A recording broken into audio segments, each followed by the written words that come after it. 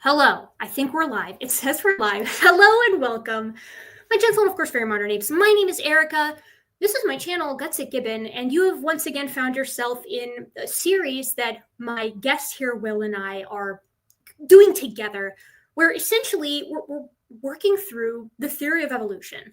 Why do the majority of biologists propose and accept evolutionary theory as the means by which we have modern biodiversity? Will is coming at this from a super different perspective. We reached out to one another. We were actually connected by a mutual friend many months ago. And since then, we've sort of been going back and forth deciding how we were going to engage on this journey. And as you can see in the description, and as you saw last time, we're going to do basically a year-long series of lectures, one per month. And this is number 2. Things are going to go really similar to how they went last time. I've got a presentation that I'm going to give Will. Will's going to interrupt wherever and whenever he likes.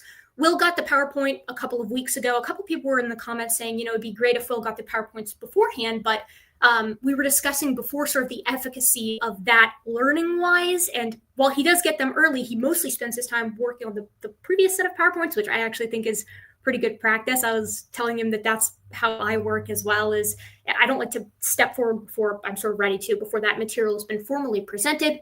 To remind everybody, today is Mutations. So last time we talked about the history of thought, and in a moment we're going to hear from Will, and he's going to sort of summarize what he took away from the previous lecture, like a sort of what he learned, like a what do you call it? Like a checkpoint, a learning checkpoint, if you will. And he's going to talk about the things that he agreed with, the things maybe that he disagreed with.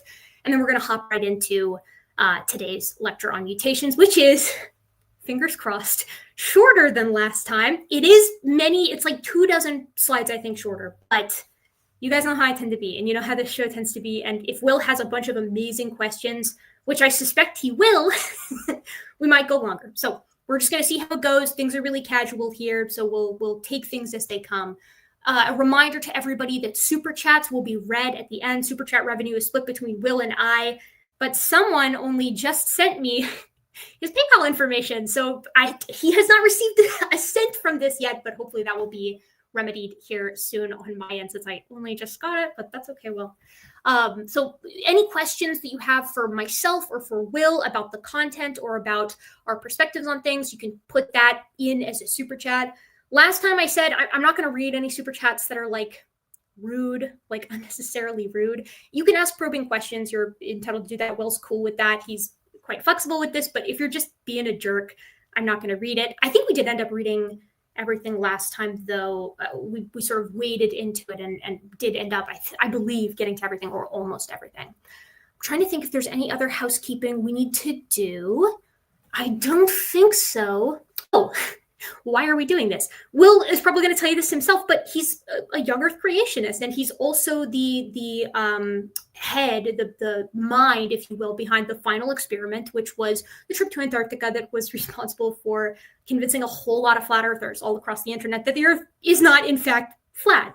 So this journey is sort of a result of that. He had several fans who were like, if you're a younger creationist, you should learn about evolution. You should learn why people accept evolution and the ancient age of the Earth. And Will, to his immense credit, I was super pleased to see so many comments sort of commending him on this, was like, all right, fine then. I will learn about evolution and the ancient age of the Earth and make up my own mind. So that's why we're here. That's all I've got. Will, would you like to sort of take the stage, introduce yourself again for anybody who might have forgotten who you are in my long monologue or in between now and last time? And then we'll just jump right into, I believe you have like a PowerPoint presentation that you want to sort of walk us through for like major points that you took away from the last lecture. Yes. So glad to be here again. Will Duffy. I'm kind of best known in the YouTube world as the creator of the final experiment. Actually, we're coming up on the 1-year anniversary. So in a little over a week will be the 1-year anniversary that we went to Antarctica and saw the 24-hour sun, thereby showing flat earthers once and for all that the Earth is not flat.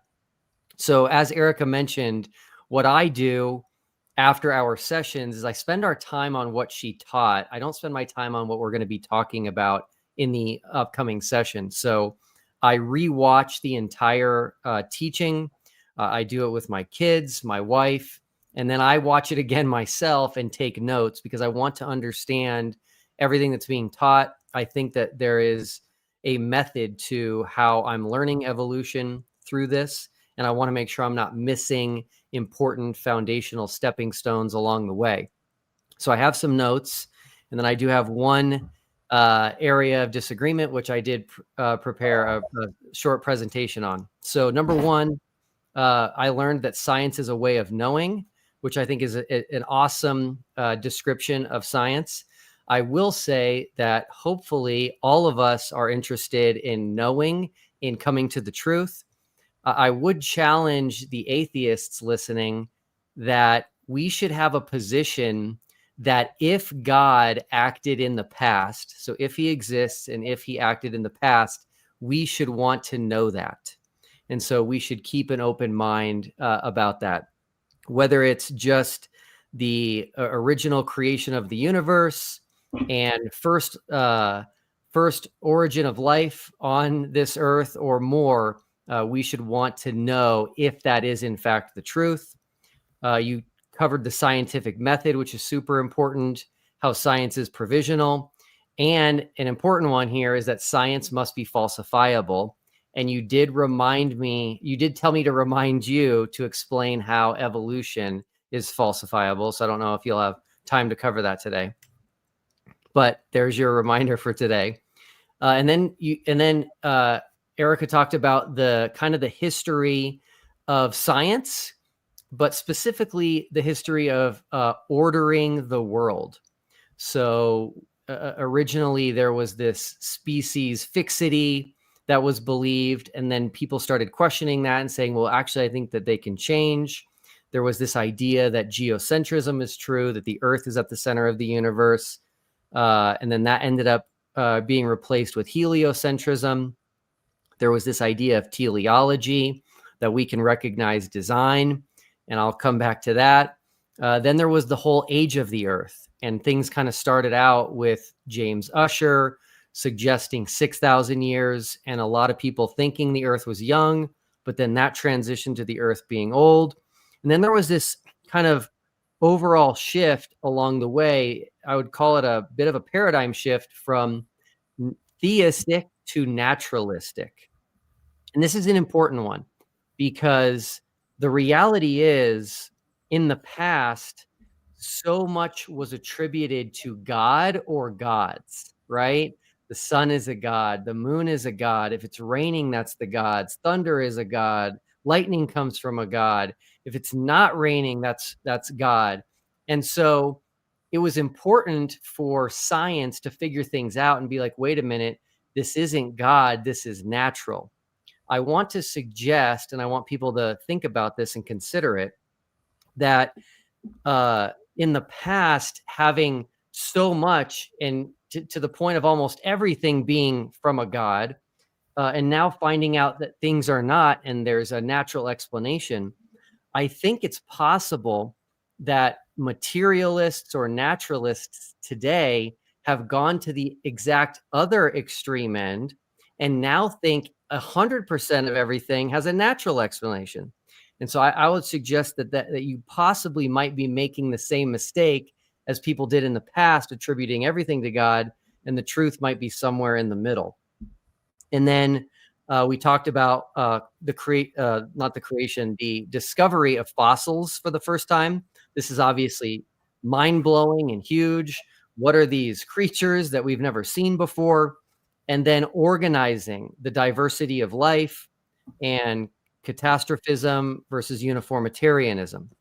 So the education was incredible, phenomenal. I mentioned this last time, I'll say it again. A majority of that was new to me.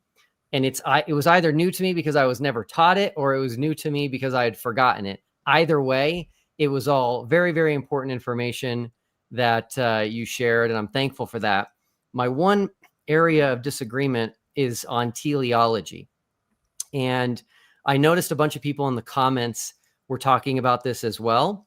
I do think that this teleological argument, which goes back to William Paley, who really kind of made it famous with the watchmaker analogy, I still think it's a good argument. So I've made a quick presentation that I'm going to share right now. Let's see here. All right. Okay, I'm going to share this. And Yeah, then ready when you are.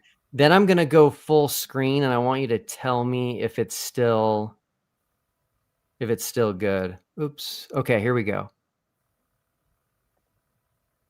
All right. It is added to the stage. Okay, is it now full screen? Yes, you're full screen. Okay, awesome. Now I do want to say one thing, because I want people to kind of not feel defensive when I do this. I have, as you're going to see in this doesn't necessarily refute evolution. So that's an important point that I want to say right off the bat. And before we dive in, I want to say one other thing, which is that I got a lot of pushback in the comments and even emails that I received that we cannot tell if something is designed versus natural. And so I do want to point out, it seems that there are fields of science whose sole role is to determine design, or a main part of what they do. And I'll give 3 examples. One would be SETI, the search for extraterrestrial intelligence. Another one would be archaeology. And then a third would be forensic science. And so with the search for extraterrestrial intelligence, they're literally looking for design to say, hey, we might have intelligence outside of the Earth. Archaeology, they're literally looking at rocks and stones and wood, and they're having to determine, was this designed or is this natural? And then we talked about forensic science last week. So I think this idea that we can't tell is not really accurate when we have fields of science whose role is to do that. So this picture everyone's looking at, I love this picture. I took this picture, and the reason I love it is it's a perfect transition from the natural to the designed. For those of you who are not familiar with this is Meteora, Greece, which is an absolutely beautiful place. So here we go. Concerning teleology, Erica, you said, many things appear designed, which are demonstrably not. Thus, how do we differentiate between the designed and the natural? You mentioned arches, Giant's Causeway, and ecosystems. And concerning ecosystems, you said, how can we watch ecosystems emerge with no designer? Fair argument. And then your conclusion was we can't differentiate between the designed and the natural. And so the problem with teleology is that's where teleology runs into the problem. It can't come up with the scientific means to discriminate. So this is an interesting comment. This person said, for design, the shutdown approach is to simply ask for a list of criteria, a checklist that can be used to determine design. This criteria needs to be capable of excluding things that are not designed and including things that are. A design proponent will never provide such a list because they can't. This person probably does not know how much I love a challenge. Another theme came up in the comments, and that was this. The misunderstanding I'm seeing in the appears to be designed versus doesn't look like designed to me is that Will's actual position is that everything is 100% designed to be exactly like it is. He can't point to a rock and say that was not designed. Under his view of the world, the lumpiest pile of dirt is exactly the same as the most complex living organism. Both things were 100% designed with 100% intention by a being with infinite power. For him to differentiate between them would require him to be more powerful and more knowing than the God he believes created everything. It is a bit amusing that the people who think it is obvious what is intelligently designed and what is not are the same people who also think that every single thing in the universe is intelligently designed. Tons of comments saying the exact same thing. And so I look at this as kind of a twofold challenge. Will and teleology in general can't give criteria to determine design, and then will and theists in general believe everything is designed. I'm going to tackle number 2 first, and then number 1.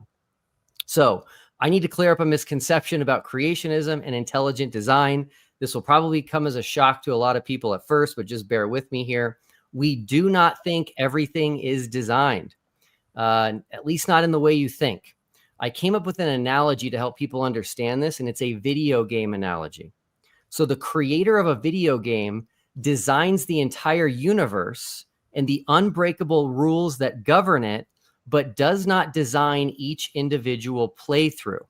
Rather, it's the players and the choices they make within the rules that determine which of the countless playthroughs become reality. So God is the original designer of life and the author of the genetic blueprint, the code, and the self-replicating machinery. Once that original design was in place, he did not personally craft every new organism that has ever lived. Instead, he built reproduction and variation into the system so that new individuals and new breeds arise naturally from the interplay of the original blueprint and chance, without requiring fresh acts of special creation for each one. So this helps us understand ecosystems. Now, here is a video game. I'm not a video game player. I've never even played it, but it's called No Man's Sky. And in this video game, resources respawn after you leave a planet desolate. This includes flora and fauna. And so in the real world, God decided to design the earth in such a way that catastrophic events would not require his direct intervention to regenerate. If a volcano like Krakatoa erupts and wipes out all life on the volcanic island, God designed our world to recolonize those places without his direct involvement through natural processes such as wind, waves, and birds, for example. So that is an answer to number 2. We do not believe everything is designed as it appears atheists think we do, based on the comments. Now to number 1. I'm going to give criteria to determine design, and I'm going to argue we absolutely can recognize design. We can differentiate between the two. So for example, we can tell that the arch on the left is natural, the one on the right is designed. We can tell naturally forming islands versus designed islands. We can tell corn stalks that have fallen through natural processes versus designed fallen corn stalks. And we can tell when ice, frozen water, is designed versus naturally occurring. So here is the criteria of design. First and foremost, a precise pattern that no known natural processes can account for. This is the first piece. And then it has to include one or more of the following. So number 1 has to be there. That's a core criteria. And then one or more of the following. Material arranged to create purpose which did not exist prior, made from interdependent parts, and contains information. So if you have number 1 and one or more of A, B, or C, we know it's designed. Now, this is actually why smoke signals were invented. They had seen what natural smoke from a fire looked like, and they noticed it never has a repeating pattern to it. And so they created smoke signals as a way of communicating to people far away that there is intelligence at that particular fire, creating that pattern in the smoke. This is Mount Rushmore, classic example. The one on the left is actually Mount Rushmore before it was carved. And then Mount Rushmore on the right is clearly designed. Here we have flint. If you find flint in nature, it's never going to have the design that we see on the right, which is symmetrical. It comes to a point, it has sharp edges, and it has notches on it. And then, so those are all examples of what I would call 1A design. There's a precise pattern that no known natural processes can account for. Plus, in those examples I just gave, material was arranged to create purpose. That's the important piece behind teleology, which did not exist prior. Now, these are going to be 1AB design, which means they also are made from interdependent parts. Here we have on the left, trees that are fallen, branches that are fallen. But on the right, we have a fallen tree and branches, but they're clearly designed. They have been rearranged to create purpose that doesn't exist in nature, plus they're made of interdependent parts.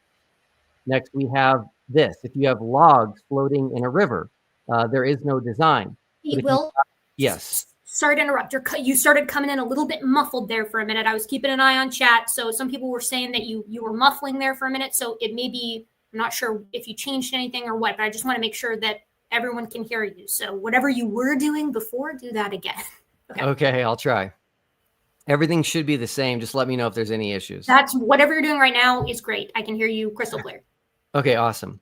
So if you've got some logs or sticks floating in a river, there is no design. But if you have these sticks all in a similar shape put together, you have design. You now have purpose that did not exist prior, and it's made of interdependent parts.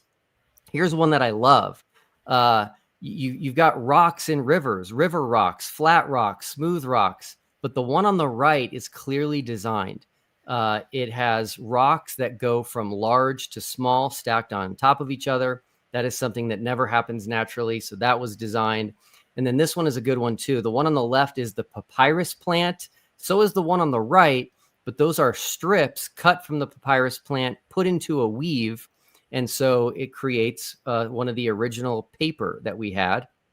And then finally, contains information. Information's a big one. So here's two examples of something that is a precise pattern that no known natural processes can account for, that also contains information.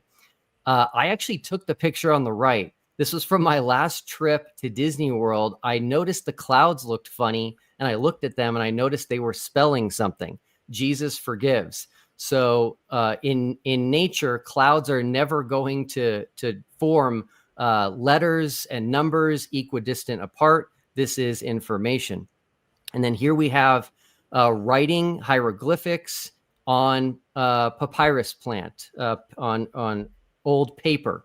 And so we don't even have to know what these hieroglyphics mean. When we originally discovered hieroglyphics, we knew that they were designed. We knew that they contained information, but we didn't know what they meant or how to translate them until we discovered the Rosetta Stone.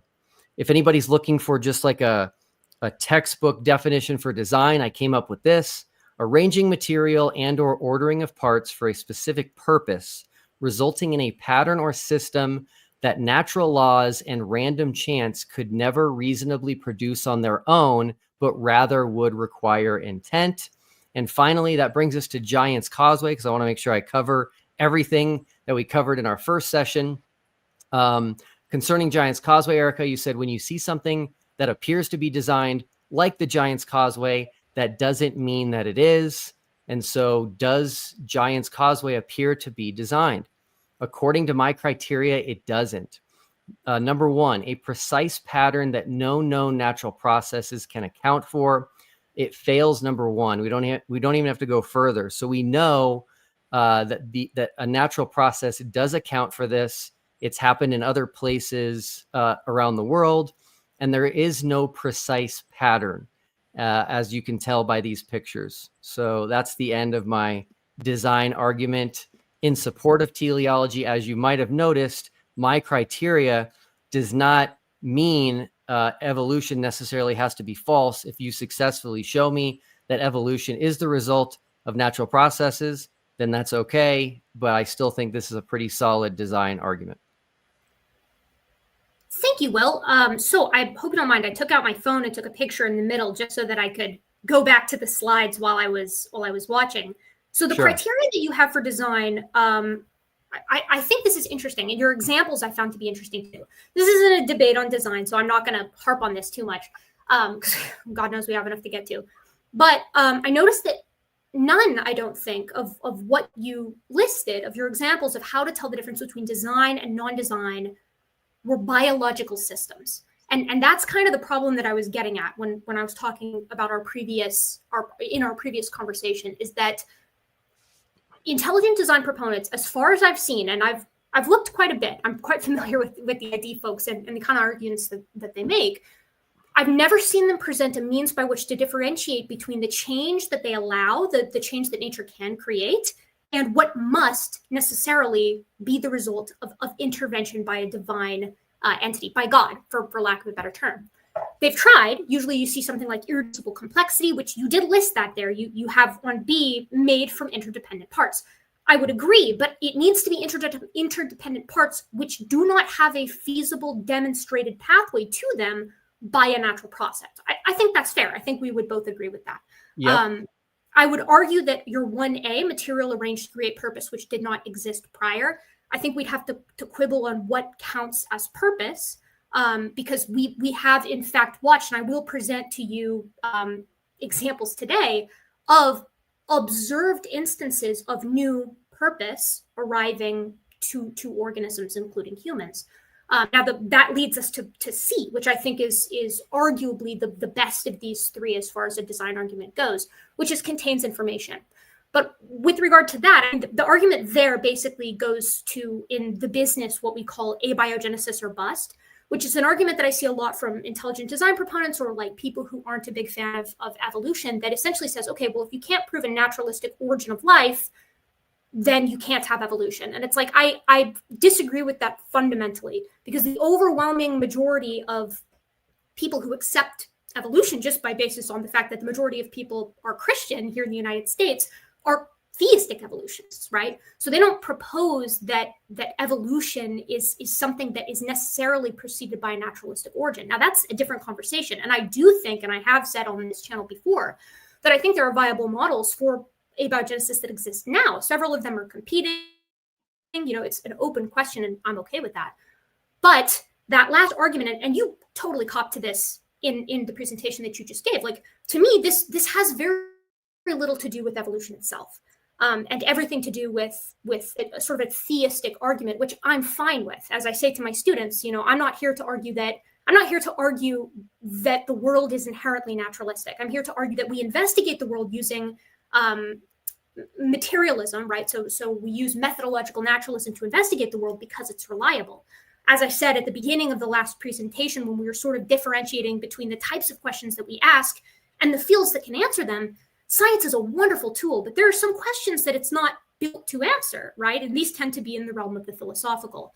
Science isn't trying to prove or disprove God. And I think that design falls within the same category, because what I'm going to show you today and over the course of several additional presentations is just how easy, I suppose is the word that I would use, how comprehensible, I guess is a better word, the origination of new information, whether we're talking about new proteins, new body plans, whatever actually is. And so once all of that is accounted for, that leaves us again back at abiogenesis or bust, where the intervention of the divine is just at that initial spark, or the organization of the genetic code. And that's not the purpose of this course. So I'll just leave that. To me, that's neither here nor there. Like, if by the end of this, you're like, you know what, Erica, totally convinced on evolution, totally buy it, totally cool, but I think God is necessary to spark that initial life. That's where I get off the bus, right? Like, to me, I'm like, awesome, my job is done. You know, abiogenesis is another story, and I'm not formally educated enough in it to make an argument for or against it.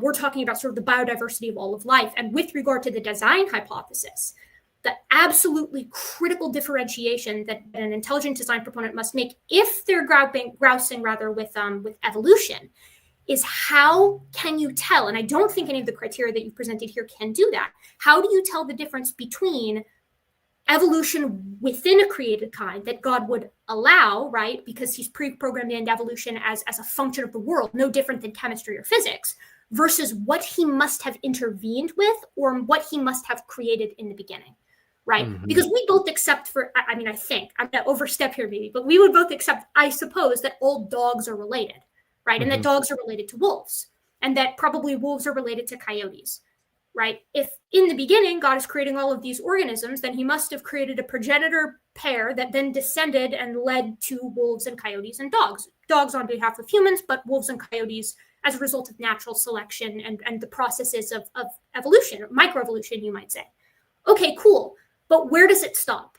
Right? That's the challenge for an intelligent design proponent, is to say, okay, well, if a coyote and a wolf can descend from a progenitor dog, why can't a dog and a bear descend from a progenitor amphicyonid, right? A dog bear, which are real, I mean, they're not proposed as the literal ancestor, but they're very similar to the common ancestor between these two groups.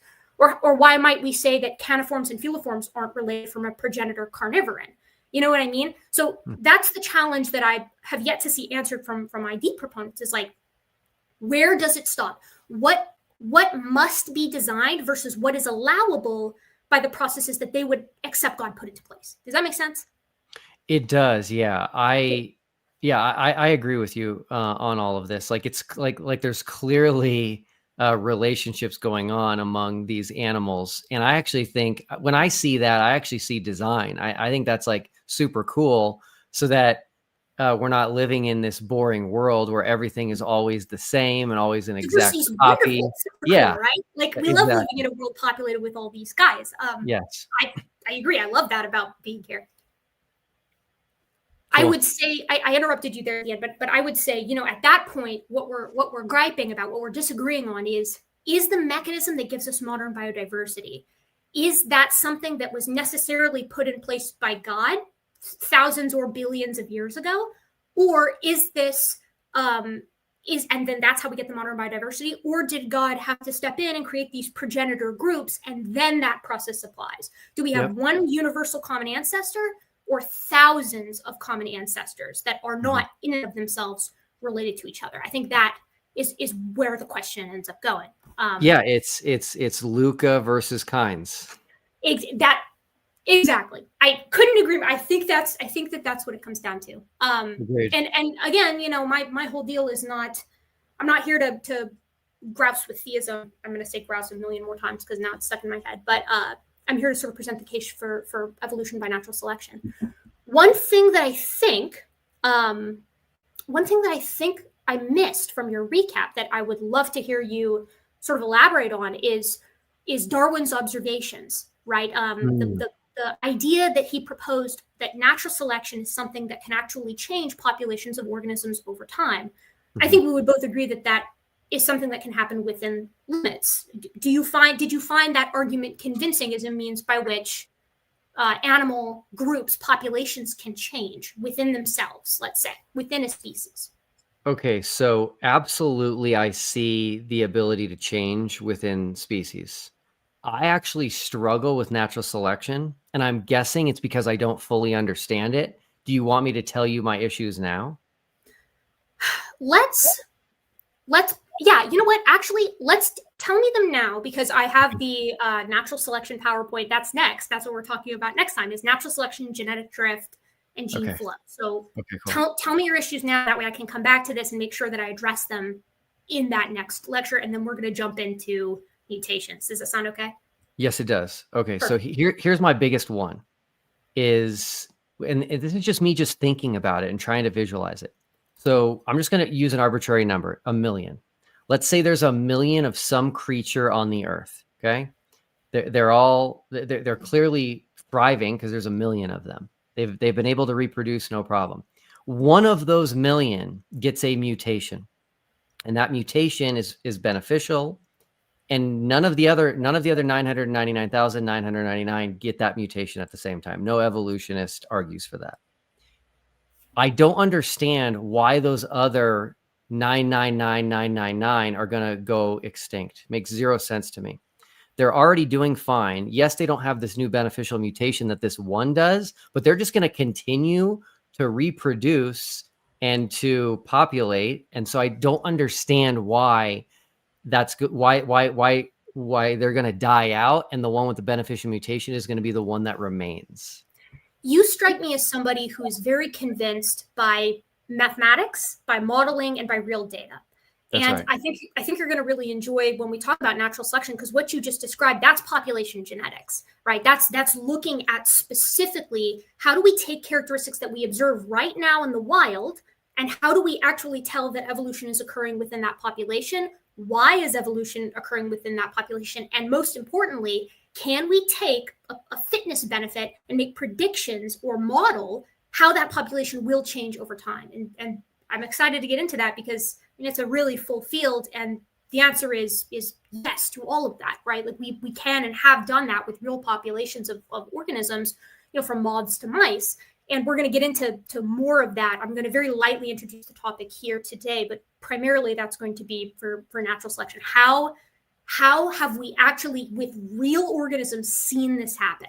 Because it's a very elegant idea, but as you say, what if, like, for instance, what if instead of 1 million, let me give you an example instead. What if we have like 100 mice And there's a fitness benefit in these mice of 0.1%.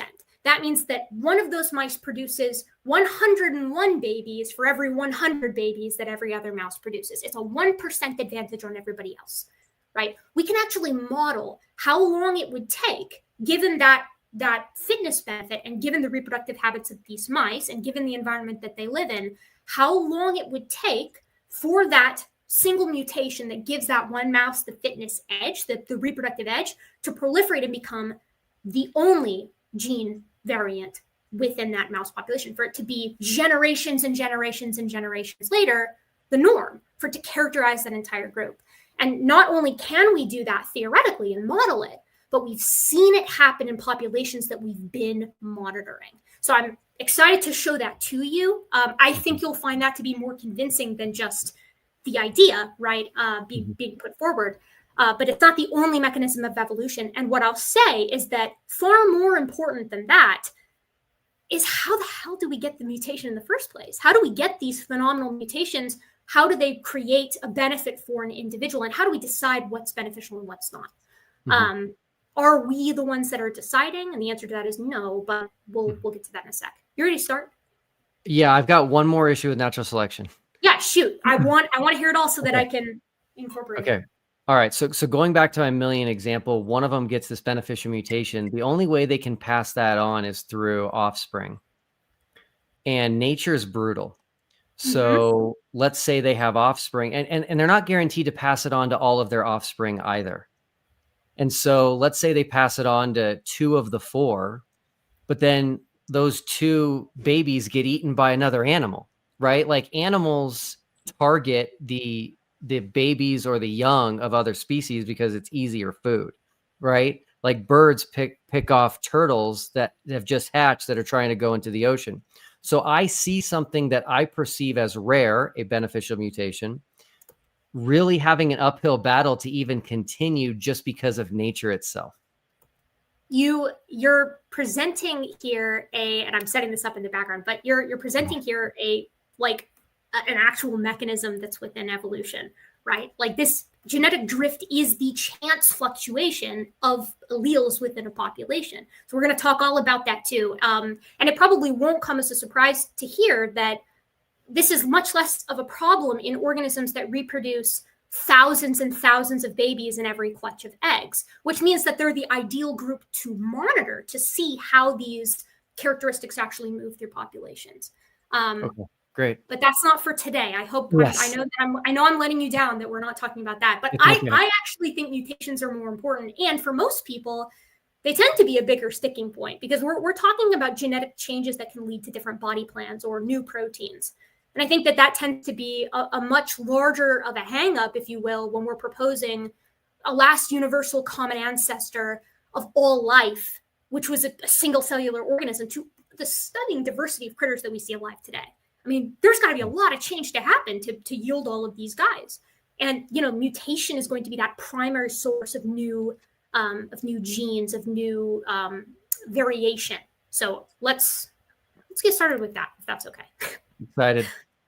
Luckily, okay, can you see that? Is that full screen for you? Looks great. Awesome. All right. So today we're talking about the mechanisms of evolution. I'll tell you ahead of time, Will, there's 4 primary mechanisms that I teach. And these are the 4 mechanisms that I believe most universities are going to teach, most textbooks are going to teach. Some of them break down subsets of them in different ways, but we'll just go with 4, the first of which is mutations. And that's what we're going to spend all day now talking about. It is the engine of evolution, and I'm going to outline it in theory and with real world examples. You guys don't need to know about me. Hopefully you all know where you are and who you're with. But my background is in biology generally. I'm also a science communicator here online. I'm here talking to Will about evolution and why the scientific community is convinced of it, how it applies to humans, and so on and so forth. This isn't a creationism debunking series, but I will address questions that Will has with relation to it as they come, sort of as we did at the beginning.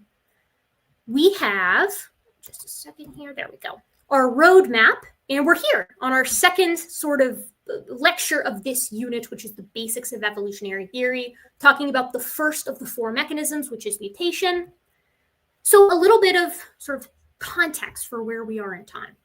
Charles Darwin dies in 1882. And if you're like, what all happened before that? I want to know about the history of thought for all of this. You could check out the previous conversation that Will and I had, the previous lecture where we go over the history of thought. And we ended with Darwin's death. So that's where we're picking up. By Darwin's death in 1882, the Earth was generally accepted as very old, but no one had any idea how old we were actually talking here. Evolution was also accepted as the means by which biodiversity emerges. And when I say evolution at this point in time, we're just talking about like Darwinian evolution by natural selection, the very simple relationship between the environment, fitness, individuals, and populations. And neither of these ideas were super controversial in 1882. You can go back and read up on some of the scientific papers, the conversations, newspapers, and see what people thought. The controversy is going to come later. But changes to all three of these above ideas are going to come in the following century, and they're really going to shake things up, both the age of the Earth, evolution, and what people thought of these ideas. Partially why we were so stuck at this point in time with evolution's mechanisms, and I guess I shouldn't say stuck, because it was more like we were just trucking ahead, and this was a big sort of outstanding question, is the how of heritability. If populations of organisms changed over time due to the selection of certain traits by their environment, as Darwin and Wallace, I should say, proposed, then we actually have to know how these traits are passed on and how new variants emerge in the first place. Since Darwin was talking about finches and beak shape, well, okay, like if we have these populations of finches who their beaks are well adapted for the types of food that they eat, well, how do beaks actually change? Because Darwin's proposing that all of these finches with different shaped beaks come from a single population of sort of generic finches. So how did they get the new beak shape, right? Like how do new variations emerge in the first place?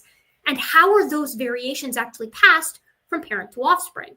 Because everybody has known since the dawn of time that people who are closely related tend to look more similar and act more similar than individuals that aren't. You share a lot of physical traits with your sister, you share less traits with a stranger. This is like obvious to everybody. But no one knew them like mechanistically what was going on here. Leeuwenhoek, Lamarck, and Darwin discovered a lot, and they all sort of tried to suss out heritability, but all of them were wrong. Fortunately, the secret to evolution, and when I say the secret to evolution, I mean that original variation, which was, again, sort of this critical point here that no one really understood. It had already been discovered by Darwin's death, but just no one knew it yet. It was languishing in obscurity in a monastery in the Czech Republic. Johann Mendel, or Gregor Mendel as he's better known, was breeding pea plants in an abbey in the Czech Republic. He was formally trained. He'd gone to the University of Vienna. And it's going to be in between 1856 and 1863 that this guy discovers genetics. And it's a really cool story, but we're not going to get super into it. I'm mostly just going to tell you what he learned. So Mendel was into peas, and I put an asterisk here because I had a couple of my buddies look over this PowerPoint who are like more genetics background-y than I am. And I was informed that Mendel is actually not as into peas as we tend to give him credit for. He wanted to run his experiments on mice because he was interested in how characteristics were passed on.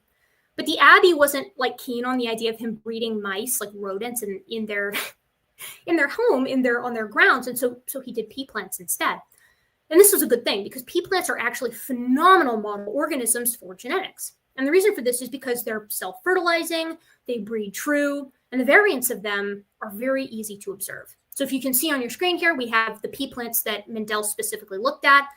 And these pea plants had characteristics that were obvious and very discrete. Their seed shape could be round or wrinkled. Their seed color could be yellow or green. They could vary in flower position. They could vary in flower color. They could vary in pod shape. They could vary in pod color. And they could vary in height.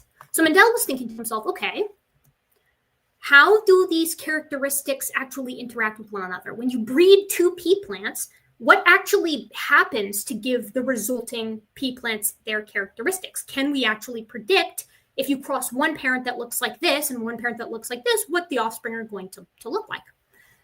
Crossbreeding pea plants over the course of 7 years led Mendel to discover that there were variable results in the offspring of these sort of crosses, but these variable results had consistent ratios. The characteristics likewise didn't blend. So you didn't get sort of a yellow-green color, when you crossed a green and a yellow pea plant, you got like one or the other. The traits were seemingly quite discrete.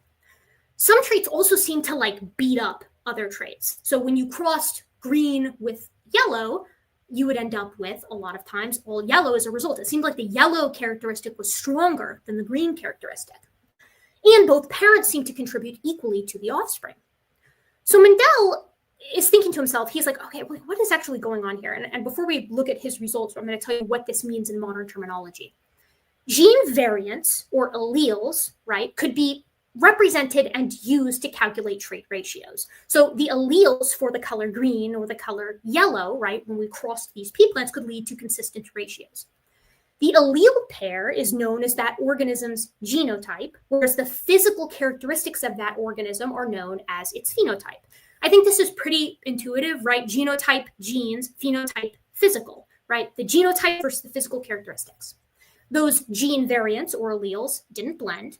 Alleles could be dominant or recessive. They could be stronger or weaker when compared to one another. One of them is going to beat up the other one when they're both trying to express themselves.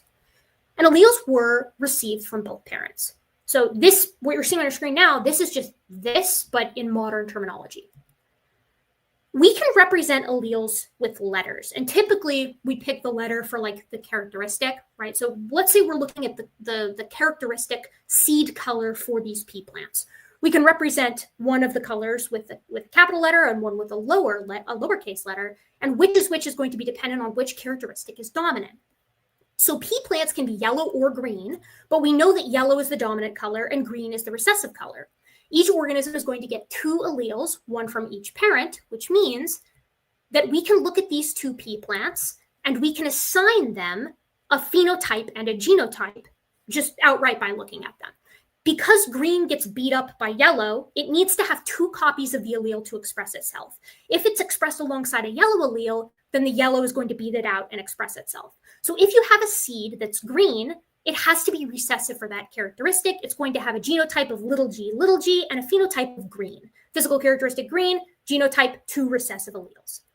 Yellow pea plants, though, or the seeds of when a pea plant has yellow seeds, which is the dominant characteristic, yellow is the phenotype, but the genotype could be one of two things. It could be big G, right? Because remember, they're getting one allele from each parent, or it could be big G, little g. The fact that that green allele is there doesn't matter because yellow is dominant to green. So this is how we represent things, and this is how Mendel sort of understood them. In a Mendelian sense, this is how you would represent it. With this in mind, Mendel could predict the offspring ratios. So what do I mean with that? Let's say he's going to cross, and we're going to work with seed colors again here. One individual that's homozygous dominant, homo just means same, zygous means zygote, right? So what we're talking about is homo, meaning the same with two dominant alleles, versus homozygous recessive here. We're going to cross a big G, and a little g. And what you can do to estimate the ratio of the characteristics of these offsprings is you can do a classic Punnett square. So the way you make a Punnett square is you make a little grid, and on one side, you put one of your individuals, little g, and on the other side, other axis, I should say, you put the other individual, big G here, because these are the two individuals we're crossing.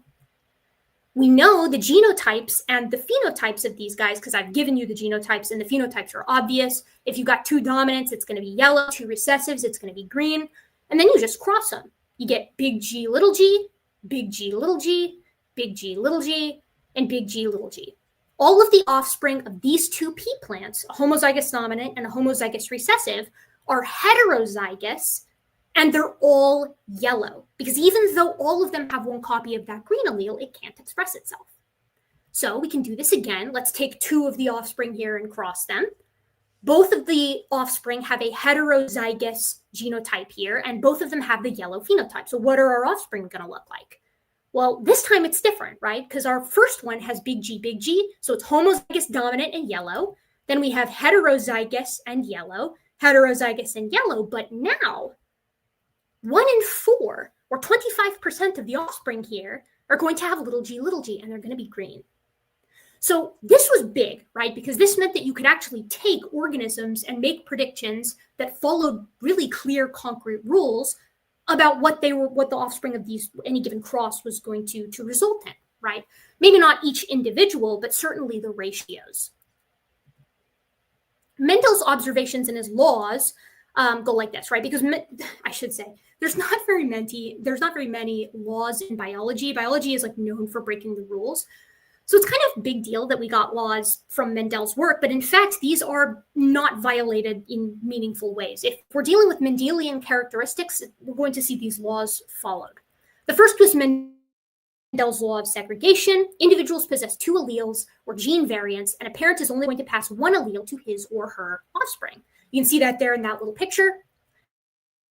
The second was the law of independent assortment. This just means that two characteristics, when we're dealing again with Mendelian genetics, they're not going to impact each other, right? If a pea plant is yellow, that doesn't mean that it's necessarily going to have like purple flowers or white flowers, right? These traits are sorting themselves independently of one another.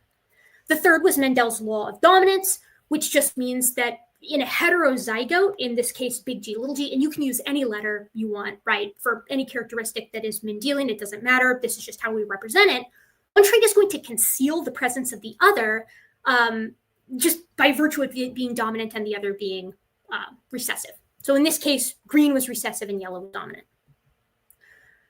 Now, the thing about Mendelian inheritance is that you can actually cross multiple characteristics at a time. So what you can see there on the right, and I'm not going to go over it in depth, but this is a dihybrid cross. So we're actually looking at seed texture and seed color at the same time. Not important. I don't feel the need to teach you a dihybrid cross unless you just want to know about it. Mostly the importance here is that we're making predictions on the basis of characteristics when, again, traits are Mendelian. So in sum, characteristics are discrete. Every trait has alternate forms, with one version being inherited from each parent. These are called alleles or gene variants. One allele is going to be dominant over the other, with the phenotype reflecting the dominant allele if they're heterozygous. 4 gametes, or the sex cells, are created by random segregation, and 5 different traits have independent assortment. The inheritance of one trait does not influence the inheritance of another.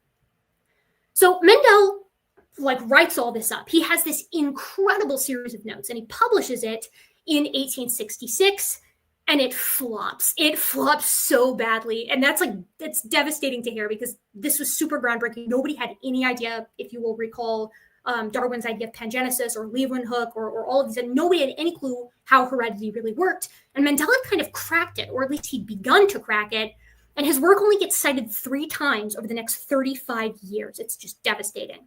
He published it right after On the Origin of Species, but Darwin never heard of it before he died and never even read Mendel's work. It was in another country, presumably in another language, and so it just never really got the popularity it needed. Part of the reason for this was that it was not generalizable to other organisms or even to all traits.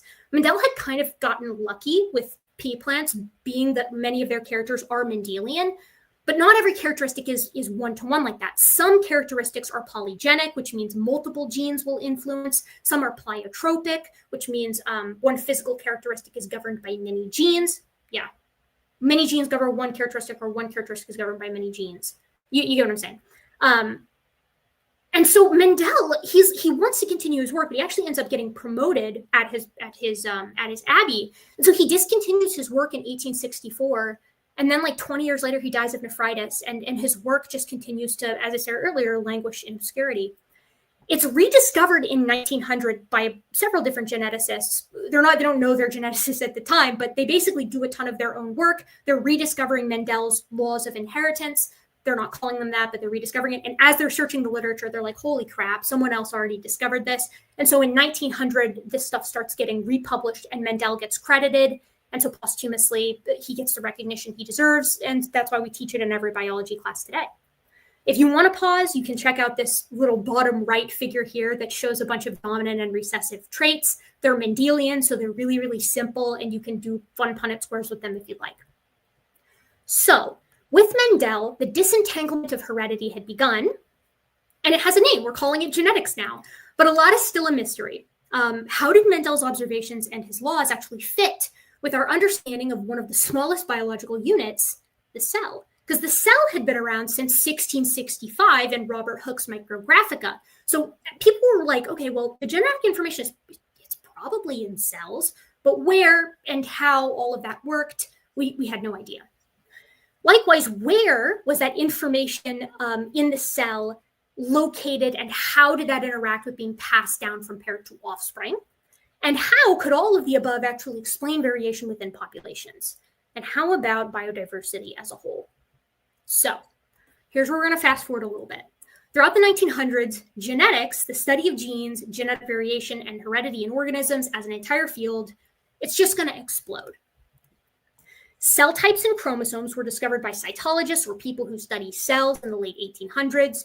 Prokaryotic cells were discovered. They are these simple cells that we consider kind of primitive. They don't have a nucleus, which we're going to talk about what a nucleus is here in a second. And their DNA is circular. And we're going to talk about what DNA is here in a second, too. There's the more complicated eukaryotic cell, which has a nucleus and also multiple other little organelles, or like mini organs, if you will, that perform different functions within the cell. Eukaryotic cells are found within multicellular organisms like us, dogs, chickens, plants, whatever, lots of different fungi, protists, etc. as well. And the DNA in us eukaryotic animals is organized into chromosomes. Chromosomes are packages of genetic information that have genes as well. We'll talk about that in a second, found within eukaryotic cells. So this all came at once, right? But what we're going to focus on now is the genetic stuff. So don't worry too much about what prokaryotic or eukaryotic cells are, although they're quite cool. The nucleus, which is where the chromosomes are actually housed, was discovered in the 1910s. So you'll notice that it's like, okay, we discover prokaryotic cells and eukaryotic cells, and they come to be defined in part by the presence of a nucleus, but the nucleus isn't itself really characterized until the 1910s. The nucleus is an organelle kind of in the center of the animal cell that you can see at the bottom left there, that contains nearly all the genetic information within a cell and for an organism. So to summarize, actually that's the next slide, so give me just a second. We'll sort of place everything within context of each other, cytologically speaking here.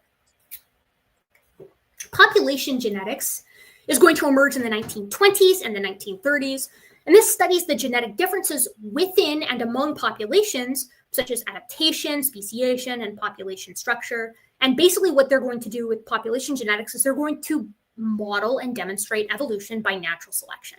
I teased that already, so we'll get to that next time. DNA structure was discovered way after this in 1953, thanks to the work of Rosalind Franklin, James Watson, and Francis Crick.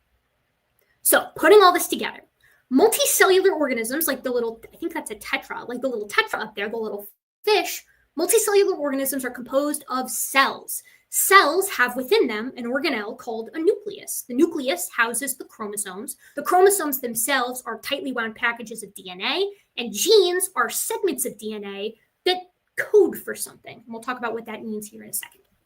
I like this because you've got like the little cartoon on the bottom, and then you've got the real actual pictures of the things on top. We live in an incredible time. Another way to look at this is this little handy dandy figure here over on the left.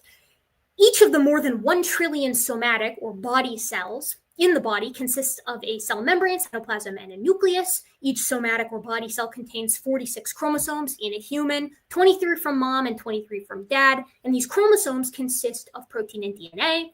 A chromosome consists of 2 DNA molecules joined at a constricted area in the middle called the centromere. A chromosome is like the middle of the X. That's where the centromere is. The little chromosome can be unwound, right, into DNA. So basically you have DNA that's like wound really tightly around these little histone proteins, and that's your little twisty ladder.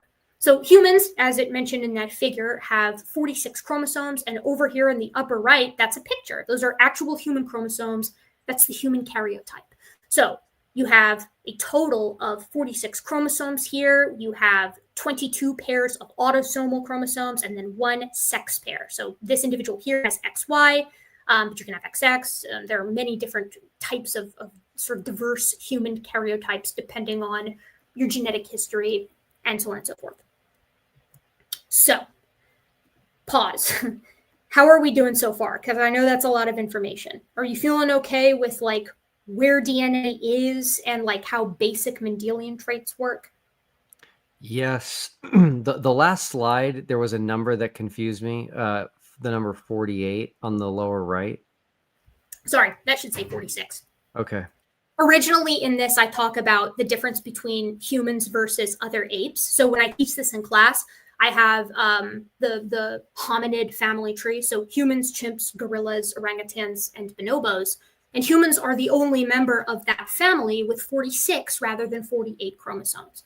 And so normally when I teach this, I talk about why that is and what the proposed answer to the reduction in humans that we don't see in the other apes has happened. And like I said, this is a repurposed PowerPoint, so I must have just missed that. That should read 46. Okay, good. By the way, I remember as a kid in school, I Yeah. was taught that if you wanted to have blue eyes, one of your parents had to have blue eyes. But that's not true. I don't think so. I think eye color is polygenic, isn't it? Okay, let me check. Hold on. I'm going to check. I think it is. I think eye color polygenic, which, if you will recall, that means, yeah, it's a polygenic trait. Which, if you will recall, polygenic means that eye color is determined by several different genes. So, like, your mom might have blue eyes for characteristics on a bunch of different genes, and then your dad might have a bunch of other different genes, some of which correspond to the blueness and some of which don't. It gets more complicated than that. And that's, of course, why Mendel, like in part, why his work didn't make as much of a splash, because people were trying to do Mendelian characteristics or Mendelian inheritance with every trait, and it just wasn't working because some stuff's polygenic or pleiotropic. Cool, awesome. Okay, so let's talk about DNA. The twisty ladder. DNA stands for deoxyribonucleic acid, DNA. It is a molecule that contains the genetic instructions for the making and maintenance of you, as well as the instructions for its own replication. DNA, as you can see there, is a double helix. It's a twisted ladder, where the sides of the ladder are composed of a sugar phosphate backbone, and the rungs are made of little repeating subunits, the nitrogenous bases. Everybody's seen the cartoon. Everybody knows what it looks like. So let's get into that a little bit more. When you break it down, so this is a little bit of a confusing figure, but what you can see over there on the right, the DNA ladder that's been unwound. So the P's and S's, that's your sugar phosphate backbone on either side. And in the middle, you have all of your little base pairs that are hydrogen bonded in the center, create the rungs of the ladder. So the double helix it's complementary. Both sides of the ladder match up.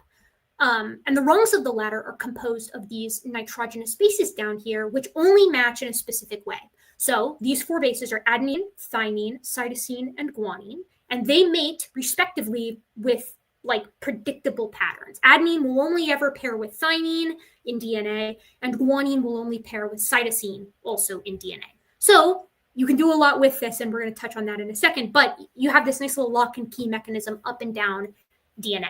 Those are your little nitrogenous bases. The nitrogenous base and the sugar phosphate here, that's a nucleotide. So the human genome contains billions of base pairs. Base pairs, that's just another word for these guanine, adenine, thymine, and cytosine. The human haploid genome has like 3.2 billion base pairs, which means I think the statistic is if you were to take all of the DNA out of one of your cells and unwind it completely, because remember, it's like packed super tightly in these little X-shaped chromosomes. It's wound super tight. If you were to unwind all of it, it'd be like 6 feet tall. Now take that into account, contextualize that with the fact that you have trillions of cells in your body, right? I mean, it's just an astronomical amount of genetic information in each and every one of us. The genome, which is the full set of genetic instructions, it's all of the DNA in all of your chromosomes, can be broken into coding and non-coding portions, right? A small portion of the genome is coding. That means that it contains the recipes for making proteins. So like I said, DNA is sort of your recipe book for making and maintaining you. So it helps create you when you're in the womb, actually form you, develop you, and then it helps maintain you when you're alive. So you can make more red blood cells, or you can fix your muscles with actin and myosin, you can create insulin, and all of the recipes for those proteins are located in the DNA of each and every one of your cells. So something that I think a lot of people don't appreciate is that it's like the cells that are at work in your muscles and the cells that are at work in your skin contain the same DNA, but they're accessing different portions of that DNA to perform specific locally necessary functions. So A small fraction of the genome is coding, meaning it makes proteins. In this figure here, it's about 2%. So of the billions and billions of base pairs, 2% of it are going to code for a protein. They're going to do all of that really important stuff. That means 98% of it is non-coding. Some of the non-coding DNA is important for regulation, but most of it has no known function. So the concept of a gene can be for protein coding specifically, or it can be for regulating genes or regulating other kind of critical functions for you physiologically speaking. So a regulatory function might be, okay, like, how much of a protein should we make, if that makes sense. There's the breakdown for you sort of over there on the right. Now, the concept of a lot of the genome being non-functional, if you look into this at all, you're going to find that that's a little bit controversial in creationist circles. And while I said this isn't a creationist sort of debunking lecture, I do talk about the functionality of the genome in my classes. And I mentioned some of this in particular because it has evolutionary implications. If 10% of the gene, or I should say, backing up, about 10% of our genome is thought to be functional in the sense that it's protein coding or like critically regulatory or whatever. An additional 2 to 5% is maybe functional. And of that, about 8% is under purifying selection. One of the ways that we know, like that I like to bring up that we know most of the genome isn't functional is because we've done some interesting, maybe ethically dubious experiments with mice. So we basically take a mouse genome and we just delete portions of it that are in the non-coding region. Megabase is millions of base pairs. So we delete millions of base pairs in gene deserts or areas that aren't thought to be functional within these mice. They're in the 98% region and they're not a part of the critical regulatory functions of these guys. And the mice that are born from the individuals, first of all, I should say the individuals that we delete these massive portions of their genomes from grow up just fine. They don't have any issues. They can mate and they can have their own kids too. Viable mice homozygous for the deletions were generated and were indistinguishable from wild type littermates with regard to morphology, so their physical characteristics, reproductive fitness, so their own ability to reproduce, growth and longevity, and a variety of parameters assaying general homeostasis. So I think that's a pretty good argument that what's actually in that mouse that we thought to be non-coding is in fact non-coding, or rather put more clearly non-functional. Now, genomes are weird, right? Humans and mice have a genome that are about the same size. In fact, most mammals have genomes that are like pretty similar in size. But some animals have absolutely enormous genomes. Like an onion has a bigger genome than you and I do. And a lungfish has an even bigger genome than that. I think, what was it that they recently sequenced? I think it was a vampire squid. And it has just an astronomically large genome, like tens of billions of base pairs more than what humans have, which is crazy to think about. So like, why do animals vary in their genome size? What's actually going on there? And I'll touch on that here in a second. Hey, Eric, I've got a story for you. I'll tell stories from time to time. Please. I forgot about this, but I have some fascinating stories with some really big names in science. And it'll be fun. Tell me. Yeah. I have one right now. Yeah. I'm guessing you know Eugenie Scott. I very much do. Yeah. Okay. So a friend of mine, he passed, unfortunately, in 2021. He was on a television program in 1998 with Eugenie Scott, and he was arguing with her about evolution. And he's like a really good friend of mine. And he asked her for her best evidence of evolution. And she said junk DNA. And he responded, and obviously he can't have a response to that because that's what was believed. And so he said, in his opinion, we don't fully understand the genome yet. And he predicted that what she was calling junk, we would eventually find uses for. And as far as I can tell, and I'm sad that he's not here to see this, I think he was mostly right. So I'm going to disagree with you there. I know you hate to hear that, but I have to disagree with you there because I would predict, right, that if like a lot of the DNA being sort of semi-redundant is a prediction of evolutionary theory, right? Like there should be all of these duplications, and if they're neutral, they won't be selected against, and so they'll accumulate in the genome.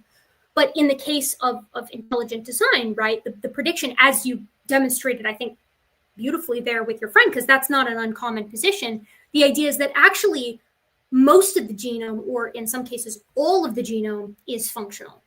But the problem with that is that we at present have hundreds, if not thousands, of human genomes fully sequenced, even more a part of the 10K Genomes Project, and then eventually the Human Pangenome Project. And these numbers that are here on the screen now, these are the most recent numbers. So this is what we think is functional now. That means that at about max, like, you're not going to get above, I would say, about 20% functionality for the genome. Intelligent design proponents historically have argued that as I said, the whole thing is functional, or at least the vast, vast majority of it is, because they allow for some genetic entropy. I'm sure you may be familiar with that, John Sanford and genetic entropy. But we're talking about 15 to 20%, which is significantly less than that. I would totally agree that we do find functions from areas of the genome that wasn't previously considered functional. It's almost all regulatory, right? We're not finding any brand new protein coding regions, protein coding genes that we didn't know about, or if we are, I would imagine that it's quite rare. I guess I can't say that for sure because I'm not a geneticist. I don't think we are. So most of this is regulatory.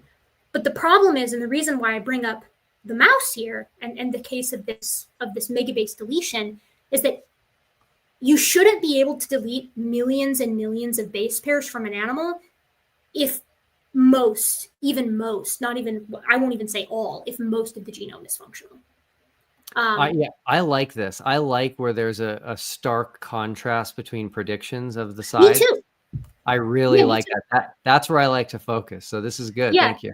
Look into this a little bit. I got a buddy, Dan Stern Cardinal. I saw him in the chat earlier. He's an evolutionary biologist, and he's really dug into the weeds on this concept of junk DNA. In fact, he actually had a friendly conversation with, let's say, because I think it was very amicable at the time, with Casey Luskin, a Discovery Institute guy, big intelligent design proponent. And he and Casey really hashed this out. And Casey, if memory serves, and Dan, I can't see the chat, so if you're in there, you can confirm or deny this, but if memory serves, Casey Luskin owned in that conversation with Dan that it's like, yeah, okay, at present, most of the genome isn't functional. Casey's hanging his hat on this idea that we will find functionality for the other 85% of the genome. But the problem is, I don't think you can make that case if we can already delete big portions of it and the animal can still not just survive and thrive, but that it can still reproduce and that its own kids are also okay. You should check it out. Yeah. Make up your own mind, look into stuff. He doesn't make overly long-winded videos like me, so he's got some. I'll send you some of these videos. This intrigues me. I'll be looking into this intently. Yeah, please do. I'll send you. I mean, you have my sources here, but then I'll send you some more after this. Cool. Okay, moving on. So now we understand, you and I, how genetic information is stored, where it exists in the cell, right? DNA is wound tightly around histones into little packages called chromosomes, and those guys live in the nucleus of every cell of your body. Every cell, I shouldn't say every cell, most cells, because there are exceptions, like red blood cells don't have the full genetic code for you, but it's like the majority of the cells in your body, cell types, have the entire recipe book to make you. But how does new genetic information actually arise? That's the critical question now. So DNA within chromosomes replicates when the cell itself replicates. I think that's intuitive. Cells divide all the time, and when they divide, they have to divide everything within them, and that includes the DNA. Nearly all cell types in the body contain chromosomes, but the chromosome number actually varies depending on whether cells are body cells or somatic versus gametic. So, for instance, muscle cells, neurons, liver cells, as you can see there at the bottom, these guys have the classic 46 chromosomes, the 23 pairs. That just means, the official name for that is that they're diploid, which means they've got the full set instead of just one set, or half the set, I should say. And these guys are going to undergo a cellular division process called mitosis. On the other hand, the sex cells in your body, the gametes, these guys have 23 chromosomes, so they're not paired, and they're haploid. That means that they have to undergo a different type of cellular reproduction called meiosis. Now cells, I have a little picture here to show you like how cells spend most of their time. The actual cellular division part, mitosis or meiosis, is not how cells spend most of their time. Mostly they're growing or they're duplicating DNA, and that whole section is called interphase. And then they do mitosis or meiosis, where they do prophase, metaphase, anaphase, telophase, and then they do it again if it's meiosis, and then they sort of glorp apart from themselves. But we're not going to go over all of that. We are actually, but just briefly. Cellular replication for body cells is mitosis. For sex cells, it's meiosis. As I said in the previous slide, if you are diploid, if a cell is diploid, it has 2 copies of every chromosome, or of each of the chromosomes. And if it's haploid, it only has 1 copy of each chromosome. Body cells are going to replicate ideally totally identically. So if you have a muscle cell that is trying to create another muscle cell, ideally it is going to divide, and the result is going to be an identical, like 2 totally identical daughter cells that are clones essentially of the parent. But in meiosis, that's not the case. So I'll add at the end here, in mitosis, diploid body cells will yield 2 diploid daughter cells that are just identical.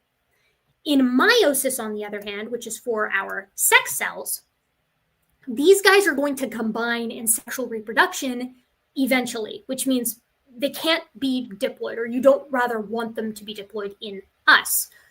Instead, in meiosis, these sort of primordial germ cells, which are cells that are specified for sexual reproduction, are going to yield 4 haploid daughter cells. These are the gametes. And this is why, if you look at this image over here, at the bottom of mitosis, you're going to have 2 daughter cells with 46 chromosomes, whereas for our sex cells, you have 4 daughter cells with 23. Does that make sense so far? Like why you might, the reason you want the difference here is because one of these sex cells is going to be an egg or a sperm, and it's going to combine with another egg or sperm, depending on which gamete we're talking about, and that's going to give you that 46 in a brand new organism. Got it.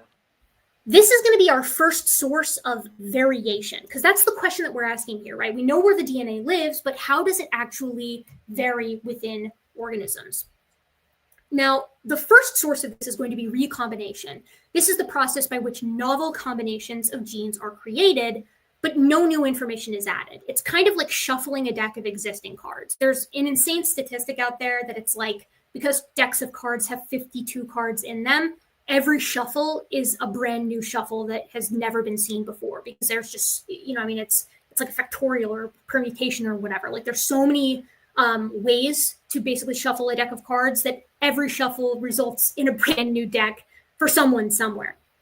That's kind of what we're doing with recombination. You're not making anything new, but what's going to happen is that the chromosomes from mom and the chromosomes from dad are going to exchange a little bit of genetic material during prophase 1, or the first step of meiosis. Now, this doesn't happen in mitosis, and this is why the 4 daughter cells that you get from meiosis and all the sex cells, like your sperm for a typical male and eggs for a typical female, they're all going to be different from that primordial germ cell, because they're shuffling some, but not all of the genetic information.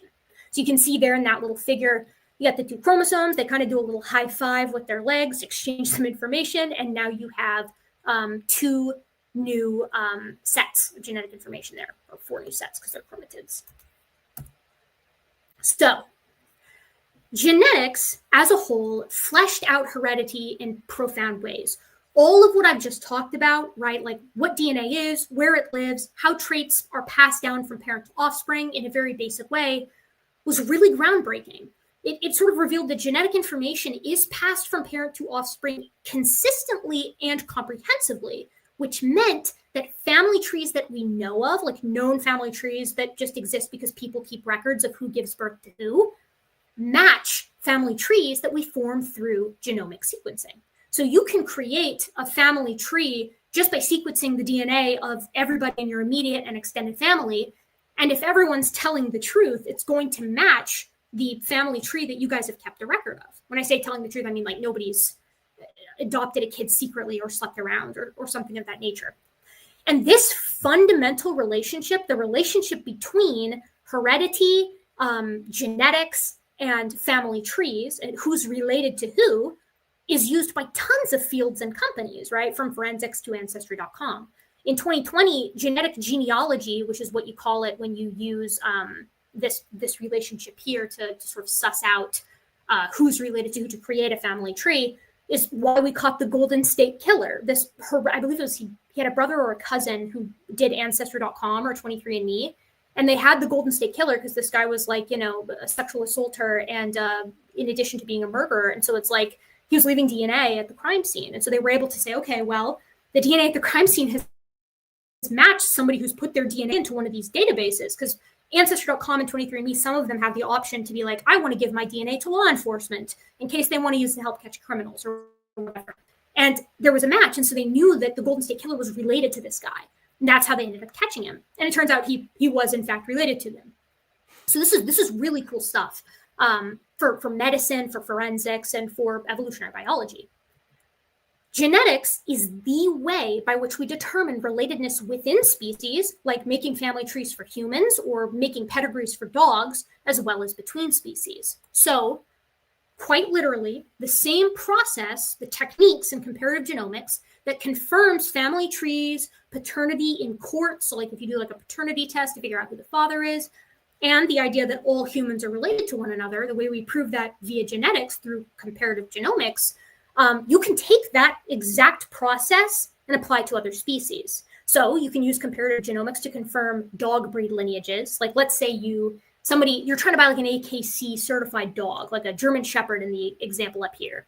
And you don't really buy that the breeder is telling the truth. Theoretically, you could sequence the genomes of all the dogs along that family line and find out if they're telling the truth, that it's a sort of pure line of German Shepherds. Likewise, you can use it to look at the relationship between breeds of dogs. Like, is a Chihuahua more closely related to a Great Dane or more closely related to a Labrador Retriever? When did these breeds split from one another? Because not every dog breed emerged at the same time. A Chihuahua is a really old dog breed, but a Golden Doodle is brand new, made just in the past 20 years. You can look at the characteristics within these genomes and create family trees for dog breeds that match our historical records.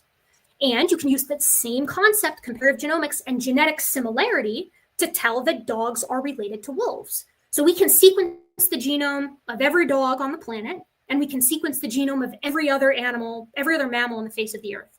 And all the dogs on the entire planet, every single one without exception, is going to share more in common with the wolves than they do with a cat, right? And the reason is because they're related to wolves. And from an evolutionary perspective, they're far more related to wolves than they would be to cats. But this won't come as a surprise to you, I don't think. All of our living dog breeds are more closely related to wolves than they are to coyotes, right? Like that's because dogs were domesticated from wolves and not coyotes. So you can create a family tree with these guys.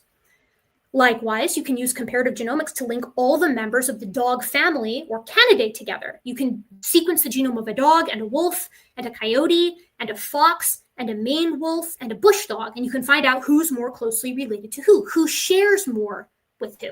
And all of that is based off of the very simple observation that closely related organisms, you can watch like a mom give birth to two babies, and you can sequence the genome of those babies, and those babies are going to share more with each other than they do with the stranger. And that's the nature of heredity. This same method links all life together as genomes converge on a last common ancestor of all life. That's what's proposed by evolutionary theory, is that those family trees that you can create within species, they don't stop. And in fact, they don't. They converge indefinitely mathematically. So the challenge from the opposite perspective here would be, where do they actually stop? What are we missing here? Where do they stop, and why do they stop there? Because at present, when we sequence them, they look like they form just one single family tree. And from a perspective of an evolutionary biologist, that's a very familiar concept, right? What we can see here in this very recent figure of all life being related is virtually identical conceptually to this figure from Charles Darwin on The Origin of Species, where he shows species converge back onto common ancestors. So back to DNA. During both types of cellular replication, so mitosis and meiosis, the DNA has to replicate as well, right? It's not just all the organelles, but the DNA inside has to replicate. And that process is, because scientists are brilliant, called DNA replication. Wonderful. DNA replication occurs during interphase. As I told you, cells spend most of their time growing and replicating their DNA before they actually do their little division thing. But cell division occurs because you have so many cells, like over 2 trillion times every single day in your body. So we want to understand it pretty well. DNA replication is a very intimidating topic, but it's pretty simple when you break it down. It obviously happens in the nucleus because that's where the DNA lives. So here I've drawn a cartoon of some DNA. You can see your little sugar phosphate backbones there in the little red box, and the nucleic acids are little base pairs bound by hydrogen bonds run down the middle. So to do DNA replication, to replicate DNA, all, in a diploid organism, all 6+ billion base pairs, first you have to unzip it. So DNA replication is going to start when an enzyme called helicase is going to break all of those hydrogen bonds that hold those nitrogenous bases together. So here's a little helicase, and boom, it unzips your DNA just like a zipper. So here comes helicase. It's breaking all of these bonds and exposing these DNA, our little base pairs, to basically to the open, to the inside of this nucleus. Now, depending on the strand in question, several different enzymes are going to be involved. You don't need to know the details, but we're basically going to fill in the leading and lagging strand of DNA, and we're just going to walk down these two exposed segments of DNA and fill in the now open base pairs. So since G was open here on the left, or guanine, we're going to fill it in with the cytosine, and adenine is going to get a thymine, and thymine is going to get an adenine, and so on and so forth. And the same thing's going to happen on the other exposed section of DNA. After all of the DNA strands are proofread, because the process is actually really involved, this is a super simplified version of it, but basically you have a bunch of enzymes that are going to add in those complementary base pairs to the exposed base pairs, then it's going to get proofread, and you're going to be left ideally with two identical DNA molecules. All of the billions of base pairs are going to be replicated, and they're going to be identical to one another. This happens every time a cell divides, and it's considered semi-conservative because some of the DNA of each of those new strands comes from the original, right? Each of those daughter DNA strands has half of the parent, and half is new. DNA replication, which is just replicating that DNA, is a different process from what we're going to talk about next, which is protein synthesis. That's how you actually create functional protein molecules that are based off of the information inside that DNA strand. So to summarize, DNA contains the instructions to assemble proteins and also replicate itself. And so now we're going to get into sort of what that looks like. DNA replication results in more DNA. Protein synthesis is going to result in proteins. You can think of it like this. DNA replication is taking a recipe book for a bunch of different recipes for foods that you like, and you're taking that recipe book, taking a blank book, and filling it in. You're creating another copy of that recipe book. Whereas protein synthesis is making one of the meals using a recipe within that book. Protein synthesis is also a little bit different because it uses a different base pair than what we saw in DNA, because we're doing a little bit of RNA use here. RNA is similar to DNA. You can see there in the little cartoon at the bottom, DNA is a twisty ladder. It's a double helix.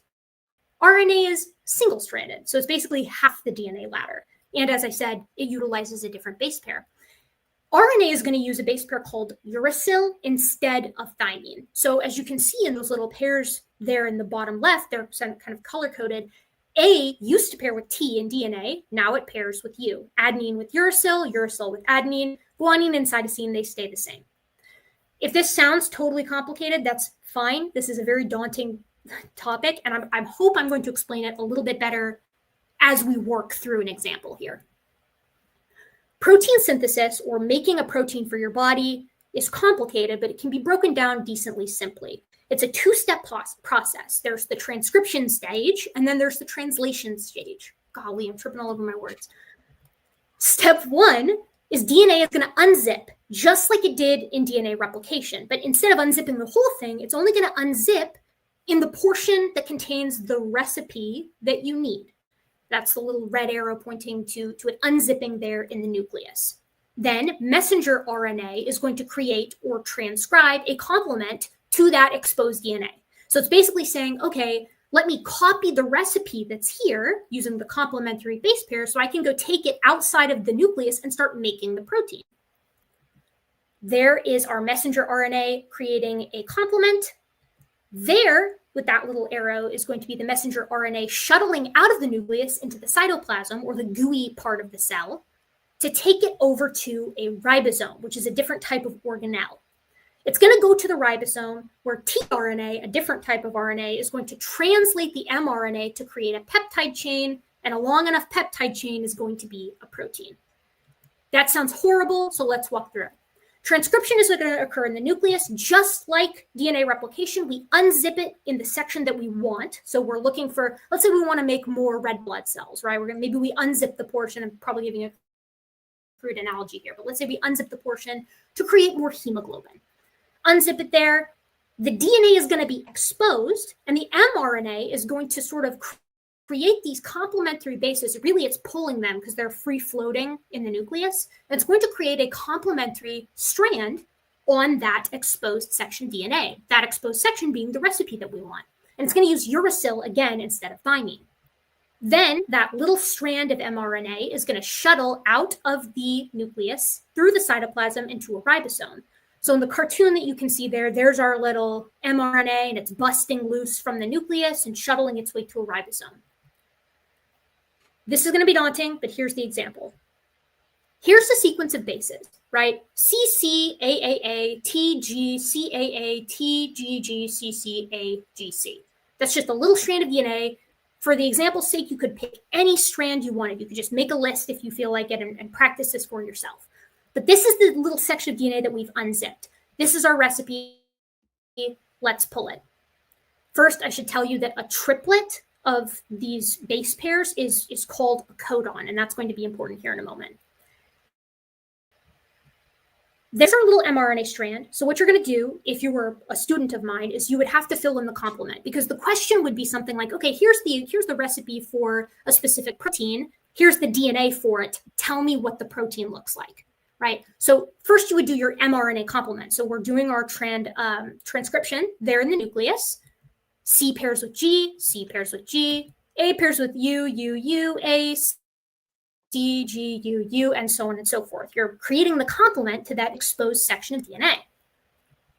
Then that new mRNA molecule that we just created here is going to leave the nucleus to the cytoplasm, to a ribosome. And you can think of a ribosome like a ticket muncher, right? Like, I don't know if you ever did Chuck E. Cheese as a kid, Will, but for those of you who are maybe not turning to dust like me, back in the day, you would play games at Chuck E. Cheese and you would win a ton of tickets. And then when you wanted to exchange those tickets for prizes, instead of taking the tickets to the front, some places would have you take those strings of tickets to a ticket muncher, and you would feed the long string of tickets into the ticket muncher, and it would chomp up the tickets, and then it would give you a card that says, here's how many tickets you actually had. You can kind of imagine that mRNA strand that arrives at a ribosome as your string of tickets, and the ribosome is the ticket muncher.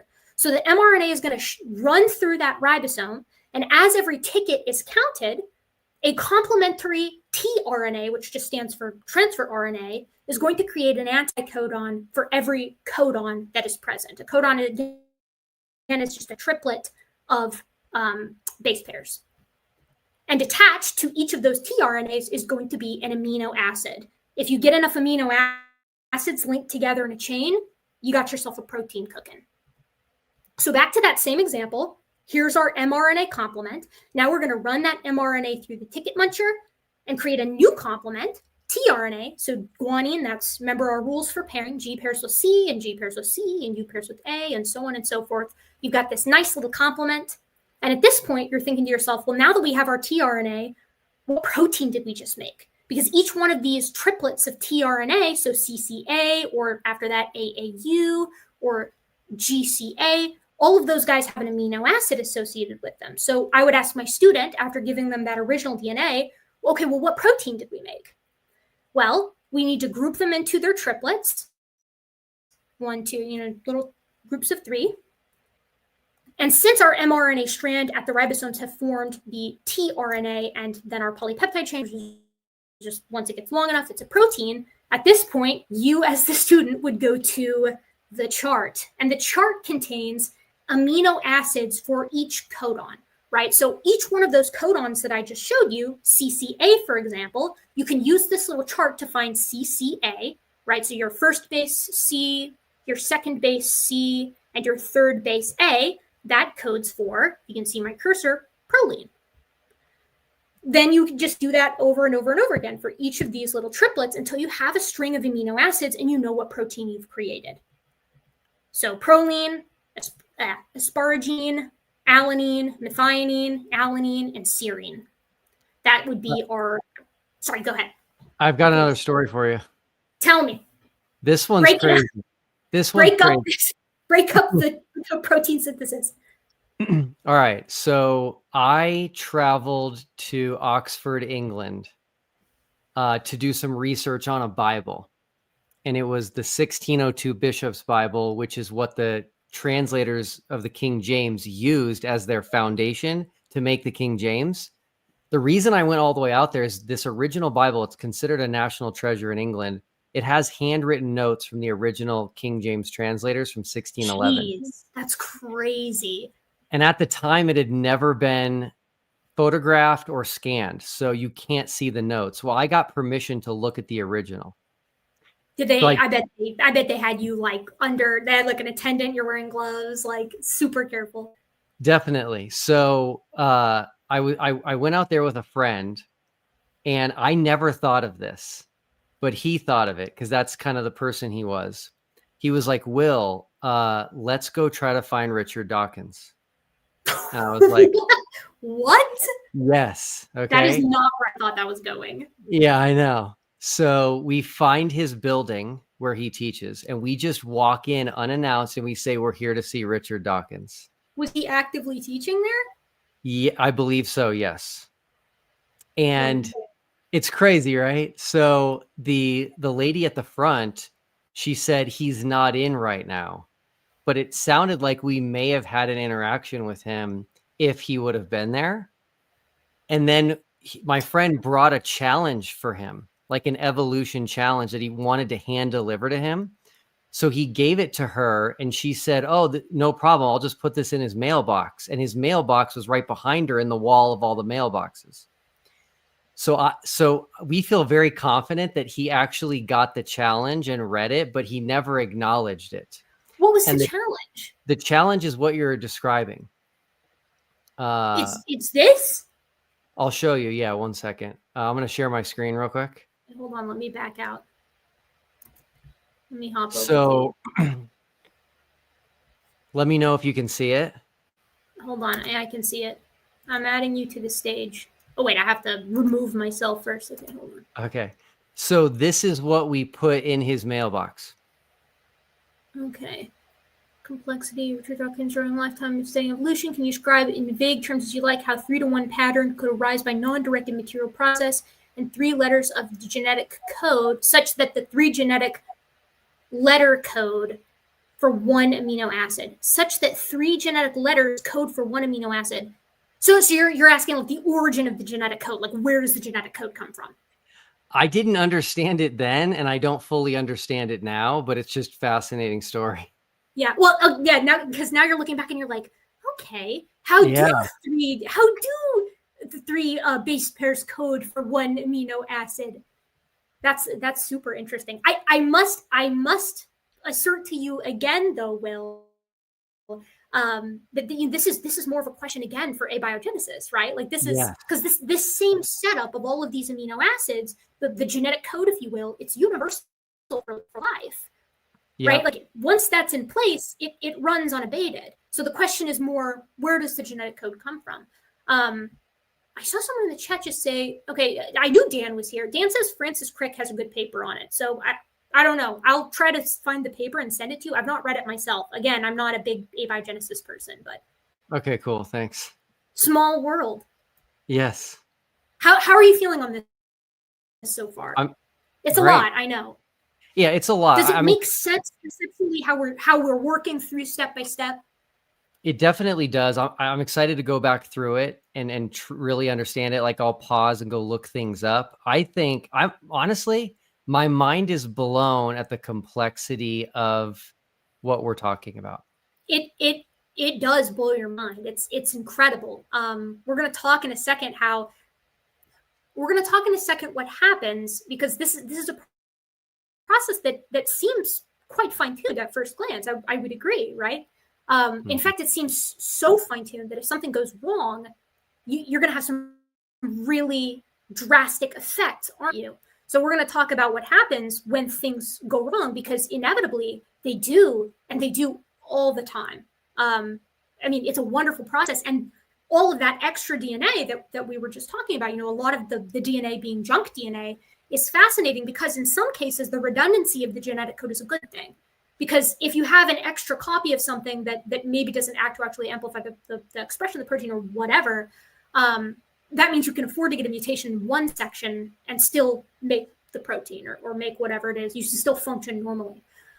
But that's not how it always happens. And what we're going to see is that mutations are unbelievably influential in populations and can do a lot, more than I had thought, I guess. But I don't know. You can be the judge of that. You can tell me if you're impressed by some of the mutations that we talk about today. I tried to pluck one from sort of each variety. All right, back to our buddy here. The joys of protein synthesis.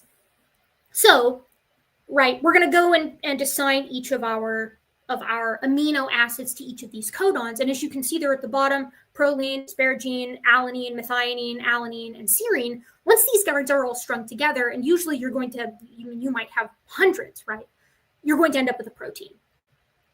So to sort of analogize it, DNA is like your cookbook, mRNA is like your recipe, the ribosome is like the chef, the amino acids are like the ingredients, and the tRNA is like the sous chef. And all together, they're going to create for you a protein.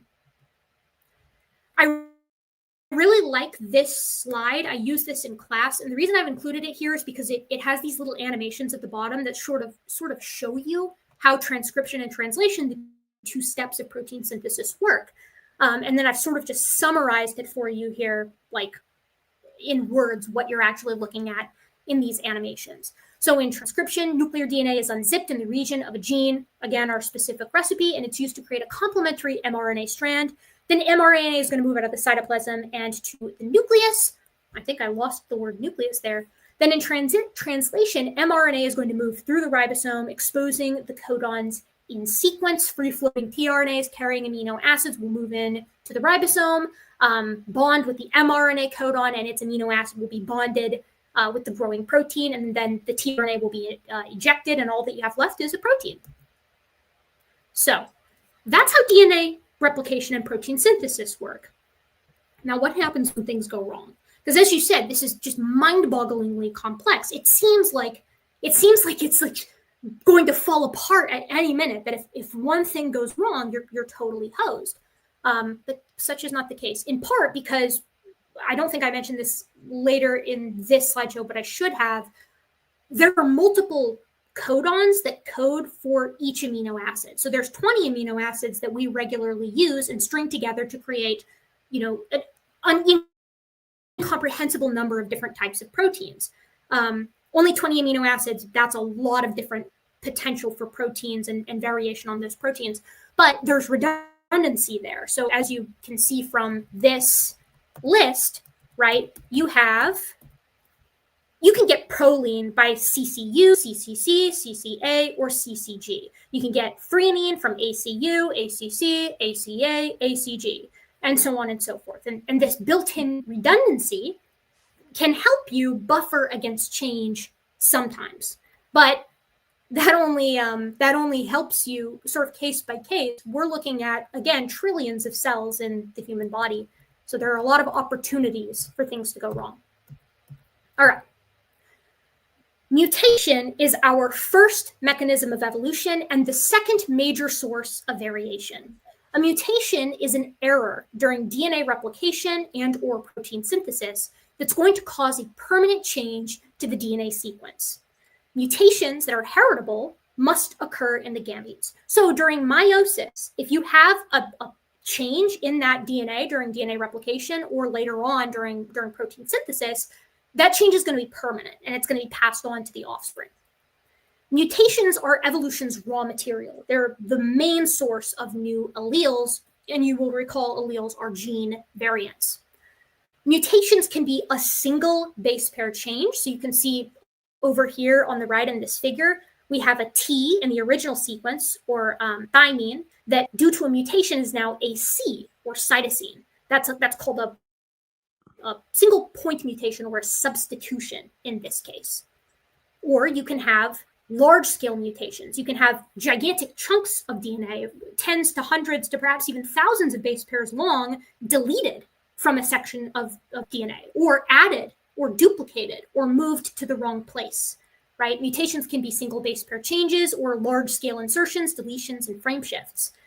Mutations are probabilistic, and their rate is dependent on a bunch of different factors. So you can't just say this is the mutation rate. Different parts of the genome mutate at different rates. They're subject to different mutation rates, and mutation rates differ on the species level too. So there's ways to actually determine general mutation rates, but it's going to be, there's a lot that goes into it. Are mutations good or bad or neutral? Because so much of our genome is non-functional, the vast majority of mutations do nothing at all. They are neutral. So as I just said to you in that example when we were talking about genes, if you have a bunch of copies of a gene and again, they're not performing some kind of emphasizing function, you can have a mutation in one of those genes, that's fine. You have the other copies, you're good to go. If you only have one copy of the gene and you get a mutation there, then all of a sudden we're talking about something different. But so much of the genome is lacking in known function that a lot of mutations they're just not going to do anything to you. It's fine. It's all good. But when a mutation occurs in the functional part of the genome, it can either be beneficial or it can be detrimental. While there are mutations that are outright lethal, right? Obviously, if you have a mutation that is incompatible with life, like let's say it causes you to not develop a liver, that's a lethal mutation. I can't think of any situation where that would be beneficial to you. But the majority of mutations are going to be context specific, which means whether they're good or bad depends on the mutation and the environment in which the animal lives. This is going back to Darwin's observation, the fact that populations seem like they can grow indefinitely, but they're constrained by resources. As such, since we don't see populations just explode and a million animals of every kind cover the earth at any given time, there is a struggle for existence within populations. Some traits give individuals an edge, some of them make them less good at reproducing, and the ones with good, beneficial, reproductively helpful characteristics will pass those on, and they become more common in the population over time. That would be considered a beneficial mutation. The impact on fitness, or an organism's ability to reproduce, determines whether or not a mutation is beneficial, detrimental, or neutral. So, as you said in your example earlier, you could have a mutation that made the biggest, strongest deer on the planet with the most wonderful rack of antlers. He's powerful and he smells good and he's so big that no wolves can eat him and he's just an absolute specimen. But let's say he grows up and that mutation would be beneficial towards all his offspring, and he slips and falls into a river and dies before he has the opportunity to reproduce.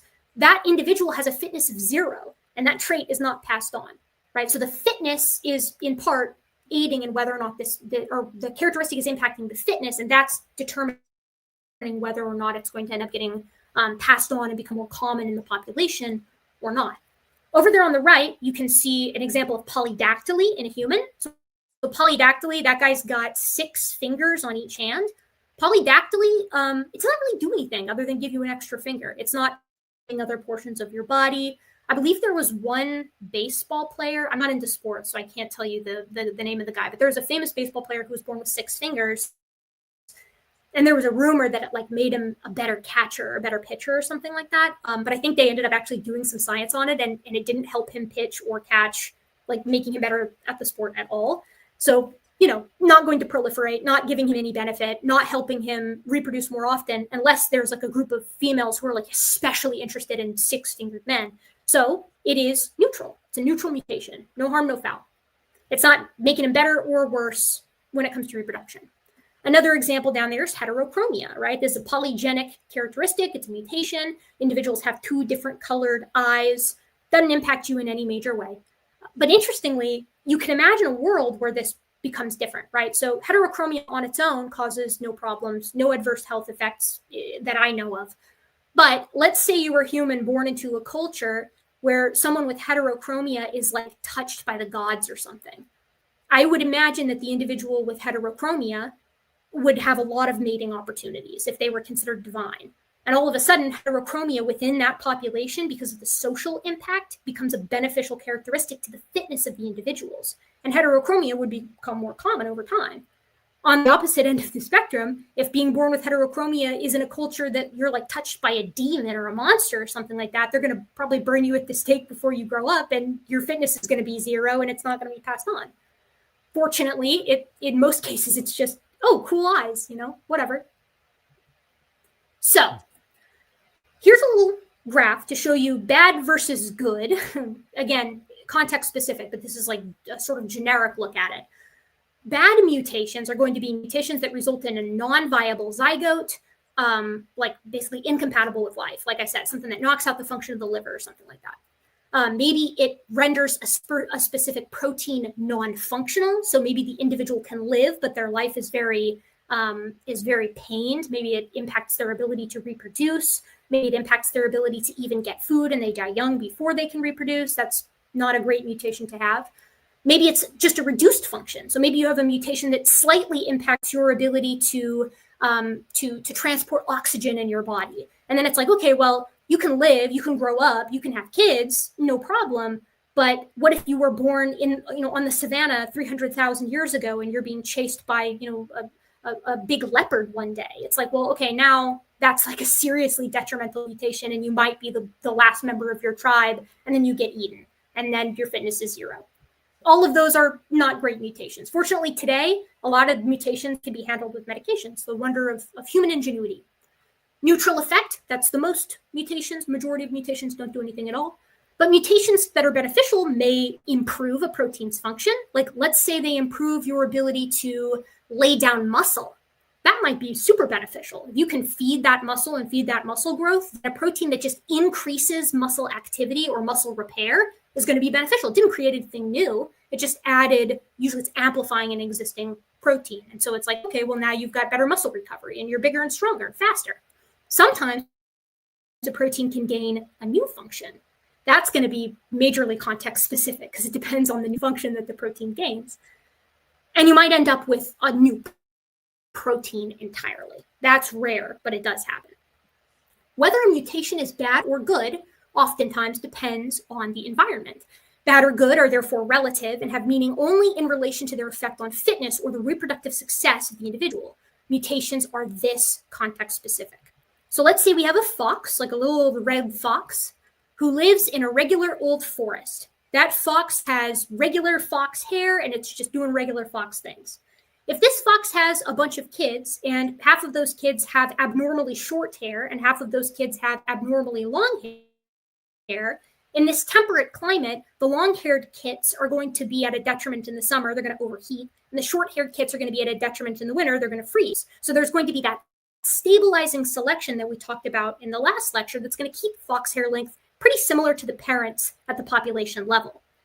But if the area starts to dry out, or if the area starts to cool off and freeze, we're suddenly going to see benefits emerge for those long or short hair characteristics. If suddenly we're looking at a desert, if maybe there's a massive aridity event and we see these forests disappear in favor of like scrubland. Well, now if you have these regular red fox individuals who live there and we see a mutation in their offspring that gives them shorter fur, they're going to be able to cool off way easier. And now we're going to see the proliferation of short fur. Likewise, long fur in a colder environment is going to give those individuals an edge over the regular fur or short fur individuals. So is short fur or long fur beneficial or not? The answer to that is, what's the environment look like? It depends. So with that in mind, let's talk about mutations from small to large in form and impact.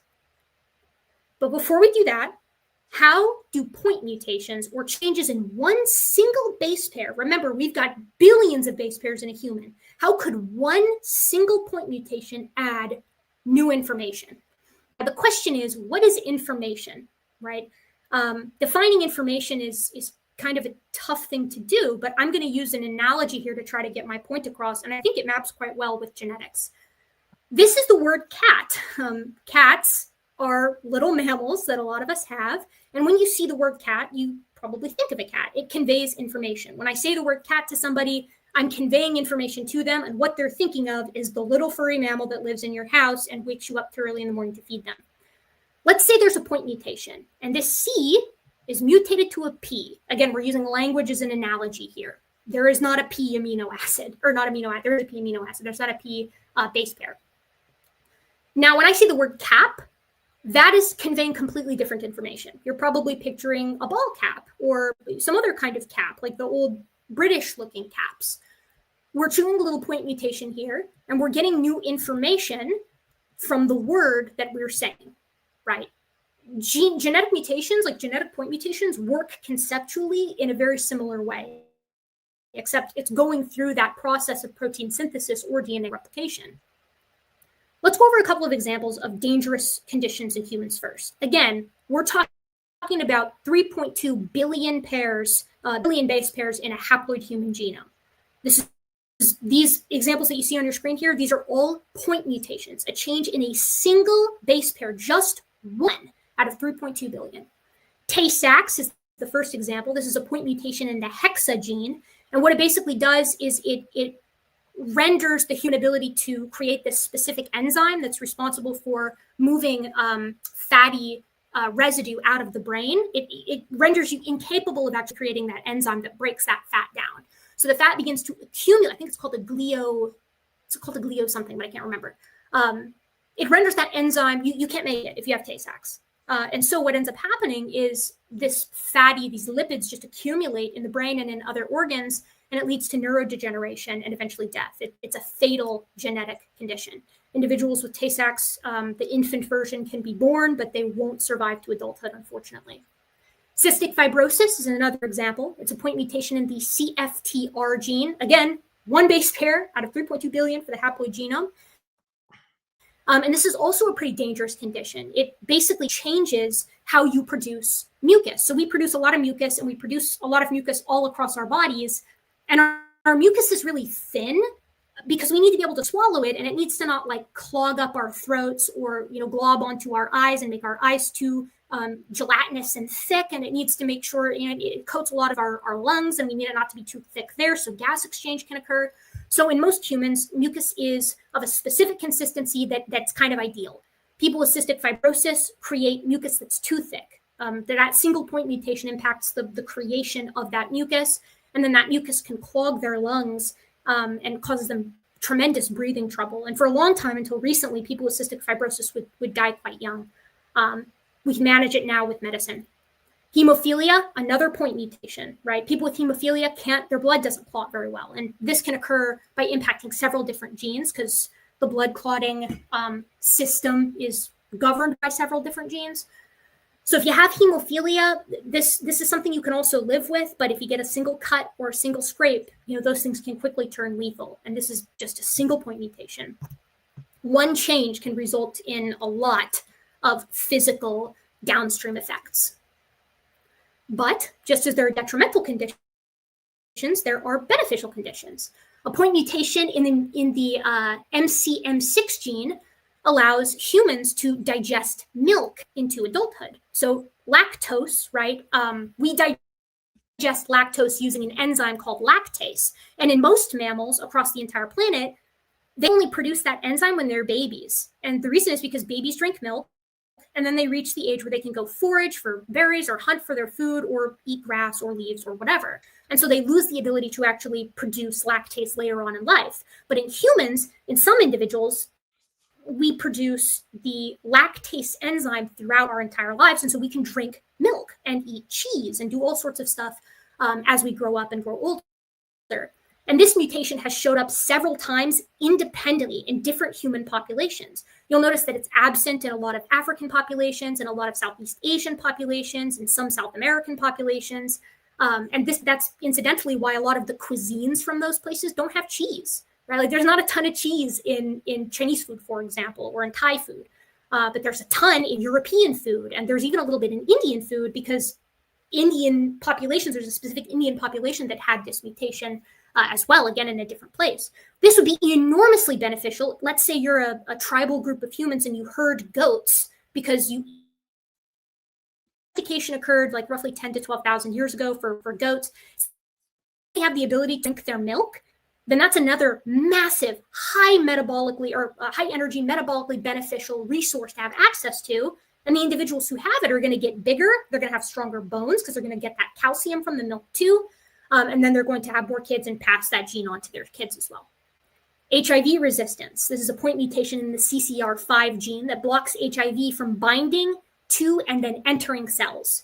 I think that's pretty self-explanatory. If you have the ability to just keep HIV from infecting you because of the locks on the outside of your cells, for better word, or for lack of a better word, that's pretty beneficial. Not being able to get and die from HIV and AIDS is a good thing. Heart disease resistance. This is a point mutation in the ApoA1 gene that prevents fatty deposits in the arteries. That's also enormously beneficial. You're just going to be able to eat more varieties of foods without having the detrimental impact of those. And also, you're going to prevent the plaque buildup that's just a consequence of age as well. And you're going to live longer and have a healthier heart. So all of these are single point mutations. That's kind of crazy to think about, but big impacts from small changes. Another classic example is sickle cell anemia. So this is the one that we usually go through with our students. Sickle cell anemia is a condition where red blood cells are they're malformed. So instead of being that little sort of inner tube shape that most red blood cells have, they come out with this sickle or banana shape to them.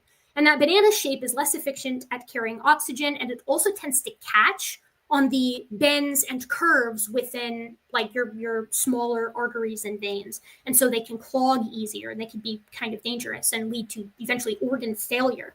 So sickle cell anemia is not great. It's a single point mutation in the HBB gene. But there is a positive thing to sickle cell anemia. People with sickle cell anemia cannot get malaria at all. Malaria is a parasite that's transmitted by mosquitoes. And so when mosquitoes bite you, there's the life cycle there at the bottom, but the part that involves the red blood cells is the parasite will eventually infect healthy red blood cells and proliferate using your own red blood cells against you, and it can end up killing you. I mean, malaria is extremely deadly. But if you have sickle cell anemia and your red blood cells are shaped like those little bananas, the parasite actually can't get a firm enough population hold in your entire body, and eventually your immune system can take it out. It can stall it for long enough and take it out. So it's like sickle cell anemia, negative, you have sickle cell anemia, but the positive is you can't get malaria. You can kind of think of the trade-off there and decide for yourself which one you would rather deal with. But there's an additional sort of part to this. I'll add that, again, single point mutation, where you end up with, in this little diagram here, instead of an adenine with a thymine, it's a thymine with an adenine. And this ends up with a valine where a glutamate should be. I don't want sickle cell anemia. Yeah, I wouldn't want it either. But you might want to parent with it. So here's why. People don't all have sickle cell anemia who carry an allele for it. If you are heterozygous for it, so if you're just a carrier, you only have one copy of the allele and not two, then you have all of the benefits of not getting malaria. The malaria parasite still can't infect you and give you malaria, but you actually have no physical detriments that you would normally get from sickle cell anemia because the majority of your cells are still healthy. So you don't have any of the clogging problems. It doesn't impact your longevity. And you can't get malaria. This is called a heterozygote advantage, when having one copy of a negative characteristic actually confers an advantage. So we can make a prediction here, right? Like an evolutionary prediction. If this is our map of newborns with sickle cell anemia, and sickle cell anemia gives you resistance to malaria, what do we think the malaria map is going to look like in comparison to the sickle cell anemia map? Opposite. Identical, Will. Because the sickle cell anemia characteristic isn't beneficial at all in places where there isn't malaria. It's only detrimental, right? The benefit of sickle cell anemia only comes when malaria is present. And so the sickle cell anemia map, or of incidence of this being present in the population, only proliferates if that edge is provided, and typically provided to the heterozygotes. So when you map over the prevalence of sickle cell anemia onto the prevalence of malaria, it's like a 1-to-1. When this mutation shows up in places without malaria, it's only detrimental, and it ends up being weeded out of the population. It's a really, really cool phenomena of natural selection acting in humans. You can take this back in time too. In these places with malaria historically, that you can trace the age of these characteristics up through family lines, and the edge is there for the people who carry it. Unfortunately, if you carry it and you marry someone else who carries it and you guys have kids together, you have a 1 in 4 chance of having a kid with sickle cell anemia, which is not going to be great, right? And you have a 1 in 4 chance of having a kid who doesn't have who isn't carrying sickle cell anemia either. So 1 in 4 of your kids is going to be vulnerable to malaria. 1 in 4 of your kids is going to have sickle cell anemia, and 50% of the time they're going to be immune to malaria and not have sickle cell anemia. So there are some beneficial conditions from point mutations in other animals too. You can get toxic resistance, or rather toxin resistance, by 1 to 2 point mutations across various genes depending on the species in various reptiles, mammals, and arthropods. And basically what this mutation does is it negates the poisonous effect of toxins that toads produce. So the species that have this mutation, they can just eat toxic toads with no problem. It's hugely beneficial. If you're a snake that lives on a landscape, or a rat, though I don't know if rats eat toads ever. If you're like a small weasel maybe that lives on the landscape, or an otter perhaps, and you can't eat toads because they're poisonous, if you have a mutation that gives you resistance to that toxin, all of a sudden you can eat toads, and those toads are everywhere because no one can eat them now except for you. Now you've broadened your dietary niche, and you're going to pass that on to your kids, and then all of them are going to have it, and it leads to the proliferation of toxin resistance, which is why toxin resistance has evolved multiple times across different groups of animals. Again, these are point mutations. These are single base pair changes in organisms with billions of base pair long genomes. Faster reproduction. This is a point mutation in the PBPA5 gene of E. coli that allows them to reproduce faster. That's kind of self-explanatory as a benefit. Long fur, a point mutation in the FGF5 gene of dogs that confers long fur. Again, self-explanatory. If this Afghan hound was actually a wolf and that mutation occurred in a place that was getting colder, you'd probably end up with longer furred wolves. And in fact, we can look at the fur of red wolves, which live in the American Southwest, versus like timber wolves that live in the Arctic regions. I think they live in the Arctic regions, up north. And their fur is of vastly different lengths, and the prevalence of a gar versus an undercoat is different, and all sorts of different minute changes that seem, again, well designed for their environment. And they are, but we can find the specific genes that exist in these critters, and these genes show up every now and again, and if they show up in the right context, they will proliferate, and we'll show the math for that in the next lecture. So those are some little mutations, right? Small mutations or small impacts rather, large impacts, but through small genetic changes. There it is. Let's look at some larger ones, because I think it's probably intuitive to hear that you can cause a lot more damage or help a lot more if you're changing hundreds or thousands of base pairs as compared to just one, depending on the circumstance. I included here a bunch of like weird looking animals just because that's what I think of when I think of mutations. All right. How do larger mutations add new information? So let's do our example again with a language here. We have the word cat, right? Here's the word cat. Again, I say it, you think of a cat. Now, let's have a duplication event. These are really, really common mutation types. Basically, the entire gene or a portion of the gene or several genes will duplicate. The replication process will accidentally create more than one in quick succession. So now when I say cat, you probably think of 2 cats, right? Duplication event. I mean, that conveys more information, kind of, because I'm saying cat twice. So you're thinking of 2 cats.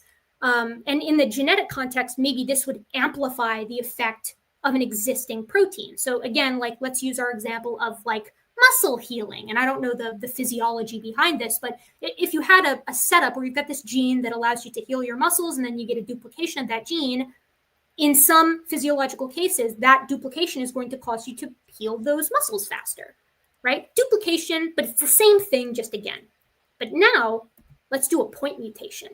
So we duplicated it, and then we added a point mutation. We changed that C to an S. Cat sat is conveying different information from cat. And that's all from a duplication and a point mutation. Again, really common types of mutations that occur. And you can do this with point mutations, duplications, large-scale deletions, large-scale inversions, which is when you take the gene or the segment of DNA, the sequence, and reverse it. Insertions, where you take something and put it somewhere else. And these can lead to all sorts of new variations. So the sentence, the cat sat, which you could feasibly get from the word cat, duplicate it twice, cat, cat, cat, couple of point mutations. Then you have the cat sat, brand new sentence, new information. And you can mutate each of those words with simple point mutations from there and mutate them again. And you can end up with all sorts of different little sentences that are telling you vastly different things. And the same is true within genetics. So here are a couple of beneficial conditions in humans that are caused by various types of mutations. The LRP5 gene, or mutation in the LRP5 gene, will give denser bones that's less prone to breaking. So you can imagine that this is, again, I don't know the details of these specific mutations, but this is going to be something like a partial duplication, perhaps, or a full duplication that's going to lead to an intensification of an effect that's already there. We already make strong bones. This mutation gives you even stronger bones. And people with this mutation, they don't break their bones at the same rate as everybody else. They break them way less. I can see that as being supremely beneficial, especially if you lead a rough and tumble lifestyle. Let's say you have to hunt like big game with a spear only. That's going to be really helpful. Less so if you are, for example, a fishing society. In that case, this may proliferate and it may not.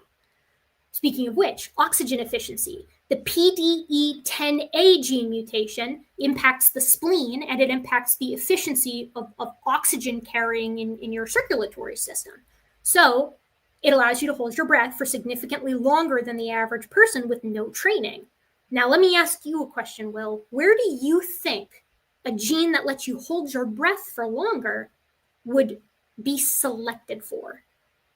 In your opinion, there are a couple of right answers. What do you mean be selected for? Oh, like in what context is it going to be beneficial? And we're only talking about humans? Yeah, like if I had this mutation, is it going to be supremely beneficial for me to be able to like hold my breath for a long time? If you live near the water. Bingo. That's exactly what I was looking for. This mutation was discovered in the Bajau people of Oceania, I believe. And do you know what they do for a living is exactly what you said. They dive. They're free divers. So they dive for clams and they dive for crabs and they hunt underwater. And so individuals with this mutation can stay underwater for way longer. They can hunt way more efficiently because they can stay down there, acclimate more, watch their aim, gather for longer before other predators, get the food or whatever. And then they bring that back to their tribes. And I think you can imagine that an individual who's really, really good at hunting and gathering in an oceanic environment is probably going to have no problem finding a mate. And so then they pass that gene on. And so it goes that this group has an incredible prevalence of this given mutation. But the problem is the mutation has to happen. Like the question might be, why doesn't it exist in every diving people group? And it's because it has to happen, and then it has to be selected for. It has to confer some kind of reproductive advantage. So odds are this mutation has shown up before over the course of human history in like a desert tribe or like a rainforest civilization. And no one even knew it, because why would they? It never had really the ability to show itself. Another group of people that has really high oxygen efficiency are Nepalese people who live in and around the Himalayas. Makes sense. The oxygen's thinner up there, so you want to have a higher efficiency for carrying oxygen. Other humans who don't live in these environments don't tend to have these mutations be very common within their groups, even if they may show up every now and again, because it doesn't confer any kind of advantage. The DEC2 gene mutation lets you get by on 5 hours of sleep per night. I would really like that. Yeah, I was going to say, I wish I had that.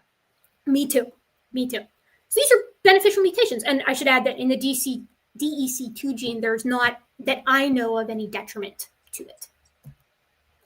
And it's not just humans that this impacts, right? MC1R and the agouti gene are genes for coat color, and they exist across all mammal species. Mutations in those genes lead to different coat colors. So I'm going to talk about this next time with natural selection, but these little pocket mice up here, these guys live in adjacent habitats. I think they're subspecies. So I think they're members of the same species, but they're subspecies from one another, or they've just recently speciated. But they're really close relatives. I mean, look at them. The only difference between the two of them is their coat color, really. The ones on the left live on a sandy substrate, like they live on pale beach sand. And the ones on the right live on volcanic rocks, which are black. So it's like coat color mutations are incredibly important when it comes to things like camouflage for small animals. So when those mutations show up, if you're a little tan mouse and you get the black mouse mutation, you're toast because you live on the sand and now you're a bullseye. And so that mutation is immediately culled. But if you're a little black mouse and you live on, or if you're a little tan mouse and you live adjacent to a volcanic rock territory, you get a black mutation. Unlike everybody else, you're not safe on the sand. You're safer on the rocks. Just move over there, colonize that area. And this is something that we've mapped out with these particular species, how their populations expand and contract based off of what their coat color looks like. Leaf digestion is a big one in primates. Ribonuclease genes, that's an enzyme, were duplicated and then slightly tweaked in colobine monkeys, like this Colobus goriza right here. And basically what it does is it allows them to more efficiently digest plant matter. So you and I, we're not very good at digesting plant matter. Cows are great at it, right? They can eat low quality roughage all day long and pull a ton of nutrients from it. If you and me were to sit down and eat grass, it would tear up our teeth and we would poop the grass out undigested. We just don't have the guts to actually break it down. Neither do most monkeys, but some monkeys have evolved the ability to digest plant matter by duplicating existing genes and tweaking them, right? So the duplication increases the ability to break down most types of food, and then point mutations on those duplications fine-tune it in different directions. Sometimes for beneficial reasons, sometimes not. The beneficial ones stick, the other ones don't. Tricolor vision is a really cool one. So you and me we have full color vision, whereas, this depends on the amount of cones that you have. So we have 3 cones, whereas most mammals have 1 or 2. So that's why they say dogs see in black and white, but really they see in like yellow and blue. They don't see like reds and things like that. So there's opsin genes that are responsible for this. And in old world monkeys like catarrhine primates, and I'll teach you about them later, there was this really old duplication that occurred where all of the ancestors had these 2 genes for color vision. These are what you see in like lemurs and lorises, galagos, things of that nature. Then there's duplication. So you go from having 2 to having 3. So what? It's just a duplication of an existing one. That's not giving you any additional range of vision unless you start playing around with that mutated gene or that duplicated gene. And then if you change, again, those little base pairs here and there, it's going to expand in different directions the range of color that you can see without compromising those previous colors that you already could see, because it's just a duplicated gene. Duplicating and then changing the copy is a great way to get new characteristics in animals because you don't have to sacrifice the old ability. You just play with the new copy of it. It's sort of like having 2 cars. You have one that you keep really safe and drive to work, and then you have one that you take out like mudding, and you can do like weird things with that one. And in the case of these monkeys, all New World monkeys, so monkeys that live in like Central and South America, none of them have tricolor vision except for one single species, or genus, I should say, Alawata, or the howler monkeys.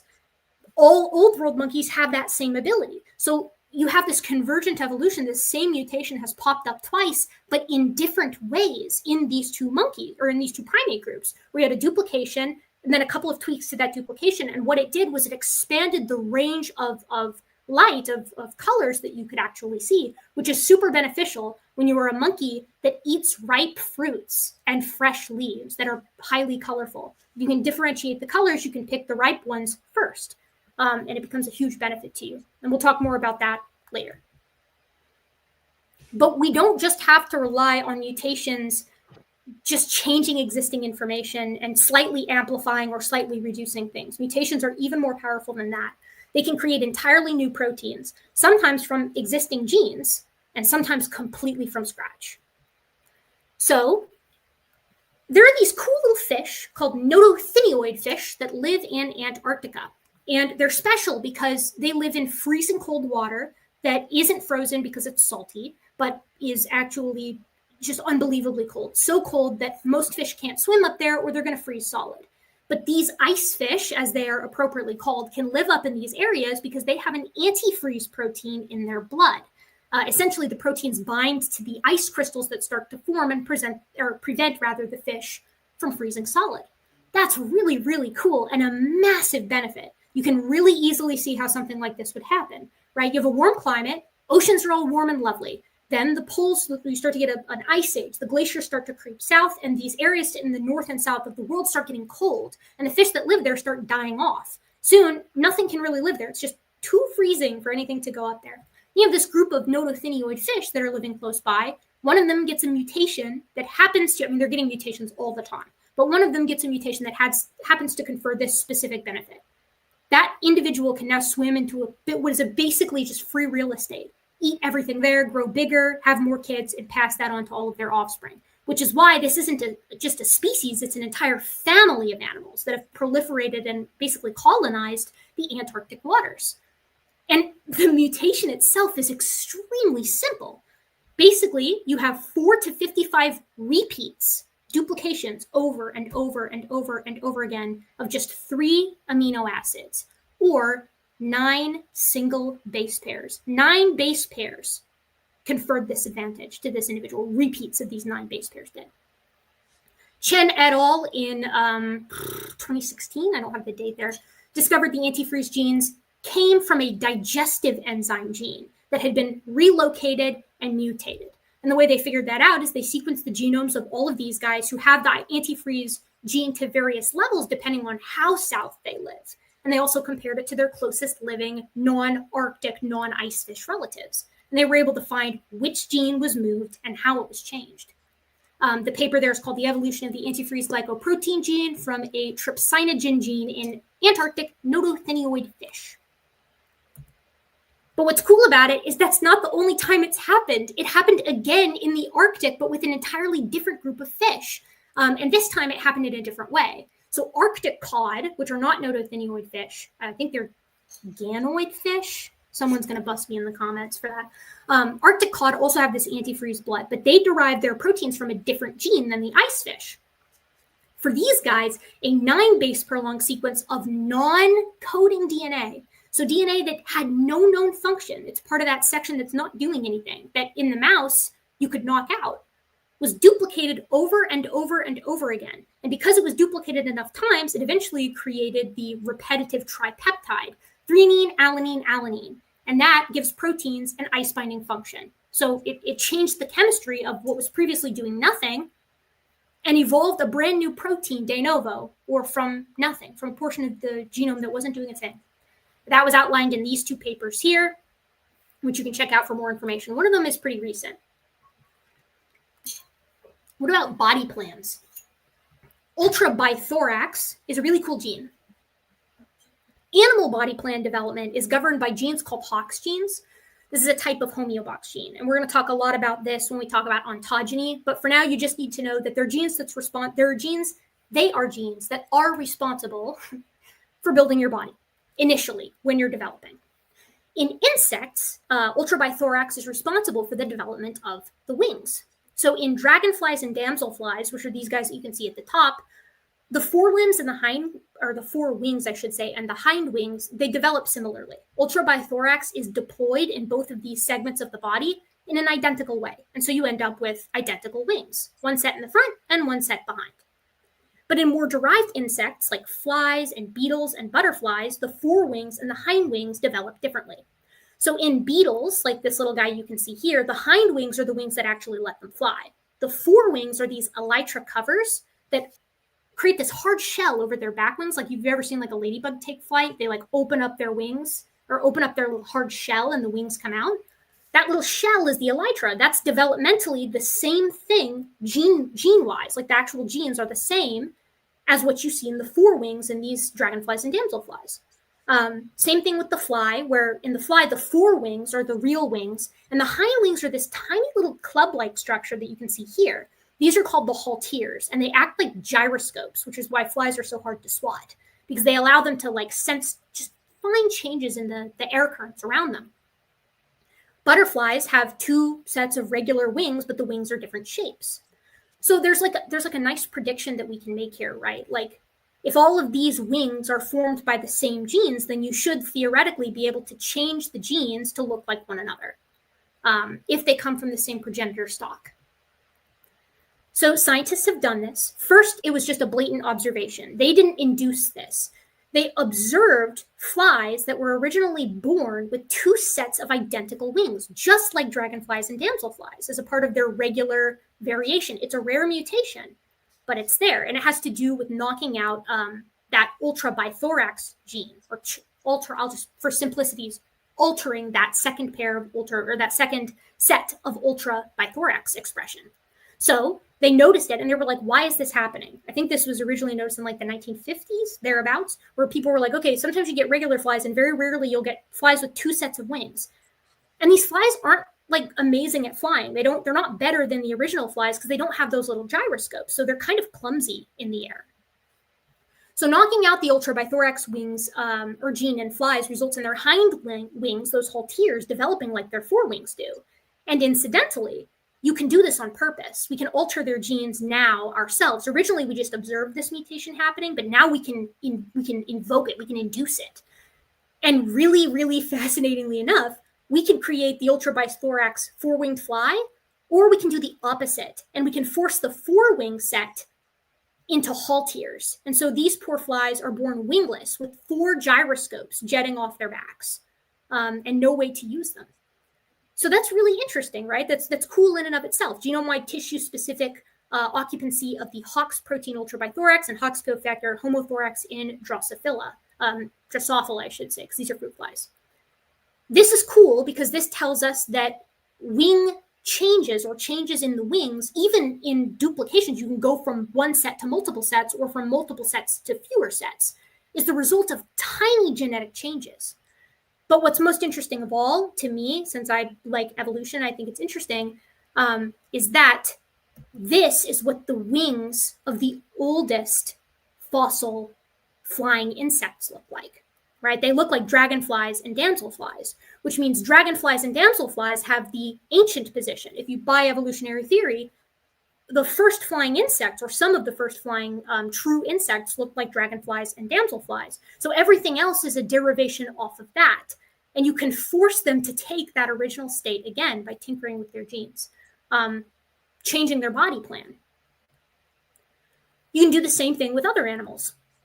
Antennapedia and ultrabithorax alterations can lead to viable 10-legged spiders, right? So you can change the leg count in spiders and in other types of arthropod. You can change the VAV2 or WAS-L pathways and the Hox genes in zebrafish.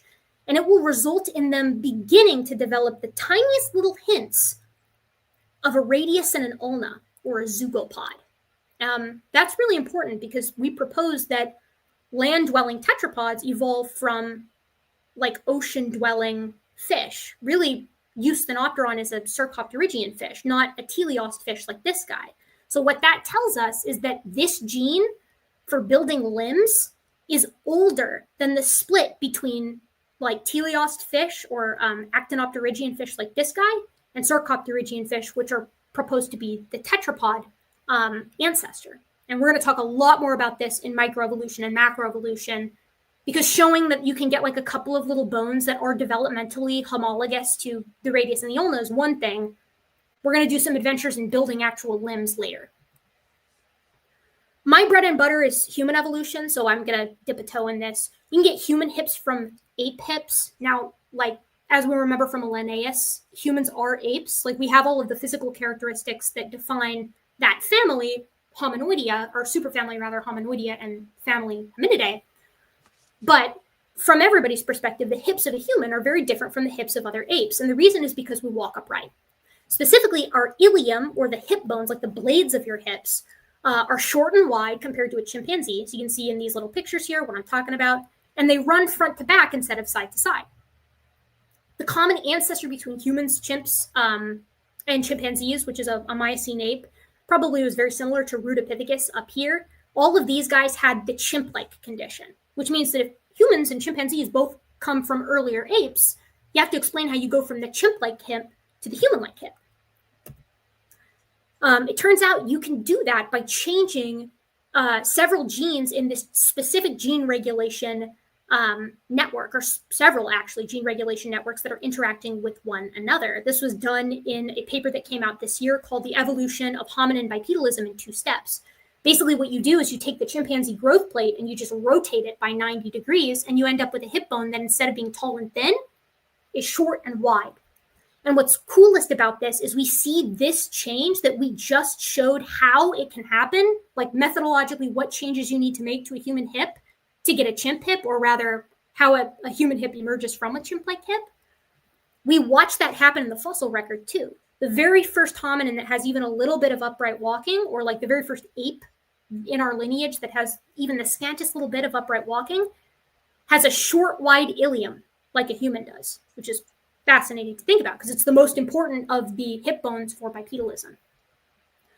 Likewise, human brains from like an ape brain, this is a much more complicated subject, but I like to bring this one up because it's another small change that led to a big result. Humans have really big brains, even for our body size, compared to other apes, right? Despite having all of the same general regions as like a chimpanzee, we emphasize areas that they don't, like specifically our frontal lobe. And part of this has been shown to be due to a neuroprogenitor gene, or a gene that helps like make more neurons and sort of develop the brain in and of itself, that's called RGAP11B. RGAP11B, as the name might betray, is a duplicated gene. We also, as do all other primates, have a gene called RGAP11A. So humans have both, and other primates only have RGAP11A. So we duplicated RGAP11A once, and we added a point mutation to it. 1 point mutation. I think it's 1. Is that what I have here? Yeah, a specific human point mutation. So we got this, some scientists got this idea. They were like, okay, well, what if you took the human version of RGAP11B and you put it into another primate? And so that's what they did. They inserted RGAP11B, the human gene, into a fetal marmoset, which is a small platyrrhine monkey. And this figure here shows what happened. The brain increased its size and folding in a way that it's analogous to how early human brains develop, which is really cool because it shows that, we're all working with the same machinery, but also it provides another part of a feasible pathway that's very complicated for like, why did our brains get so big?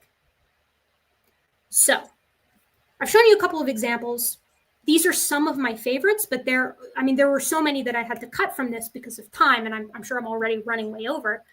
But mutations are one of the 4 mechanisms of evolution, a vital one, the primary one that introduces new variation into a population of organisms that the other mechanisms can then drive to change the population as a whole. But mutations can be really, really bad, or they can be really, really good. They can do everything from enhancing existing functions to creating entirely new functions to creating entirely new body plans by tweaking pre-existing body plans to creating entirely new proteins by tweaking old proteins, or from scratch by pulling from non-coding DNA. So the question that I will ask of you to sort of consider in between now and next time is what physically is out of the grasp of mutation. And specifically, I think it's important to think about the difference between humans and other animals when it comes to this, right? Because like us versus other apes, we have all the same bones, we have all the same muscles. There's the baculum exception, and then there's variation in some of the pulsus muscles. But, generally speaking, we have all the same regions of the brain, we have all the same teeth. And so the question is, okay, like if you're trying to, according to evolutionary theory, get a human from a non-human ape over the course of 7 million years, what can't evolution do? What is evolution incapable of doing? What step is a bridge too far? Is what I would like you to sort of keep in your mind as we move through this. And you can think about this with relation to whale evolution or bat evolution or bird evolution too.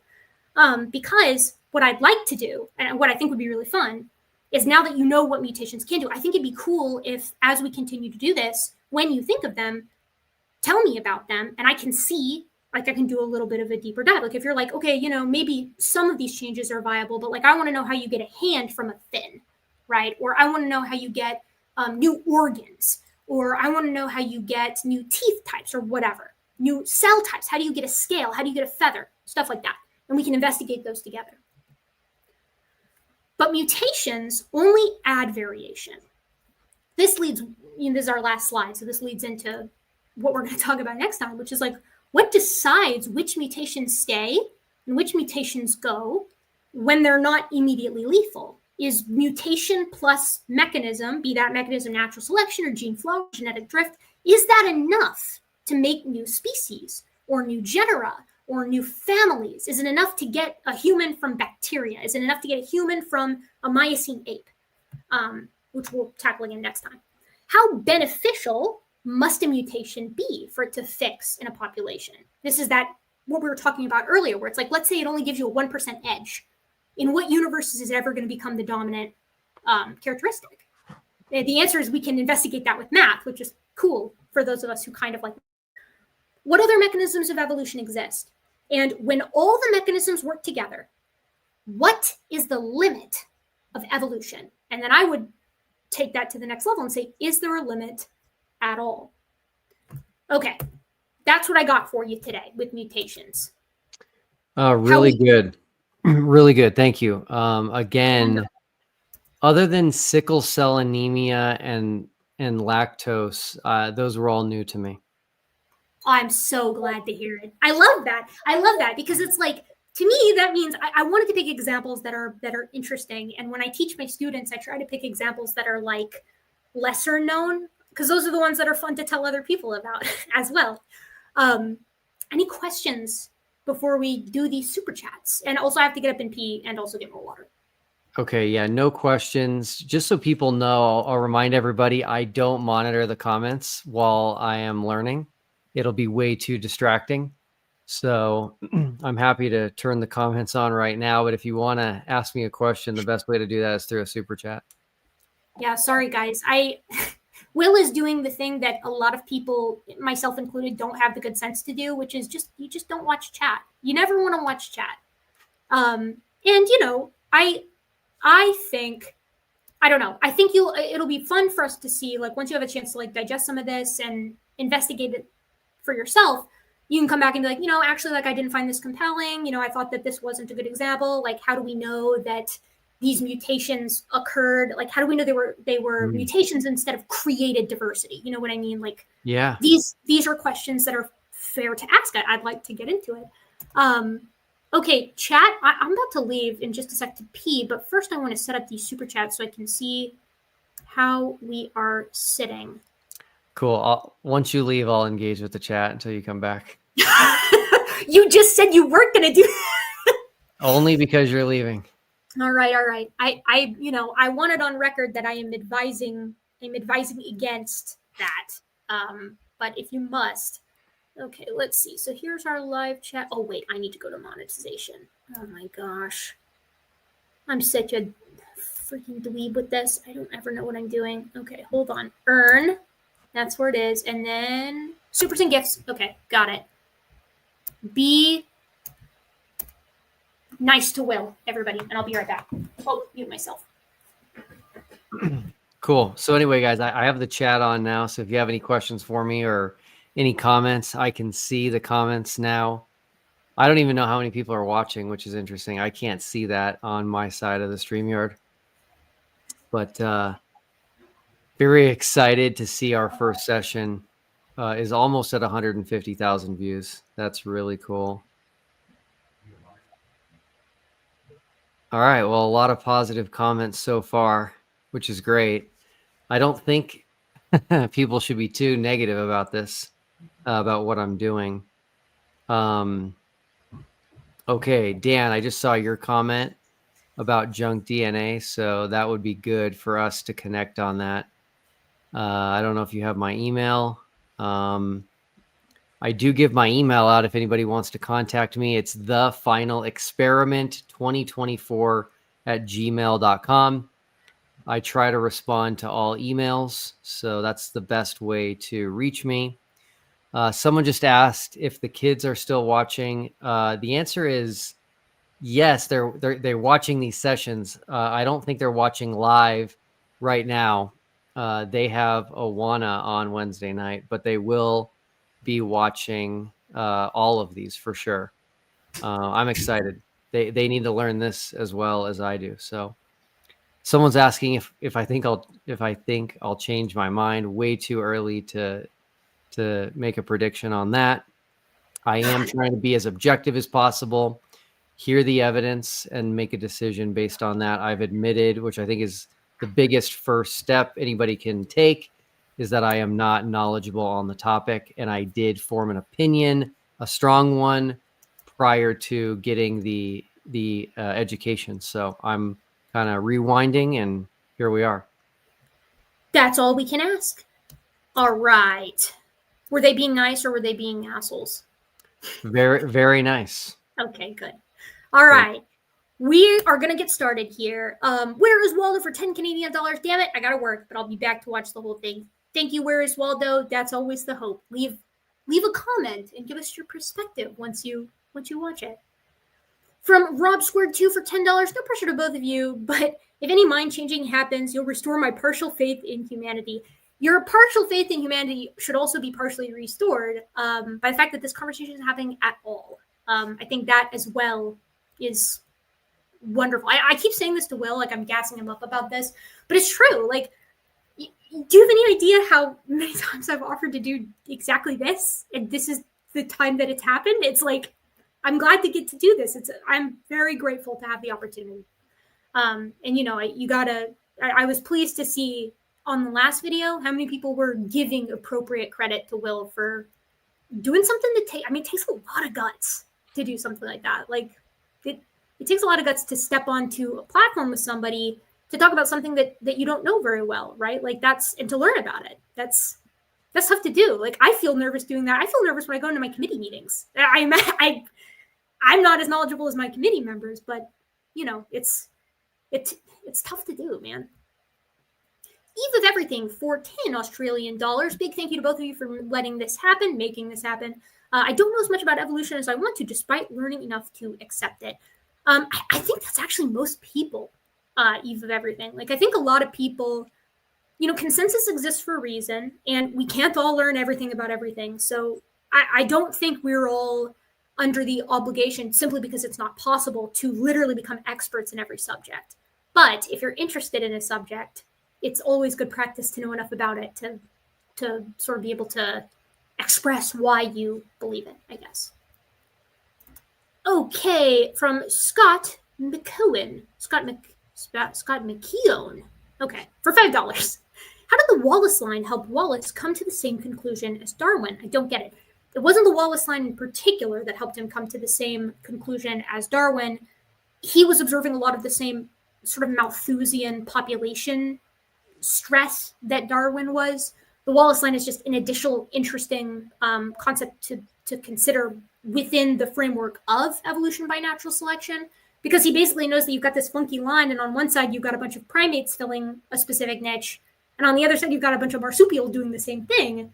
So the idea is that different animals can adapt to fill similar niches in unique and in similar ways. Hernan Toro A for 20,000 COP currency.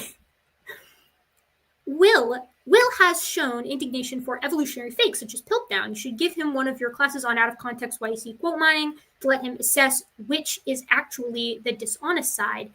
I do think that there is a lot of dishonest quote mining going on from creationists, but I will say, you know, you have to understand, Piltdown was a real hoax.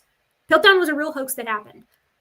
Hoaxes happen in every field, and I'm not shy to bring up the fact that if we were to take hoaxes of biblical antiquity as a way to discredit theism, that would be silly. In the same way, it's silly to take hoaxes in paleontology as a way to discredit or disavow the entire field. Hoaxes need to be understood. They need to be appreciated for what they are. But we'll get to Piltdown, because not a lot of people know this, and I don't know if Will knows this a lot or not. But the Piltdown hoax was called out 1 year after its publication. People think that it took like 40 years to figure this out. It took 40 years to show what happened and why. But there were paleoanthropologists who at the time were just gentleman naturalists who it actually wasn't even the next year, it was within the same year, were like, I think that this is a human skull with an orangutan mandible. I don't think that this is legit. And it led to a lot of fights. Okay, next question. Scott McKeown McKeown, let's go with that, for $20 again. Science seeks naturalistic explanations, not supernatural ones. I'm atheist, but I would argue that you can't perform the scientific method on unfalsifiable claims. Not that science rejects the supernatural outright. Thoughts? That's tough because methodological naturalism, it's in the name, right? Like you're performing consistent analyses on the natural, right? That are observably regular and falsifiable. And I think the second that you start considering the supernatural, it's not that you're saying that it can't be a part of the equation, but it can't be scientific in the sense that methodological methodological naturalism is, for the sheer reason that if it's supernatural, it can't be treated as the natural. Otherwise, it would just be natural, right? Like that's why science doesn't tend to investigate the supernatural, because to do so and to show any sign of the supernatural would be to sort of bring it down to the natural. No, it tends to be limited to the effect that supernatural might have on the natural, or it tends to be limited to asking questions about the supernatural using tools other than science. That would be my thoughts on it. Will, would you like to give your thoughts, if you want? Yeah, I do. It's I don't think looking for design, and more specifically intelligent design, should be outside of the realm of science. That's my simple answer. So the next question, I could, but I won't. I could say something to that, but I won't because I'm already keeping you here too long. We'll talk about it. I'm sure we'll have more discussion about this at some point. Sinidra 2143 for £10. At will, whether you end up accepting evolution or not, you're starting a journey that's going to be amazing. Erica is a fantastic teacher. Thank you, Sinidra. That's super kind. I hope that I'm decent at teaching at this point. I've been doing it for long enough. If I wasn't good at teaching, doing it as long as I've done it so far, I would feel like maybe it was not the career for me. Okay, we have... All right, Where's Waldo's challenging you a little bit here, Will. For 10 Canadian dollars, if God is all-knowing, God knew exactly every detail of the only playthrough that could happen with the players he created. Thus, God designed the playthrough. We are NPCs in that model, not players. Yeah, this is great. So I'm going to have to give a short answer. I would love to give a longer answer, but I can't. The idea that God knows the future, to me, is illogical. And so I don't think it's true. So I actually think this is an area where Christianity has done a disservice to the world, because God knowing the future entails that the future is settled. And that is not what I think is reality. I don't think that that's what's observed in Scripture. I think when you research this, you find that this is actually rooted in a philosophical idea, which is very subjective, which is what would be the greatest possible being. So you are making a good point to Christians in general. I am not one that believes God knows the future. Okay, this one, oops, muted myself. I was going to say, okay, this one, but I'll add, I'm no theologian, but I know that is the concept of free will and predestination and all that stuff. I mean, that's a conversation as old as the church. Been around for a long time. Let's see. Design Song 1 for $10. If God, this is similar to your design argument. Well, they're also similar to Where's Waldo and challenging aspects of the design argument. If God designed the volcano to create islands and deliver nutrients to the land, in your worldview, rocks are literally the product of design. Yeah, so this is just a misunderstanding of what I said. I wasn't saying he designed the volcano to do this. I'm saying the system was designed that after a catastrophic event like a volcano, life can be recolonized and ecosystems can be built without God having to intervene. That's all I was saying. Okay, we have Takexianos for 1,000 HUF currency. Erica, could you propose a decisive final experiment for young Earth creationism versus evolution, similar to Will's Antarctic trip? Oh, that's such a good question. My kind of tongue-in-cheek answer to that is I feel that this has already been done, and I feel that it's been done many, many times, and it's being done all the time, right? The problem with the creation evolution conversation, in my opinion, is that one, a lot of people don't know the other side's models very well, right? Like a lot of people who I talk to don't really know what creationists believe, and they don't really know that there's a lot of diversity to creationism and what they believe. And very few creationists that I've met understand evolution. It's not a solid rule on either side, but that is the general trend that I see. So to do some kind of final experiment, you would have to have something similar to what Will did, which is you'd have to have people come together and agree to the terms, right? That's going to be tough because the terms for one creationist is not going to be the same as the terms for another. It's a little bit more simple for flat Earth because it's the shape of the Earth. It's something that it's like, okay, is the Earth round or is it flat, right? Evolution contains a lot more multitudes that make it harder to, like, what's going to be convincing to an old Earth creationist is not going to be convincing to a young Earther, and vice versa, depending on what we're talking about. I would propose that with regard to evolution in general, the Linsky long-term evolution experiment demonstrates that populations change over time beautifully within a controlled lab setting. Countless ecological examples show this in the wild. So very few people disagree with that, though, that type of evolution can happen. As far as macroevolution goes, you need to show that it's possible via genetics, which I think we've already done. And then you need to show, like, in these major body plan changes similar to the ones that I showed tonight. And then you need to show that it did happen in the fossil record. You need to make accurate predictions about what we should find if evolution is true, and then you need to go out and find them. And I would propose that that's happened too within hominins and within tetrapods and within avian and non-avian dinosaurs. So at the end of the day, right, like, because again, that's going to lead to another question where it's like, okay, you know, how do you differentiate common descent from common design? And you have to hash that out as well. So you couldn't do it, I don't think. I don't think you could come up with one single final experiment for evolution in the way that you can do it with flat Earth, because you'd have to address the age of the Earth. You'd have to address microevolution. You have to address macroevolution.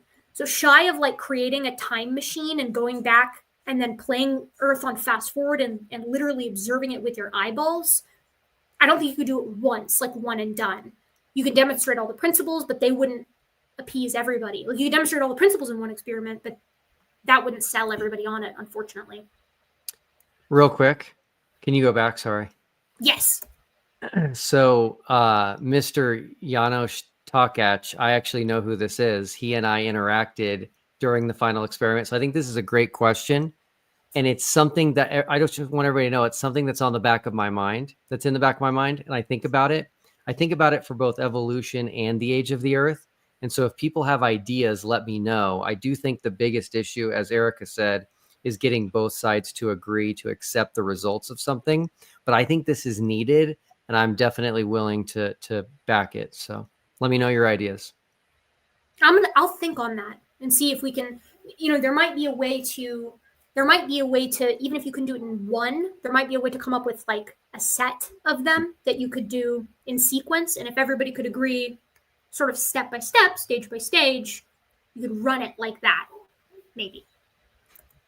Okay, for $20 from Toucan Sam, that's the game. If God has a plan, then you'd have to know what is and isn't part of his plan in order to justify not believing that everything is designed. If he's omniscient and omnipotent, all things would necessarily be designed. Yeah, so this is similar to the other question we got, and I'm really glad this is coming up. I did not foresee this happening. Omniscience is defined as knowing all things. That doesn't have to necessarily include the future.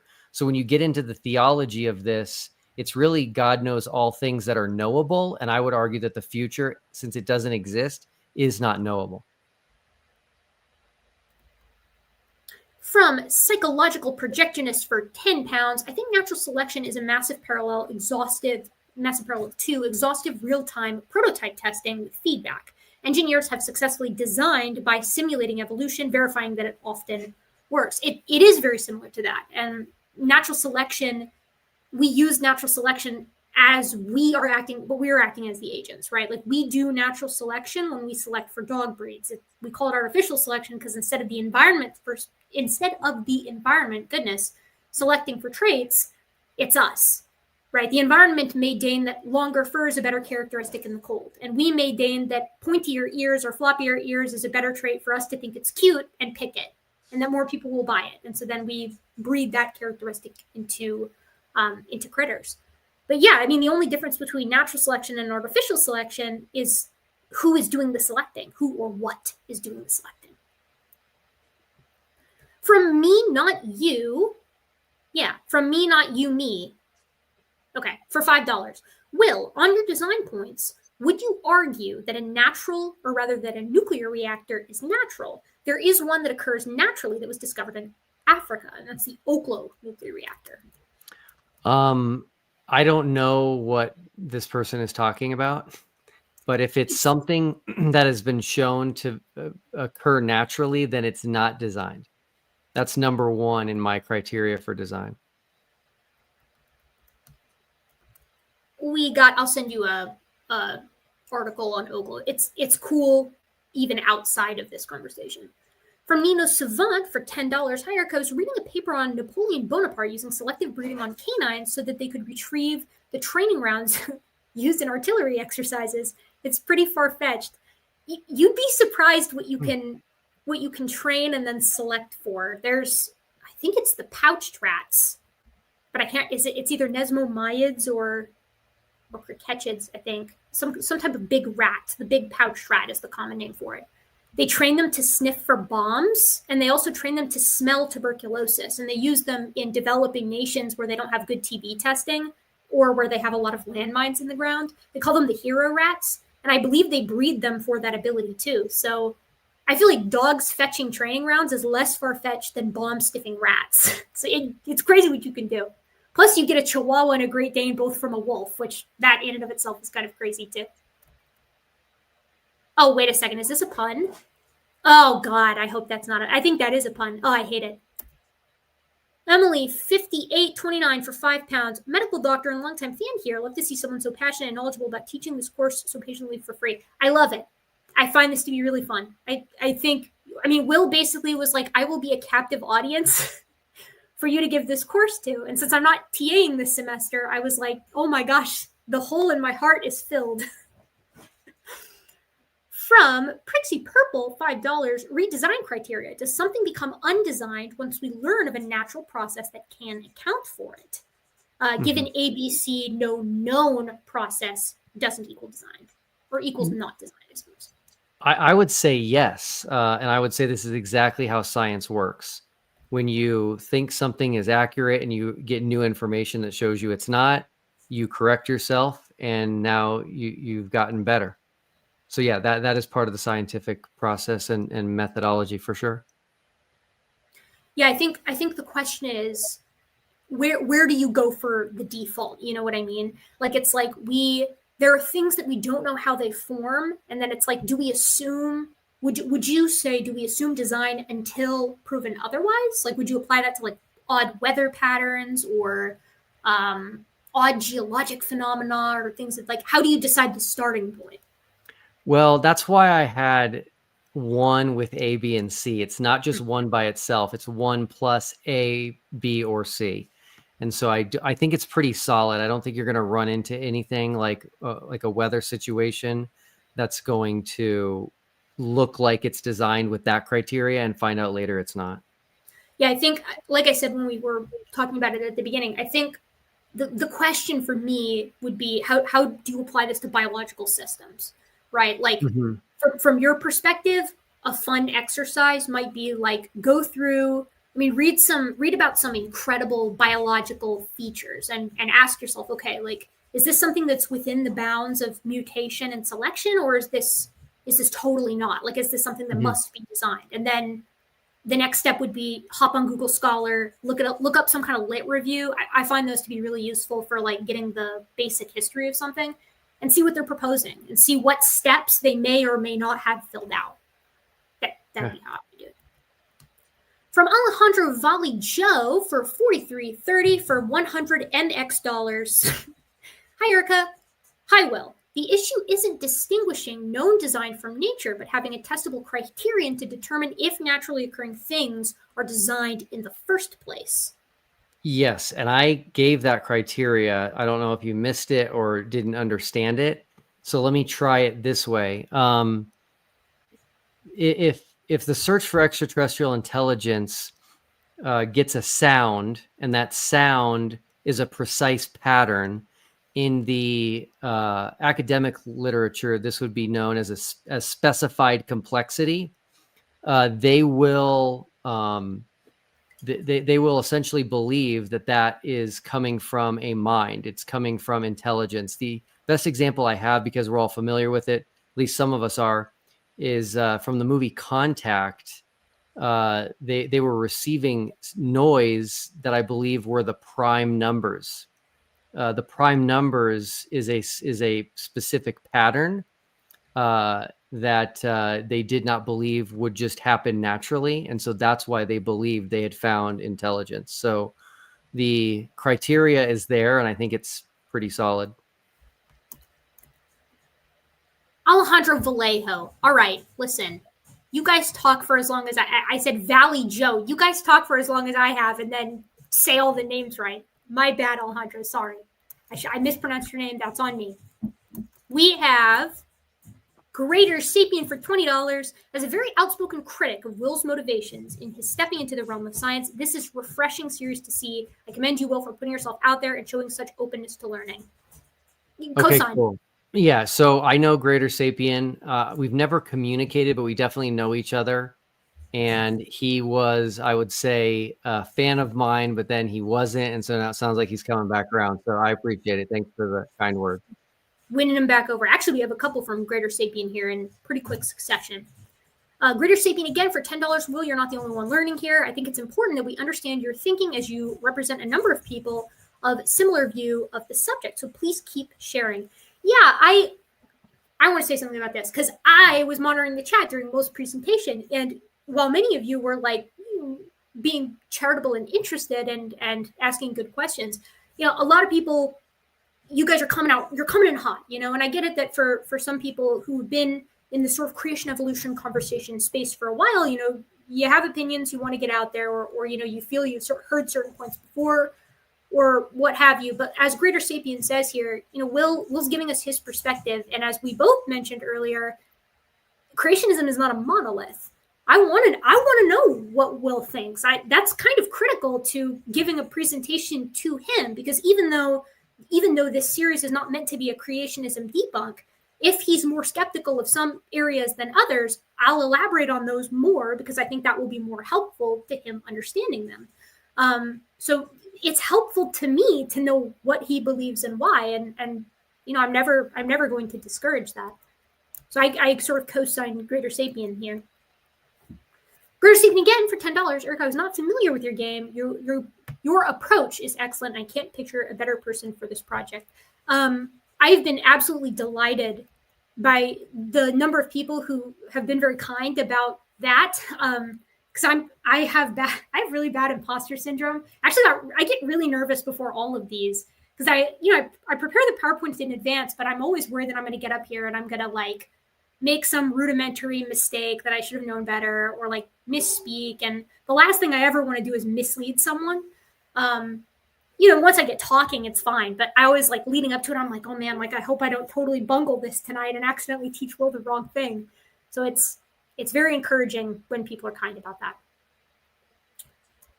We have Doug Meeks from 1999 as an evangelical Christian who is in the vocational ministry and someone who used to be a creationist, older. I'm proud of Will going on this honest journey. Even if you don't land on theistic evolution, proud of you. I feel exactly the same way. Again, the total goal is I just want Will to know what evolution is and why people accept it. That's no more, no, and Age of the Earth goes with that as well. No more, no less. Thanks, Doug. Okay. Let's see. Silvasky Productions. I'm gonna skip that one. I know that's a joke, but I'm skipping that anyways. We're keeping things professional. Plus my dogs are barking. The next question is Thomas Missaris for $11. The corpus callosum is a connection in the brains of placental mammals. Why wouldn't God have reused this useful feature in at least one non-mammal? Why put it only in mammals like they were related? Yeah, this is a tough one. The questions of why are pretty much impossible to answer. Why God does this, why God does that. I've never even heard of this corpus callosum before, but I will say this. I was shocked to learn, and I learned this within the last few weeks, that the closest eye to a human is the octopus eye. And that makes zero sense to me from what I'm learning so far. So hopefully we cover that, because that to me says a common designer versus common descent when we're not related to the octopus at all. If I may, I can answer that really quick. That is not true. The closest eye to a human is any other mammal before an octopus, because octopus have retinas that are actually front facing, like their retinas are oriented in a way that is completely opposite of every mammal, including us. I would hazard a guess, I don't know this, but I would hazard a guess that the octopus is the non-vertebrate whose eye is most similar to a human. Like I would wager that outside of vertebrates, of all of the invertebrates like flies and scorpions and trilobites and squid and snails and things like that, that the octopus is most similar to us there, because it does have a complex eye very similar to mammals, right? In the sense that it's this really complex eye that's a picture lens eye. You can see a camera style eye, like how we have. But I took a comparative anatomy class, and we did include mollusks in it. And they're from their pupil shape. Like I would encourage you when I'm going over the next one, like even if you just look up a picture of like a human eye versus a chimp eye, the pupil versus a octopus eye, you'll see that their pupils form like this interesting shape that's anatomically very different from ours. And like I said, their retina is actually fixated in a little bit more of an efficient way than humans. But double check me on that. I'm actually like 99.999% sure I'm right on that, but double check me anyways. I'm always open to being wrong. From Wolf Sinclair Gaming, you're not going to get me again, $5. The video game analogy sounds nice until you consider PC gamers with mods who can break the rules and rewrite them as they see fit. What say you? What say me? All analogies fail. No analogy is perfect. I was trying to help you guys understand what we actually believe by utilizing that analogy. And I think it does the trick. We are not trying to imply that God is constantly intervening and tinkering and playing with creation. If God exists, he would create the world and the universe in a way where he wouldn't have to do that by building in things like contingency plans, etc. So I was just trying to point out that we do this with video games. And so something that God would do would be far, far greater. From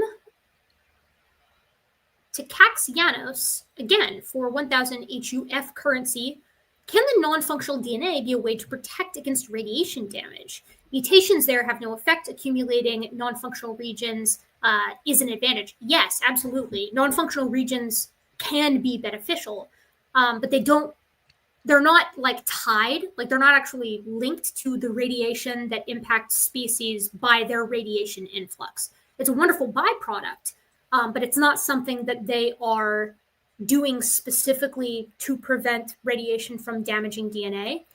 Case in point, radiation damages DNA all the time, right? We get radiation damage from the sun, and we get radiation damage from our machines. It's not, and people, like you can actually look at individuals who vary in genome size and organisms that vary in genome size. And I don't believe the length of the non-functional DNA is related to how likely they are, for example, to get cancer. So while perhaps it could, I don't think it's actually doing that function. I think that non-functional DNA is more helpful for mutations in critical regions, which it does, and it does very well. But it's also not selectable, which is, you know, when there's more than one reason for why something is present, you have to investigate them both and go with the most parsimonious answer. and a non-functional reason for non-functional DNA, given the content and given the hierarchies it creates.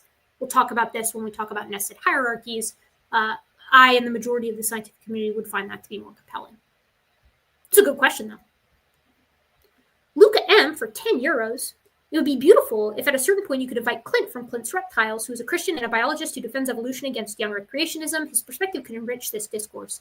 Clint is a really sweet guy. I think he's a really great guy. I've email corresponded with him a couple of times.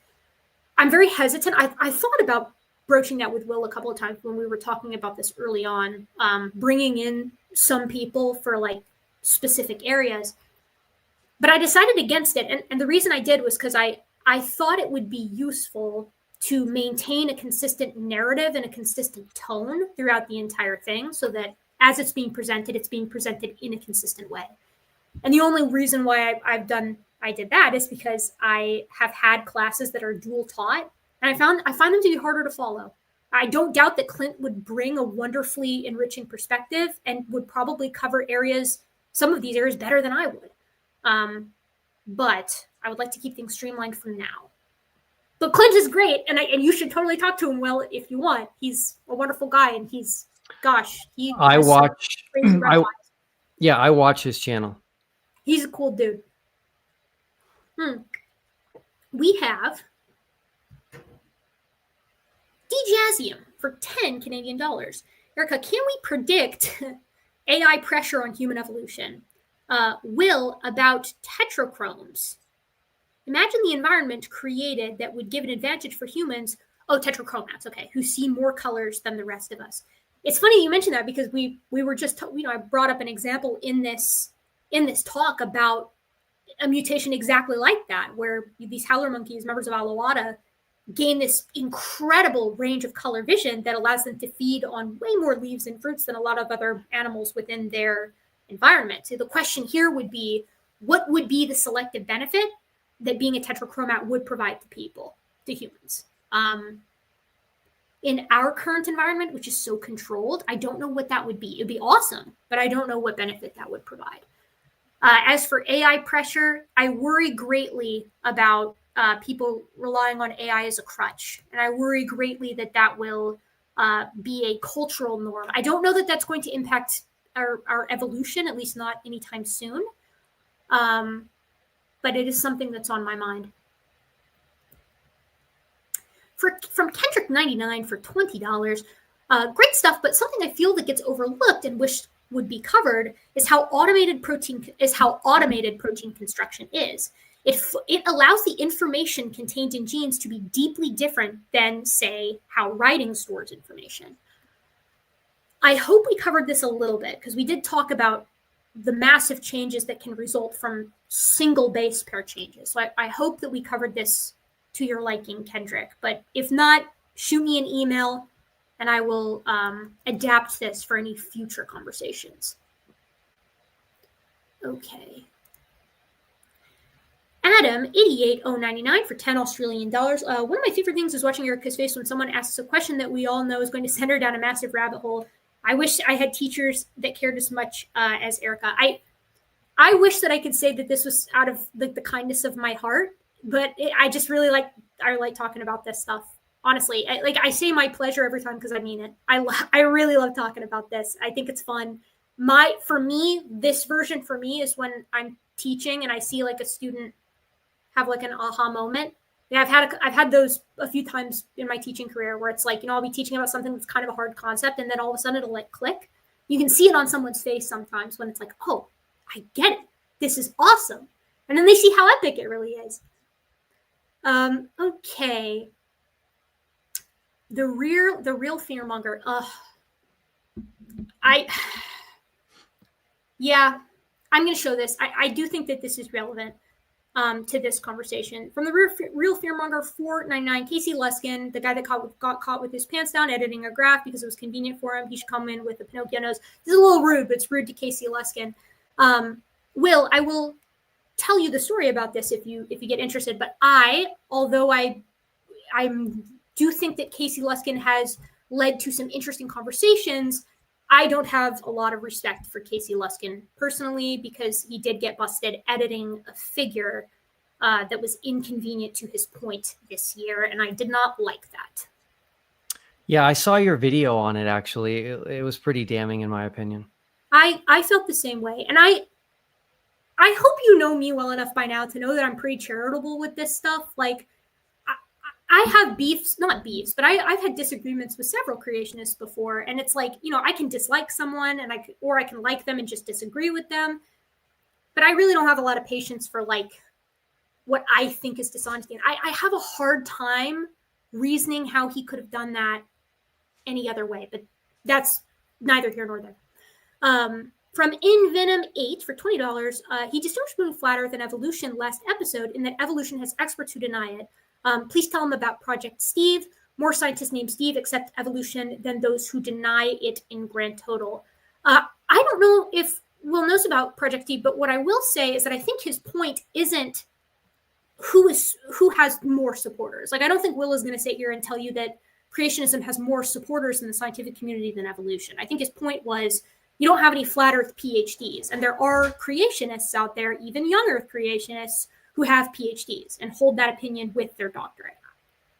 That was the point? Well, yes. did I get Okay. Yeah, it wasn't quantity. it was quality. Yeah. And so I made the point that there's no flat Earth pilots, there's no flat Earth scientists, there's no flat Earthers with PhDs. And on the evolution side, there are young Earth creationists, I think, in all fields of science with PhDs. And so again, I'm not arguing here from, I just lost the word, authority. What I'm saying is I want to understand why that's the case, because that is a significant difference. Quick note, you're muffling a little bit again. I don't know what changed, but it's a little muffly. Just letting you know. Before 800 people in chat decide to say the exact same thing, that he's muffled again.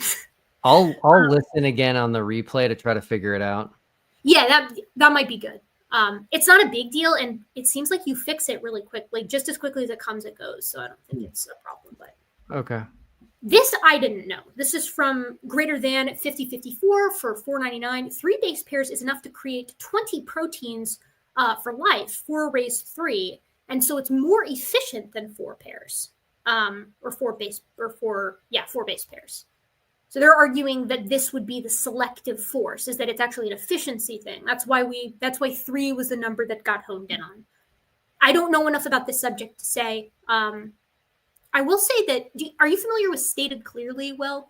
John Perry at Stated Clearly? I'll send you a couple of his videos. He's really great. He's similar to like Crash Course in that he does these really wonderful animated like explainer videos. But he had a really good one on the genetic code at one point that I'll send you. It's about like systems chemistry and things of that nature, and how the genetic code may have come about. Again, it's a little heady for me, but you may enjoy it, and it might be helpful. Great.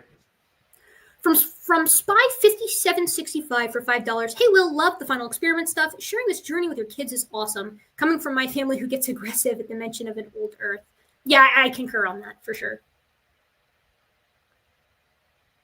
We have from Kevin Moses 4201 for 5 yen, maybe? I don't know. I said yen because it looks like a Y. I don't know the currency. I apologize. For genetic fitness, I am a carrier for sickle cell anemia. That makes me more resistant to malaria, but it could be fatal for any child I have. Kevin, you're going to love, whenever you sent this, you're going to love the show from then forward because we talk about sickle cell anemia. Cat for £2 from Jonathan Marston. Okay, cool. Yes, cat. From Envenom8 for $10. Another note, the amount of rare events needed to get current diversity from the last universal common ancestor would be impossible, assuming only a few thousand years. Integrating the odds over billions of years is a different story. Yes, I think that's an interesting point, and I suspect will consider that as we move forward, right? Like, we're talking about all of these processes, and when we do micro and macro evolution, I'm going to be giving you a lot of cases, if you will, for macroevolution of major groups of animals. And if you find them compelling, I do think that if you don't find them compelling, that's a different story. But if you do find them compelling, that does have implications for young Earth creationism, because the timeline is required. Like the big timeline is required for this stuff. So if you were to try to take the diversification of some of these kinds, I think, and put it into a much smaller time frame, you're going to run into some problems. But that's only if you find that lineage compelling, and we'll have to cross that bridge when we come to it. Okay. We have, being very kind here, from Tad is Mad for $5. Erica, if you were my bio teacher in school, I probably wouldn't have spent 20 minutes beating a server rack back into shape with a mallet today. First of all, beating a server rack back into shape with a mallet sounds fun. So it does sound like there are positive aspects to your job. But the wonderful thing about learning is that you can learn biology now. It's not too late. We have from British 0003 for 50 Australian dollars. When I deconstructed, I realized either the Golden State Killer got caught because of our understanding of genes, and therefore common ancestry is true, or I got to deny reality to stay a creationist. Same with nuclear power and radiometric dating. They work on the same principle. We're going to talk about nuclear power and radiometric dating in fossils. I think there's a phenomenal case to be made for that, and the relationship that you're talking about here is part of it. But yeah, I mean, I think it's pretty transparent why I brought up human relationships and the utility of genetics in talking about evolution and common ancestry. Because as I said in the slideshow, and will probably have something to say about this when we come back next time, but it's like the same process that links all humans links animal groups together, and links humans with chimps, and links all the primates together, and links carnivorans together, and things of that nature. So that goes back to like my challenge for creationists and for intelligent design advocates is like, okay, we all allow for some change within species and some speciation even. Where does it stop and why does it stop there? Like what's the genetic hurdle that can't be jumped? And you know, here's where the theistic evolutionists just get to have like a total field day, because for them, you know, they believe that God sparks life and then institutes evolution or guides it. So for them, it's like, okay, well, if we see evolution happening, it doesn't matter how difficult the leap looks, God could have intervened. So it's or could have set it up, set the dominoes up to fall, so that, you know, it went the way that it could have. So, you know, we'll cross that bridge when we come to it too. From Melissa Giroux, 1631 for $9.99. I think of duplication events as analogous to adding storage space in a computer. Once you have more storage space, random mutations can lead to that space containing something else meaningful. I think that's a good analogy. We have a $10 super sticker from Carissa Weiland. Carissa Weiland. Got it. I knew I'd get there eventually. All right, let's see. I don't know what this means, Ninjester, $2. He lies. I said something offensive. Great sport. Oh, for Will, I see. When I left, I said, did you say something offensive? And he said something offensive. Wow, that's really funny, Ninjester. I'm really glad that you're here and that you spent $2 to tell me that. From The Rain for $5. Have any other creationists, I assume this is for Will, have any other creationists tried dissuading you from doing this? No.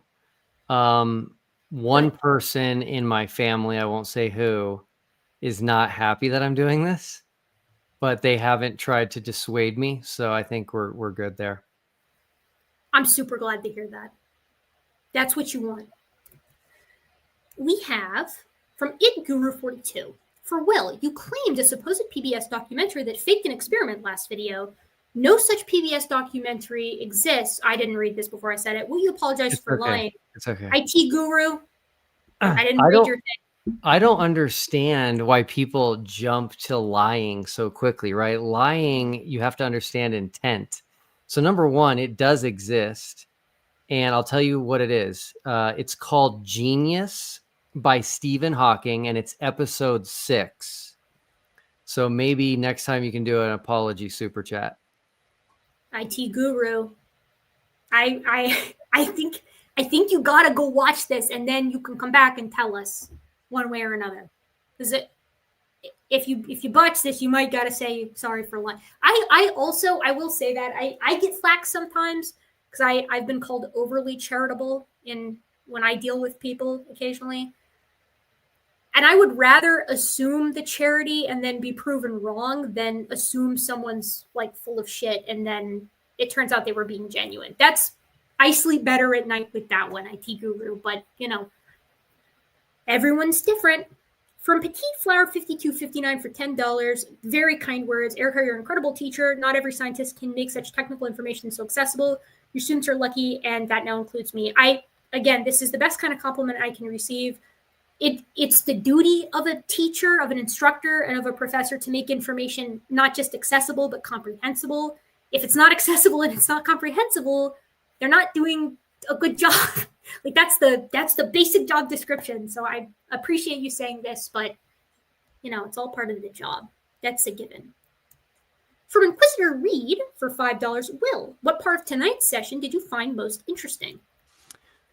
Yeah, really good question. I think the most interesting thing that I'm excited to look into is these beneficial mutations. I want to understand how we know they're mutations, how beneficial they are, etc.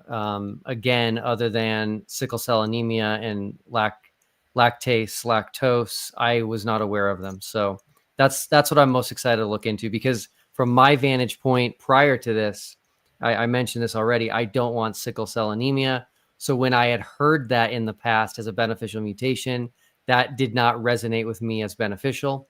And so that's what I'm most looking forward to getting into. You should have all the sources for the big ones. For the smaller ones, they're the only ones that I didn't include like papers for are ones that are like really easy to find. Like you just can type it in and it's like sort of an easy one with a rich literature base. So let me know if there are any that you have trouble tracking down, because some of them come from, I have a couple of books here from like Sean Carroll, and some of them come from these. So if it's like esoteric enough that I can check my underlinings, my notes here, go to the back, find the source, and then you can have like the direct one where it was first discovered, if any of them are missing. Great. We have from Cheetah X for €20. Hi, Will.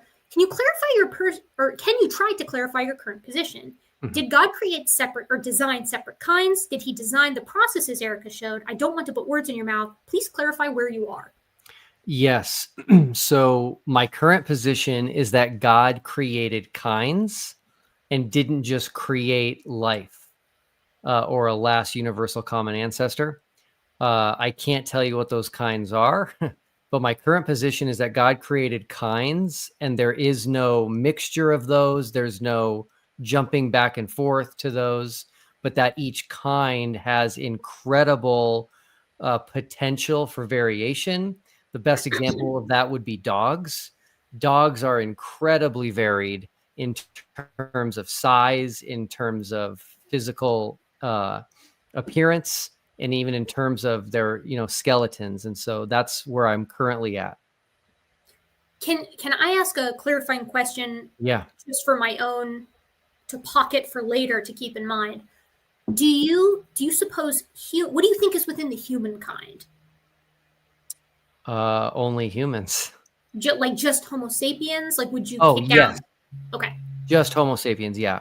This is going to get everybody upset with me, but I do not consider human beings animals. Okay. That's interesting. That's good to know. Is that do you believe that's on a physical ground, or do you think it's on a spiritual ground? More, yeah, definitely spiritual, because of our conscience. I think that's what separates us from animals. Okay. All right. That's good to know. Do you think, last question for this whole thing, do you think the other apes, like chimpanzees, orangutans, gorillas, do you think those guys are related to each other, or do you think they have different kinds? I've never thought about it. Okay. It seems possible to me that they're related, and it seems likely to me that they're related. But again, it seems like something the creationist side doesn't have a good answer for, which is what is a kind. But I would also say that it's, mainstream science doesn't necessarily have a good answer for what a species is either. So I kind of feel like we're both in this similar difficulty of trying to nail this thing down.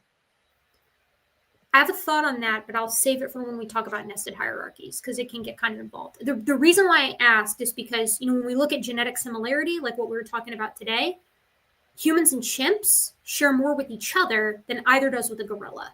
So A chimpanzee shares more in its full genome, like every letter sequenced whole thing, with humans than they do with gorillas. There's a wonderful paper by Yu et al. That came out this year, The Complete Ape Genomes. It's highly involved. But I think that it's tough to say that the apes are all related to each other, excluding humans, with that being the case. You see what I mean? Because how could gorillas and chimps be related if they're less similar than humans and chimps are? You know what I mean? Mm-hmm. So that's why I ask, is because I bring that up later. It's food for thought. I have a wild theory as to why we are so genetically similar to chimps that I'm going to save for later. People can remind me. Oh, I won't be forgetting. I will remember that. Okay, good. Speaking of that, is evolution falsifiable? Yes, evolution is falsifiable. It's a lot harder to falsify now than it used to be, but that's because there's so many pillars to it that sort of hold it up. Common descent, the easiest way to falsify common descent, which I feel is the biggest bone that people who have with evolution have to pick with it anyways, would be to find drastically out of place fossils, to find the ancestor before any of the descendants, or rather the descendants before any of the ancestors. The claim is often the rabbit in the Cambrian. If you were to find a rabbit with all of the Cambrian fauna, that would do it. If you were to find a mammal with tetrapods from the Devonian, that would do it. If you were to find, a human with a T-Rex, that would do it. Certainly, I mean, I should specify, if you found it once, people would immediately be like, is there an explanation for this? They would talk about geologic intrusions. They would talk about reworking. If you found it twice, that would be groundbreaking. That if you wanted to falsify common descent, that level of consistently out of place fossils would probably do it. It would do it for common descent as we understand it right now, is a better way of saying that. Okay, let me ask you a question, because you have to define what an out of place fossil means. Yeah. The fossil record is obviously it's rare. I would say fossils are rare. That's true. And so if we find a fossil, how do we know if it's out of place or not? You would need to look at areas. So we have, not every field site is created equal. Not every fossil site is created equal. There are remarkable fossil localities where a subterranean landslide has occurred or an external mudslide has occurred and everything on the landscape was preserved. You have a literal snapshot of that moment in time. It would be very similar to if you went and if the Yellowstone caldera erupted and preserved the entire Yellowstone National Park in ash, and then someone discovered it a million years later. I work at one of these snapshots, or I have worked at one of these snapshots in the Miocene, where we have an entire sort of fluvial, riverside ecosystem preserved to the point where we have a flock of flamingos, that are all together in one area, because they were the victim of this massive mudslide that careened through the area and broke a bunch of their necks, and some of them are better preserved, and so on and so forth. So it's in these types of areas, the fossilization of the area is rare, but everything within it is captured. And that snapshot of an ecosystem, it's always location and time period appropriate. I mean, you're not finding, so for instance, a great example is this. Flowering plants did not evolve until the Mesozoic, right? The Mesozoic is the time of the dinosaurs. It's your Triassic, Jurassic, Cretaceous. It spans millions of years of time. And flowering plants don't show up until really the tail end of the Mesozoic. But we have some of these snapshot localities right now from the Paleozoic, the massive chunk of time beforehand, where animals are living on land during the Permian and during the Devonian and the Carboniferous. And we have these big, rare, but snapshots of these environments, and there's not a pollen grain in it. I mean, you can't walk anywhere on the planet today outside of Antarctica without finding something contaminated with some kind of pollen grain. And yet there's no pollen. I mean, we do microscopic paleontology on it. Let me tell you, my field site in Kenya, we have a lot of microfossils. So we take these big bags of silt and we sift them twice, and then we pick through them with a dowel rod, and then we take them back to the museum, and then we pick through them with a needle under a microscope to get the teeth of mice and stuff like that. It's unbelievable. It's actually unbearable. It's cool, but it's brutal. And then people come in and they look at the microscopic spores from fungus or the grains of pollen. So my prediction would be, if what we're looking at here is a single event that's responsible for the geologic column, there should be one pre-flowering plant site that has a grain of pollen, as an example. If you could find a grain of pollen in the Cambrian, that'd be a really great case for an out-of-place fossil. I mean, that's like, and that should be, the reason I picked pollen is because that should be easy, because pollen's everywhere. Like, you can't get rid of this stuff. People with allergies know what I'm talking about. It covers our cars. It gets on our windows. It's brutal. So that when I say out of place fossil, I mean something that's drastically out of place, like way earlier stuff ending up way later, or rather way opposite, way later stuff ending up earlier than it should be, and drastically so. And it has to be like, there are a couple of there are examples out there of, like, you'll have like a bird-like animal appearing in like the Jurassic, and it's bird-like, it's got like reduced teeth, it's fully feathered, it can fly, and then you'll have fossil like raptor-like animals that are less capable of flight with teeth that are found in the Cretaceous, right? So it needs to be an out-of-place fossil for a lineage that someone's actually proposing, because in the case of that example, that later raptor, no one is proposing that that individual was a part of the bird lineage, right? In the same way that it's like, we still have flightless birds today. Not every bird flies. Not every animal is adapted in these very specific ways. It has to be something that's actually violating the lineage, if that makes sense, like drastically so. I think that would do it. That's the example I give. That's a great one. I think it's completely valid, and it's got my wheels spinning. So thank you. Good.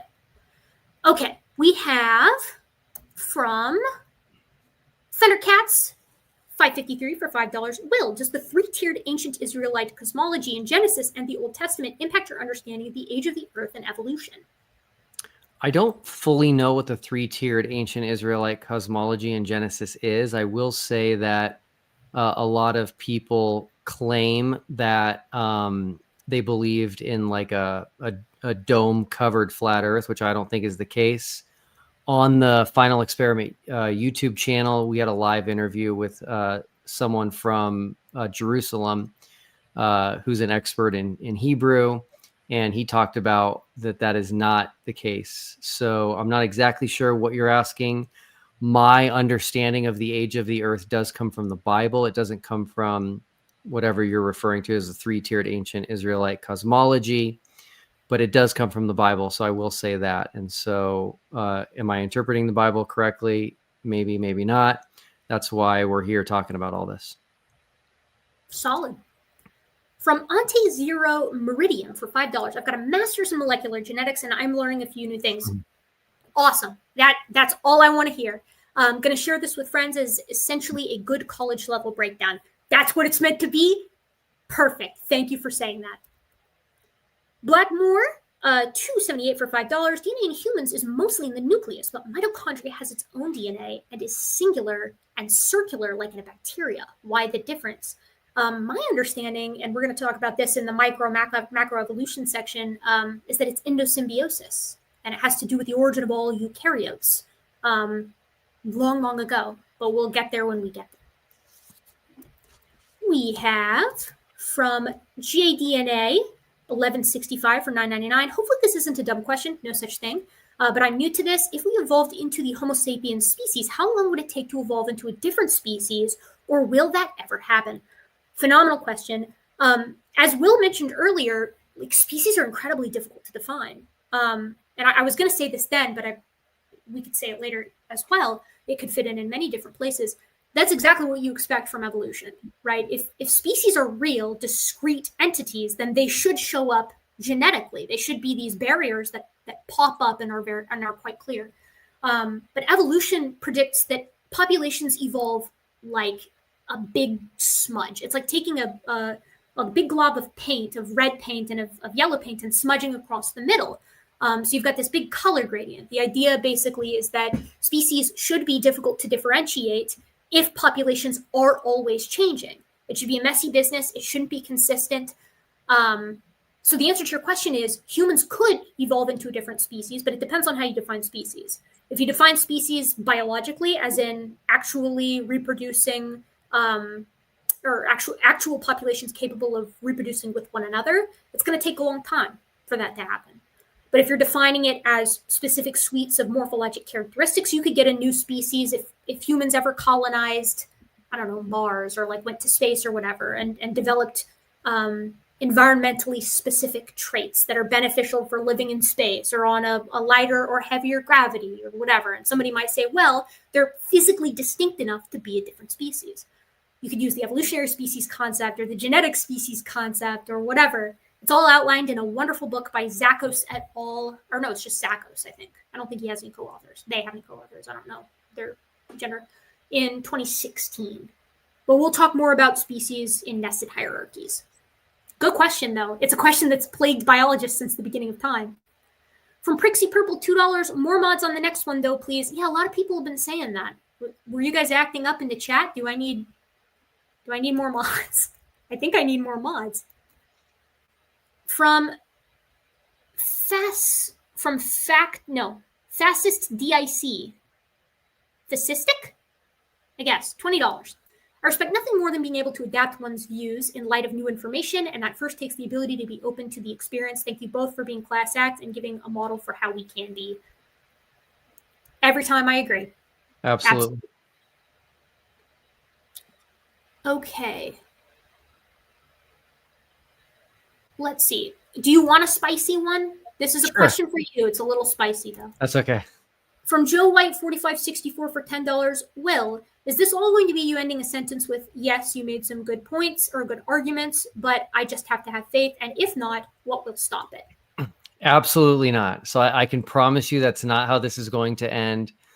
A lot of people think that faith means just blind faith, but that's not the case. The Bible actually says that faith is the evidence of things unseen. I'm really big about evidence. I'm really big about making a case, and I'm really big about following the evidence. So I'm learning this because I made a decision against it without understanding it. I need to understand something first before I accept it or reject it. Similar vein from Jimmy R. Page for $10 about what you said in response to Scott McCohen, 1790 or 1729. But doesn't history show that supernatural is just the part of nature that we don't understand yet? Storms were once thought of as supernatural. Mm-hmm. Yeah, there's definitely a history of getting things wrong in terms of saying that they were supernatural and they weren't. To me, this is just a normal part of trying to understand the world that we live in. And so I also think that this happens on the other side, maybe not as frequent, but things that are that people say are natural are actually supernatural. So it goes both ways, but you're absolutely right. The history has shown way too much was being called the act of God or from a God. And we've shown now that there's a natural reasoning and an explanation for that, which I think is great. We're all trying to understand truth and get closer to the truth. But I do think there are things that are supernatural that will never have a natural explanation. We have from Reaver 117 for 10 Canadian dollars. Will, out of what you've seen so far, does anything stand out as something that wouldn't fit with your current worldview? I don't really understand the question in terms of, I mean, obviously my current worldview is young earth creationism. So all of this really doesn't fit in with that. But I think if you're asking, is there anything that if I accepted it would really drastically change my worldview? And I would say no to that. Again, so many people who believe in God also believe in evolution. I think there's probably a good reason for that. I've thought this through, just trying to have a little foresight and realize God can create life with the ability to have these random mutations that create new things. That's not something that has an inability to do. And so, no, again, nothing I've seen excludes God.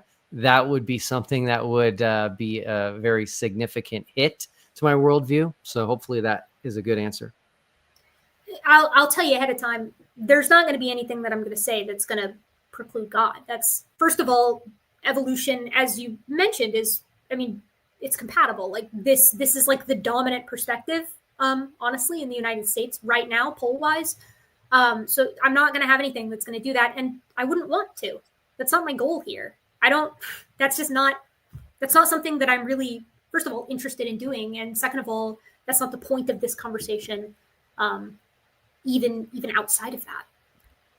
From Simon Reed's texts for 10 New Zealand dollars. The point about ID being outside of science is good, I say as a theist, but it makes me wonder if what you said about design at the beginning works. Isn't everything natural designed if God made it? I don't know if this is to you or to me. The second one makes me think it's to you. I think it's definitely to me. So let me try to cover this again, which is that we don't believe everything is designed. There's an original designer, but then what happens after that just follows rules and laws, but is not being individually designed by God. So I'll give you guys an example.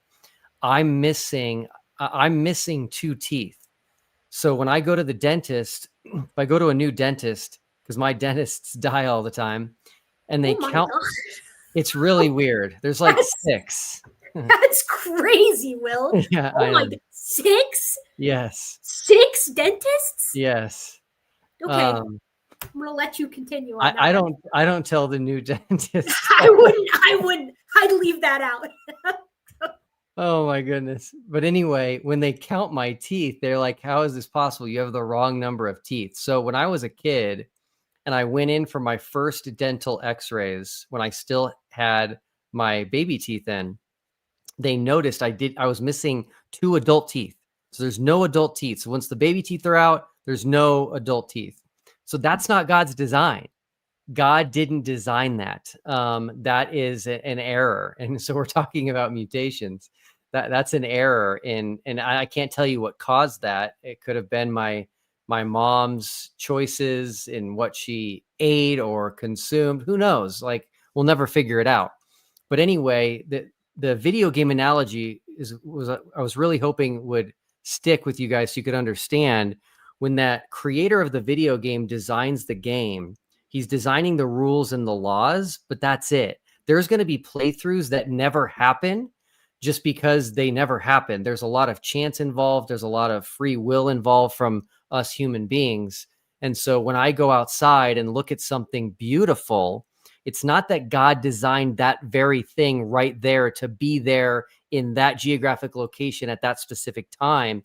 It's that he designed the rules that would bring that about if certain things happened. Hopefully that clarifies. The next one is, have a Skittle for $5. I would like to learn about the evolution of multicellularity and basic sexual reproduction like sea sponges.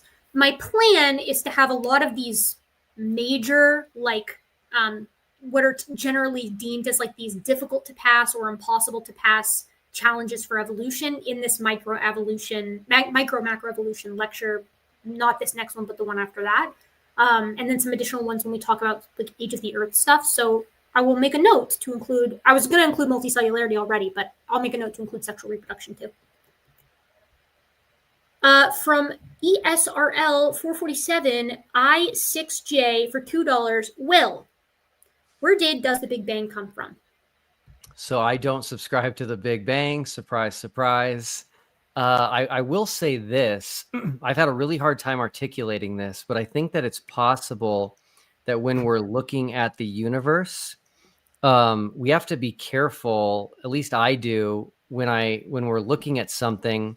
I don't want to have a knee-jerk reaction against something just because it's part of the Big Bang model, because what we're looking at might actually be a remnant of how God created the universe. So hopefully that makes sense. I do think the Big Bang has serious problems, but I also think there are things that make a lot of sense. And so I don't accept the Big Bang model completely at all. Some people propose that like the Big Bang is like when God said, let there be light. So I know there are people who take a theistic perspective to the Big Bang as well, but I'm not sure. I'm no cosmologist. Yeah, I think the expansion of the universe is probably related to how God created. So from Earthly Skeptic, 4539 for $9.99. The final experiment for evolution, already done when we discovered DNA, mechanisms of inheritance. ID doesn't require bacteria and elephants to use the same nucleotides in their DNA. Evolution does. I was hinting at this a little bit when I was talking about it, because I do feel that the glut of the scientific literature acts as a very large final experiment, if you will. And we're gonna. I don't think that this is going to be surprising to anybody, but I suspect we're going to continue to have this conversation of like, okay, how do you differentiate between descent and design? Because when we're talking about something like this, right? Like I've heard this argument from intelligent design proponents before, right? Like the idea is like, well, you know, we reuse we are designers as humans, we reuse parts. Why wouldn't God reuse parts too? And I understand that as an argument. I have sort of counters to that I think of, but I will say that doesn't preclude, this observation does not preclude intelligent design. I have other arguments that I might, if it's me, that I might make for that. But they are correct. Earthly Skeptic is correct here in saying like evolution does require that, right? So like when we're talking about discriminatory evidence, if you will, I think it's also important to keep in mind that it's like, okay, evolution has a lot of opportunities to be wrong, and constantly, like there are so many things that could violate our expectations there. And I think that's important to keep in mind when we're looking at what the bulk of the literature says. We have Uncle Bob 214 for $10 Australian. My habit of watching at times 2 speed has caught me up to live watching in time for super chats. It's been a real pleasure going over biology in detail again and seeing Will grapple with it. I think he's doing it. Honestly, I don't think Will has had very many issues with what we've talked about so far. Again, he's going to take some time between now and next time and go through this presentation with a fine-tooth comb. So we'll see. But, you know, from Quark Raven, $10, we have Erica, you're the best. Love your videos on Naledi.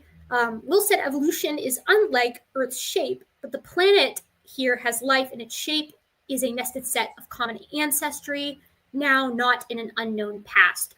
They're basically talking here about like present day. I think they're referring to your previous intro where it's like, okay, how do we test something that ostensibly happened in the past in the sense of common descent? We will get to nested hierarchies later, though. Question for Will for $5 Australian from Gabor Zoltai, 6965. If we grant that intelligent design may be in play, do you think that common descent is compatible with your worldview? Yeah, this is a great question, and the answer is definitely yes. Absolutely, 100%. I love that. That's what I want to hear. We have Ben Vlogdy. There we go, for $5. Love you both. My favorite example of evolution is trichromacy in humans. Best evidence for the human-chimp relationship is the endogenous retrovirus DNA. I disagree with that second part. I think it's actually overall synteny in the genomes, but we'll talk about that later. You guys are bringing up a lot of stuff that is not in this presentation, but is planned later on. So, all right, another one for Clint here from Marissa Wenson for $40.99. You should invite Clint from Clint's Reptiles on for a collab. His latest videos show such a great passion for both evolution and belief. I haven't gotten around to watching his mammal diversity video yet, but it looks really good. It's like a 2-hour, 15-minute video on just like the diversity of mammals. And Clint has great production value, so I'd love to see it. Will is a fan of Clint. I would again what I said earlier about having Clint on. I think Clint is awesome. Perhaps another time though. From Alejandro Vallejo, got it that time, 4330 for 100 MX currencies. Your criteria is fine, Will. My point is theists in general claim nature itself shows design. That's why your examples don't really address the broader naturalist argument about testing for design. So I think if you go back and rewatch, it does address the argument about testing for design. It's a very specific list of criteria that you can apply that I think will weed out things that are not designed and show you when something is designed. If you think it's wrong, or if you have an example that you think refutes it, just send me an email. We'd love to hear from you. Flag for the muffle. Double check that when you watch this back through. I have to pee again because I drank a whole bottle of water while I was sitting here. I'm going to let you answer this next one because it's also for you and it's also from Alejandro. From Alejandro Vallejo 4330 for 50 MX currency. I'm not saying saying you are the general theist, Will, just trying to point out the root challenge wasn't addressed. I'm limited by character count here. Elaborate for like 30 seconds. I'll be fast. Okay, cool. So I do believe the root challenge was addressed. The root challenge was if we can determine that something's designed beyond intuition, give us the criteria, give us the list, give us the checklist, and I did that. I spent a lot of time thinking about that. With that said, I do think that intuition is an important piece. I don't just disregard intuition. I do think intuition is important, but I do appreciate the desire for something that's more robust, that's got more rigor, that's more scientific, which is why I created what I did. So please rewatch that and go through it and use the examples I used, the pictures I chose. I actually chose things that were very natural, as opposed to the watchmaker argument. I didn't use a watch because I think some people might think that that's too obvious. So I used very simple things, just such as ice and broken sticks and things like that. Okay, this one's a little sassy. It's okay. I'm showing it to you anyways. From Earthly Skeptic 4539 for $4.99. Will, the octopus claim was like a flat earther saying horizon always rises to eye level. Erica's right. The eyes are only superficially similar. Awesome. So I'm glad you showed this one. I have no problem, number one, being wrong. That doesn't bother me. I actually enjoy it in a weird way because it makes me smarter and better. And so I have no problem admitting I'm wrong about this. It's clear I'm wrong. Erica pointed it out. You guys pointed out in the comments. I'm mixing up something that I heard in the past with the octopus eye. And so 100% I was wrong on this. No problem admitting that. Thanks for calling me out.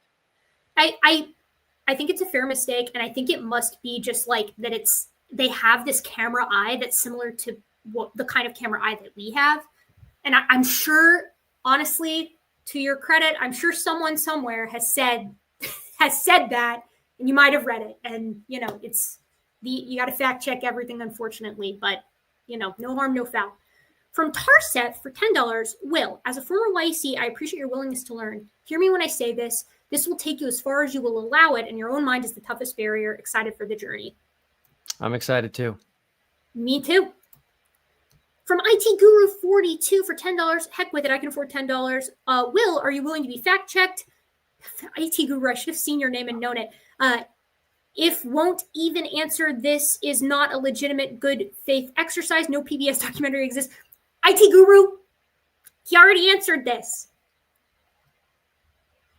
Yes. So real quick, just so everybody knows what I mentioned, this has nothing to do with evolution. In this documentary called Genius with Stephen Hawking that was on PBS, they showed a helicopter that they claimed was flying and then went behind the curve of the earth. And that was not true. It was flat earthers that discovered it. I've never even seen it, but the globe side has confirmed that the flat earthers were correct. I think they saw like birds, the same exact bird fly in different scenes where they claimed that the helicopter was in a different position, something along those lines. It should be easy to find online. That's definitely true. I wasn't arguing that the earth is flat or that evolution was false. I'm not exactly sure why there's pushback here. My only point is when you are lied to or when something is faked, it makes you more skeptical, and it raises the bar of what you're going to need to be shown to be convinced that something is true. That's all. We have from the B Camp for $5. Love your content. Super cool of you and Will to do this and hope it serves to convince more people.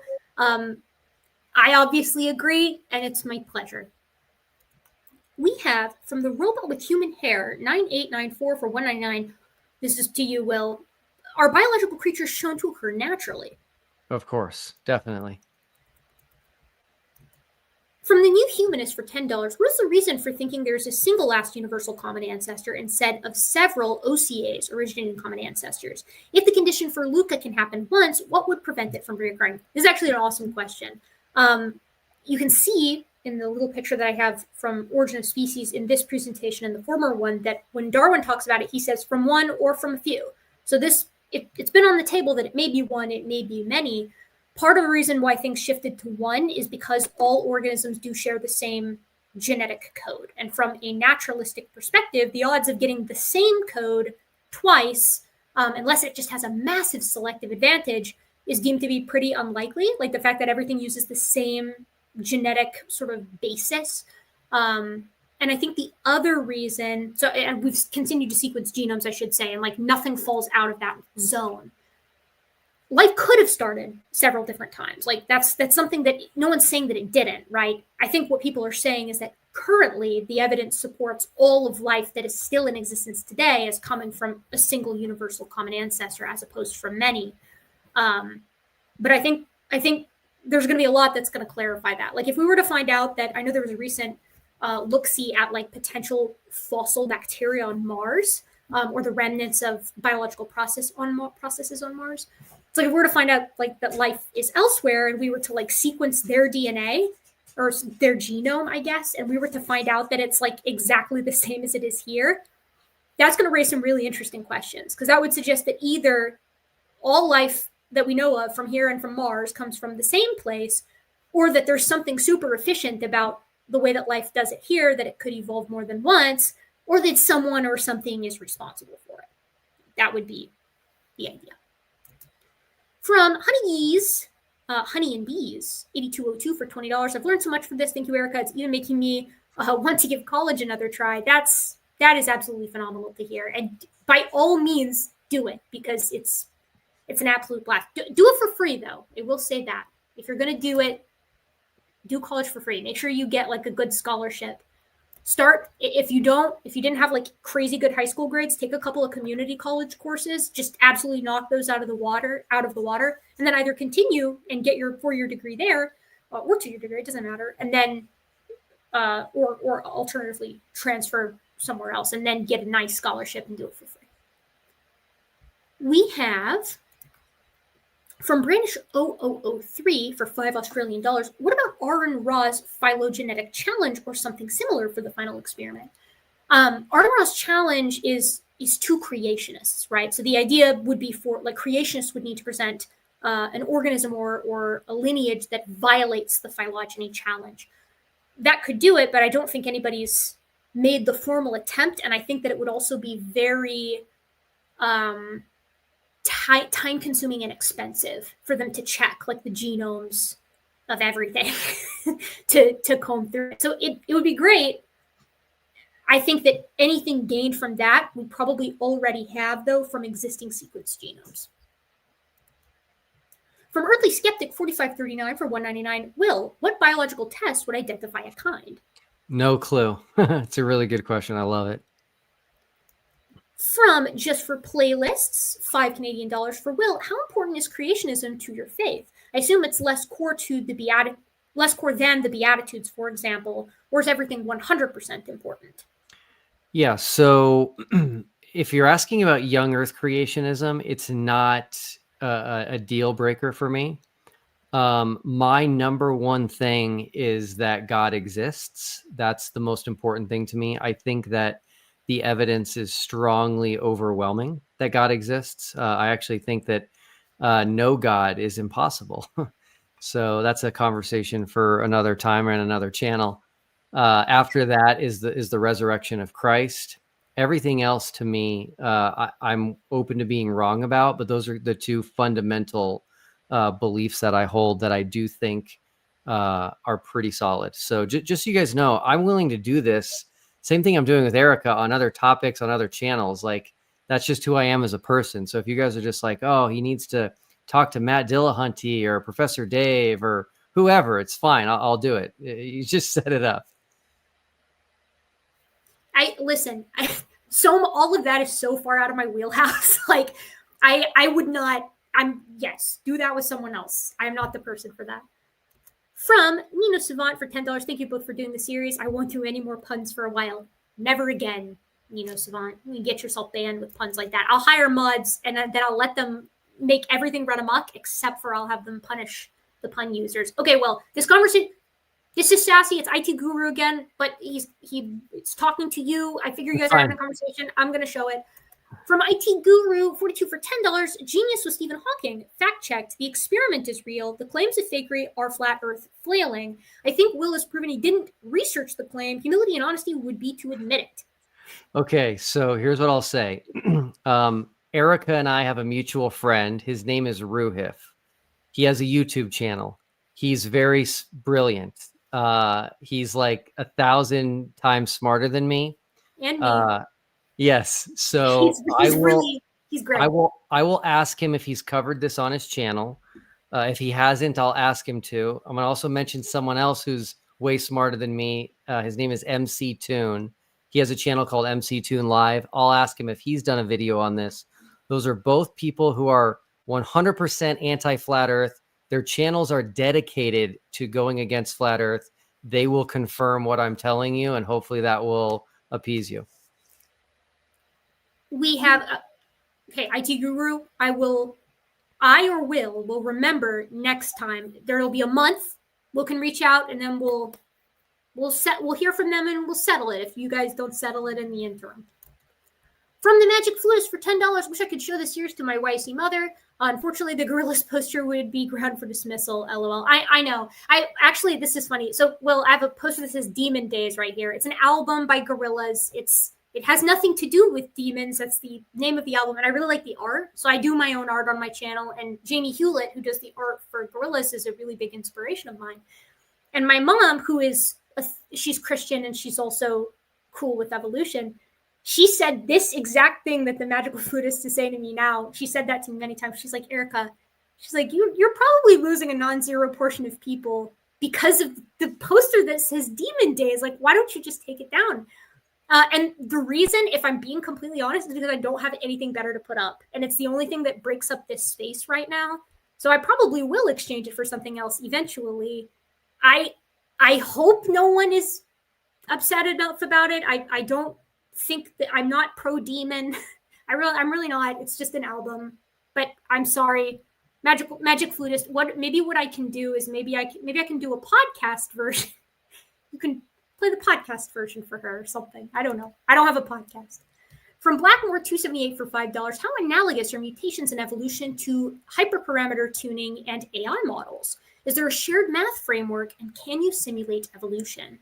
You can absolutely simulate evolution. There are a gazillion people who have done it out there in a bunch of different ways. Again, they're using parameters that are gleaned from real world population genetics. So it's not just like, oh, we think that this would provide this benefit and we think that this would provide this benefit. It's based off of observing real populations and modeling those mathematically and then plugging those into a model.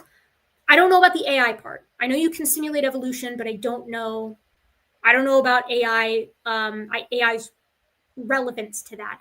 Unfortunately, I don't know very much about AI. So I'm sorry, Blackmore.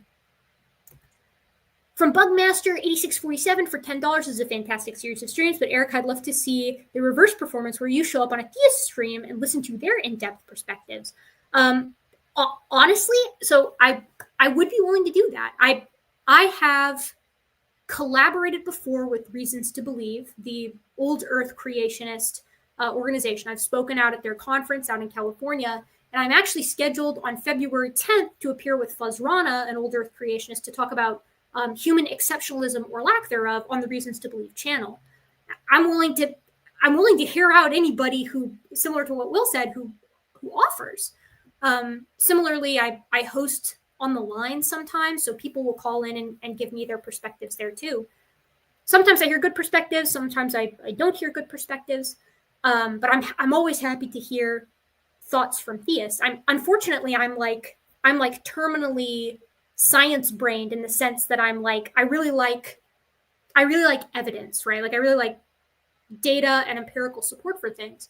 So I'm never going to sit here and tell you that like Jesus wasn't a person who existed. I think there's a very good case to be made that Jesus was a real guy who walked on the planet and that many people saw him. I think that there are lots of things in the Bible that are archaeologically supported. I think some of them aren't supported to the same extent. I think there's conversations to be had about like how large was the Exodus and things of that nature.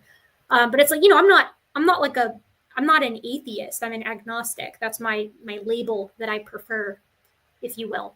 So it's like, I'm happy to hear theists out for sure. Unfortunately, I don't think I would ever be able to provide a good conversation because I don't know this, but I think there is a portion of any religion where it's like there is always going to be an element of faith. And within religions, that's usually a good thing. Within Christianity, it's a good thing. Faith is praised and revered.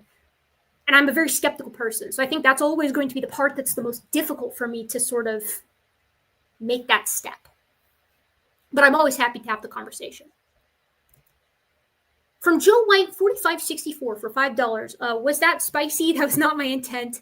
And there was no subtext. My apologies. I can't remember, Joe White, if yours was spicy. There was someone, it might have been you, Joe White. There was someone who made a joke about whether or not Will and I had an OnlyFans, whether each of us had an OnlyFans. And I was like, I think that one was a little bit not on topic. So I chose not to read that one. But I can't remember if that was you or not, Joe White. We have Dolphin for $10. I'm going through this series with my dad, who's a creationist. Your videos were a big part of my introduction to evolution a few years ago, Erica. So thank you for so much of the amazing content. Again, it's my pleasure, and I'm really glad to hear that. I hope at the very least you will have many good, fun, interesting conversations with your dad from this series. For Will, from UO-01 for $4.99, can you describe something you believe is supernatural that can't have a natural explanation? Yes, there's two things that come to mind. One is the origin of life, and the second would be documented miracles. Origin of life, I'll admit it, I'm a huge James Tour fan.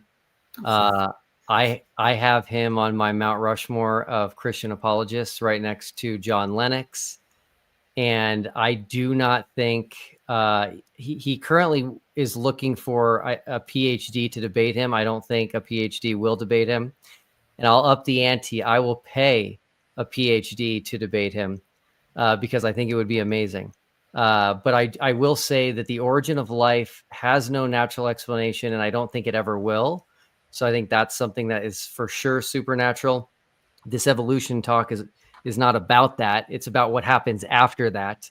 But I'm going to say something right now that people will find interesting. There are documented miracles in the peer-reviewed literature. So those can't just be hand-waved away. There's definitely confirmed miracles, and I think that that's good evidence of the supernatural.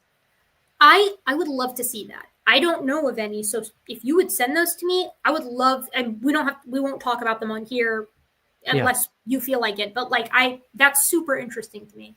Okay, great. I had an opportunity to talk with James Tour about abiogenesis. I don't know if you saw this, but James Tour and I, he wanted to talk about abiogenesis with me because he heard me say that I thought that there were plausible. I mentioned in one of my videos, it was a collaboration with Professor Dave and Dan Stern Cardinello. We were talking about Rob Stadler, who James Tour had on the channel. We were talking smack about Rob Stadler because James Tour doesn't really speak a lot about evolution, and I thought it would have been a more interesting video to cover, but mostly it's just Rob Stadler talking about his perspective, right? James Tour doesn't really say very much. And so I had said in that video, I was like, yeah, I think there are plausible pathways. I don't think the origin of life question is solved, but I think there are plausible models out there that are making progress. And so we had a series of video exchanges where he was like, I don't think that's true. And we can agree or disagree on that. And so his people reached out to me, and I talked about this on the channel. This isn't a secret. I believe they've talked about it too. That's not a secret. He wanted to have a conversation about abiogenesis. And I was like, I'm totally happy to have a conversation about abiogenesis, but James Tour has been vocal about being skeptical about evolution. So if we talk about abiogenesis and I put myself on blast for that, my request would be we also talk about evolution and we can sort of trade expertise here. But they wouldn't go for it. Good to know. Thank you. So I don't know. I mean, again, this is public on my channel and I didn't share any emails. So, you can choose to believe me or not, but I don't know the reason. I don't know if it was what the whole deal was. Maybe they just didn't have time for it. But we have from Fascistic $2. Should Will be a suspect for dead dentists? 6 is crazy. 6 is a crazy number of dead dentists. You know that, right? That's so many dead dentists. Yeah, it started when I was a child. By the way, I have a theory as to what it is, and I think it's how they used to use mercury for fillings.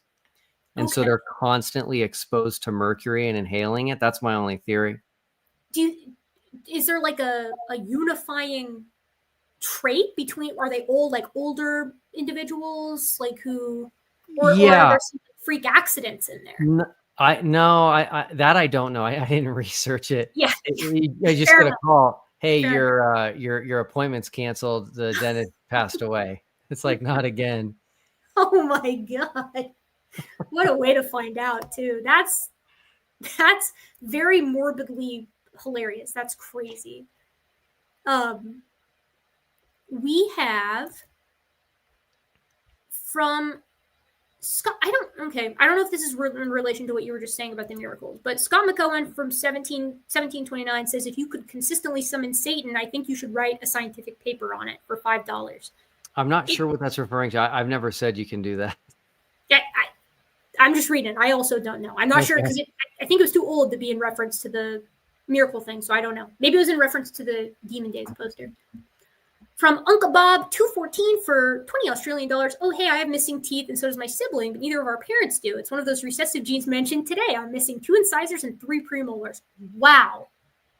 The new dentist confusion is very funny. Those are very weird teeth to be missing. Molars is one thing, but incisors and premolars, you don't hear about that very often. From Design Song 1 for $10. Can you name one thing we thought was natural that has since been confirmed as supernatural, or did you misspeak and have no alternative comparison? So I think I just answered that. Oh, wait, hold on. That we thought was natural. Oh, yeah. Okay. Yeah. So the 2 answers I gave, I think, answer this question, which is the origin of life and miracles. So someone who's a naturalist is going to immediately discount the origin of life as supernatural, even though they don't have a way of making it happen. And they're also going to say that miracles are natural, even though we can't explain them. So I think those are 2 things that I think you're definitely wrong, that they're natural and they're actually supernatural.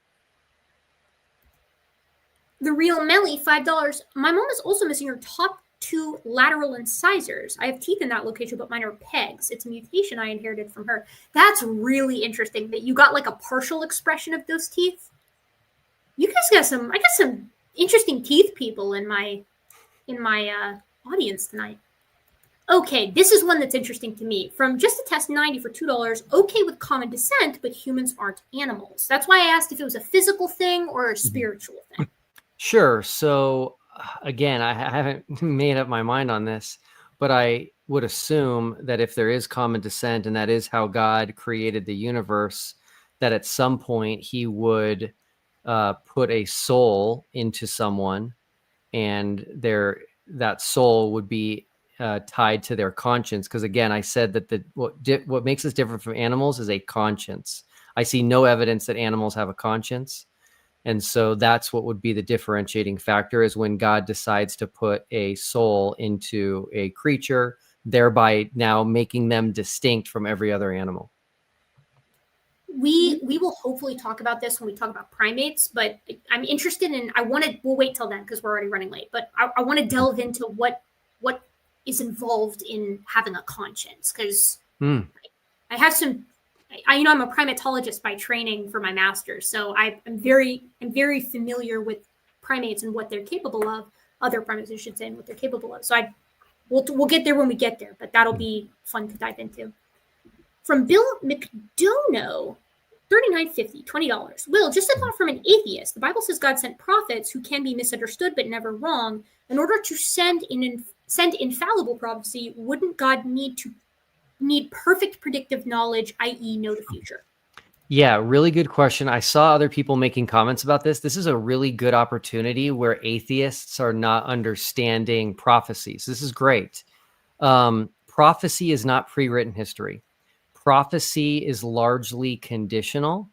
In the Bible, it's usually a warning. If you actually study this, which I would love to talk about at some other time, I could talk for hours on this. There are prophecies of, destruction and punishment that God wants to fail. He wants his prophecies to fail. So a perfect example is when Jonah says, in 40 days, Nineveh will be overthrown. God is hoping that Nineveh repents, which they did. And so that prophecy didn't come to pass. So prophecy is not God looking into a crystal ball and then telling you what he sees. That's silly. That's like watching a movie and then telling somebody you can predict the end of it because you've already seen it. Prophecy is way more robust than that. And it's God stating things which are either conditional or things which he is going to bring to pass.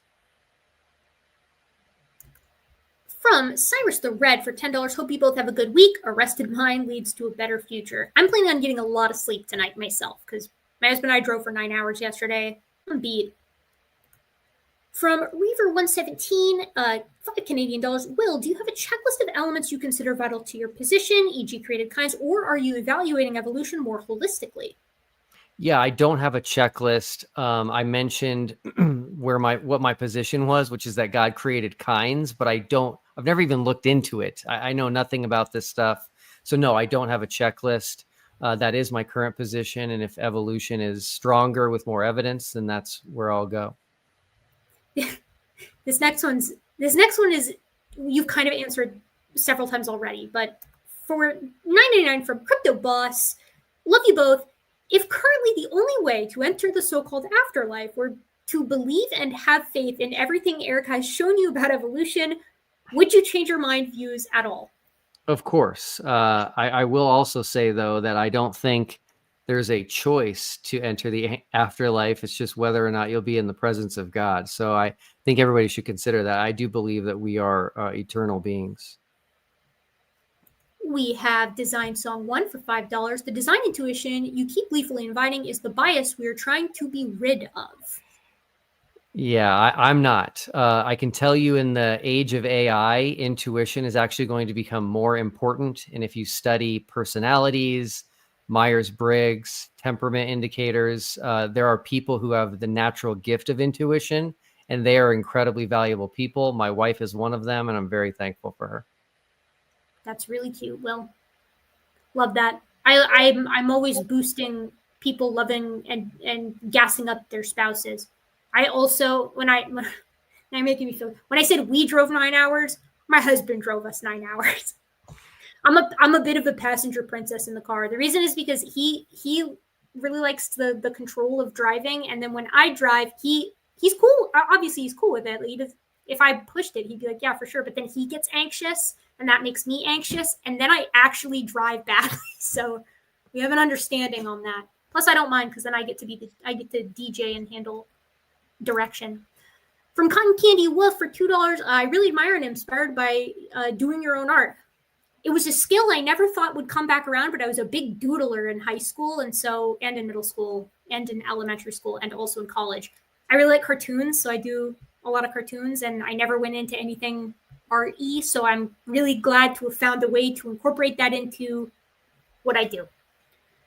From Bugmaster8647 for $5, you can simulate evolution right now. Google genetic cars 2.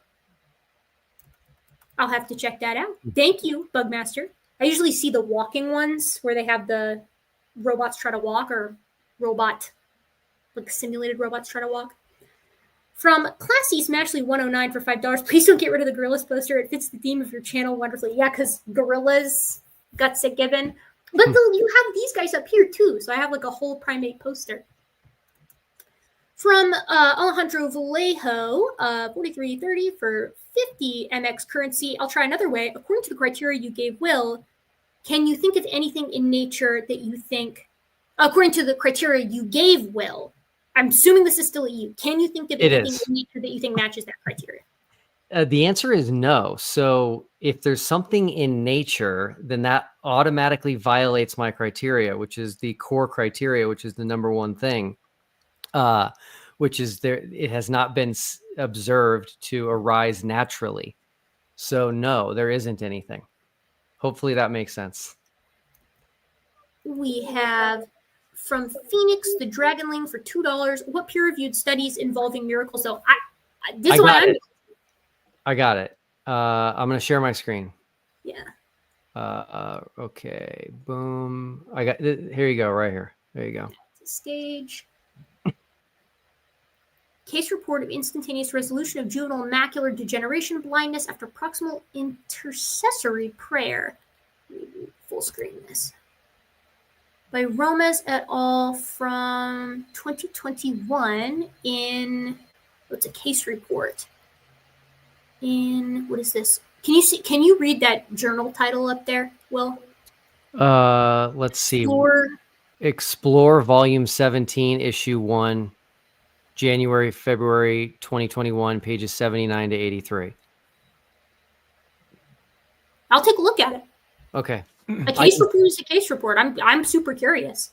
Yeah, so this is a cool story.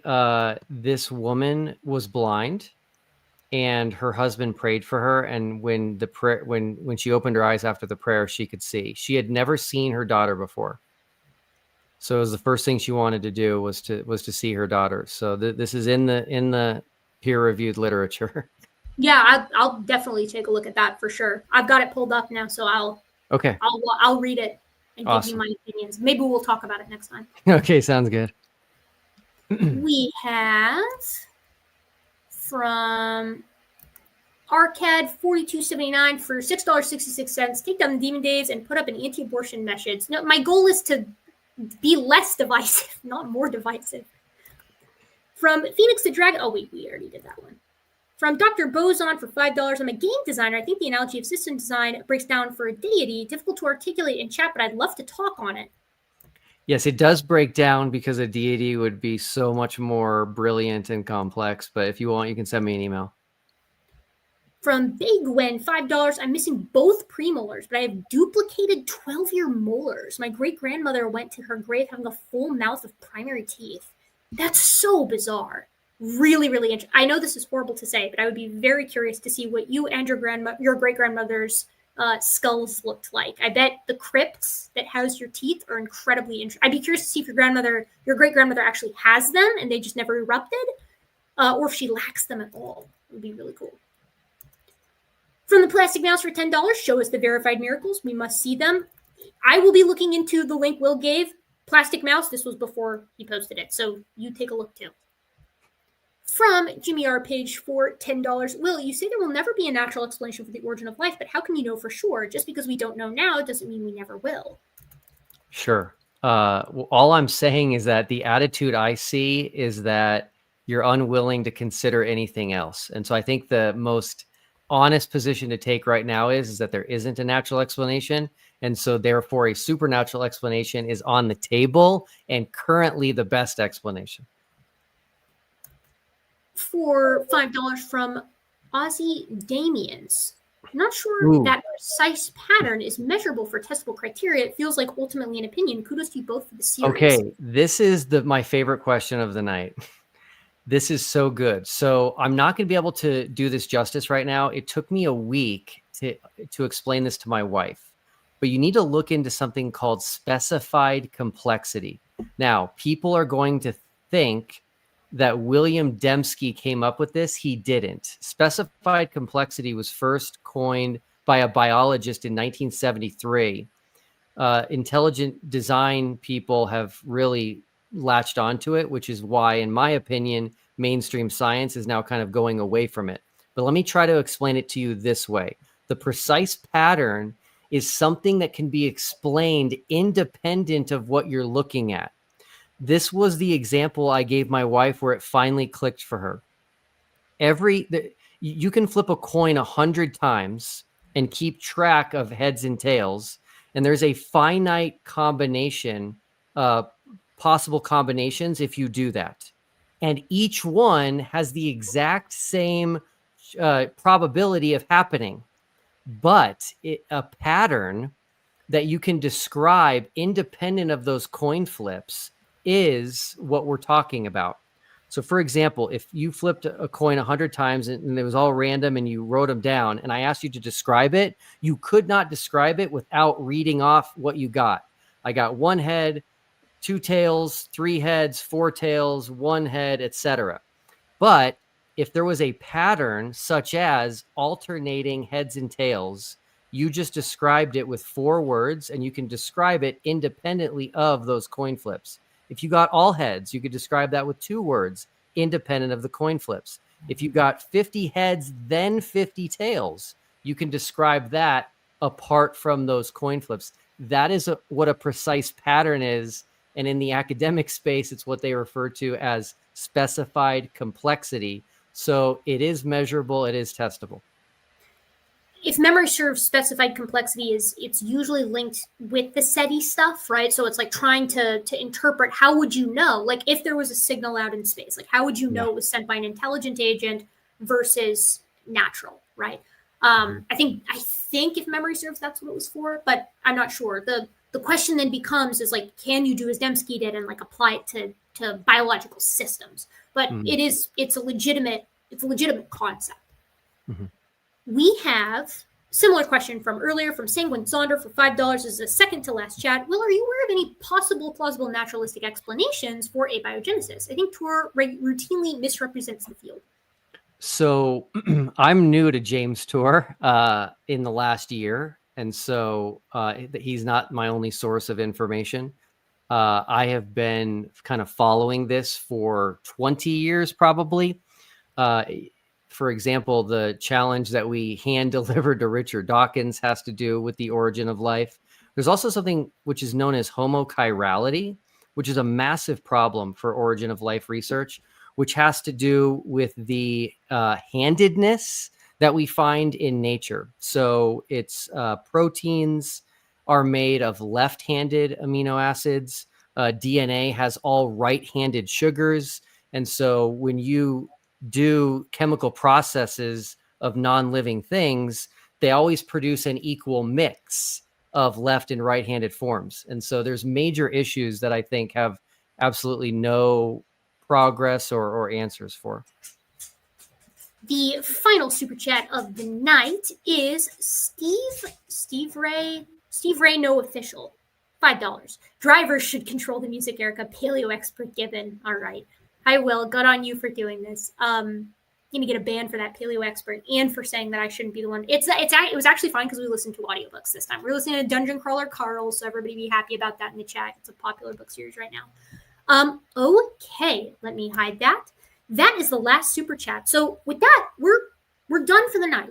The next course of business is Will and I are going to end this stream, and we are going to email with each other for the next day or so to get the next date set up.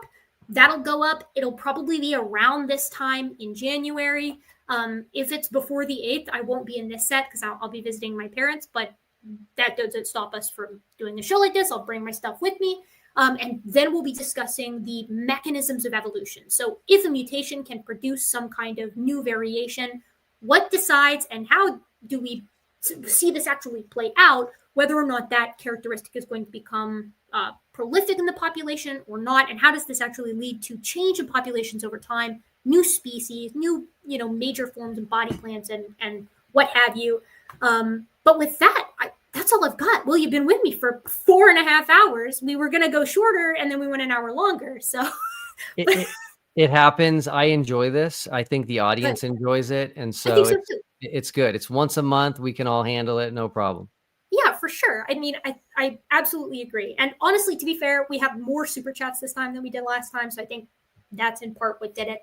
Format will be the same as next time. So be sure you tune in again then. But with that, I'll thank you from the bottom of my gentle and, of course, very modern heart for being such curious primates. And I'll see you real soon next time. Ending the stream right now.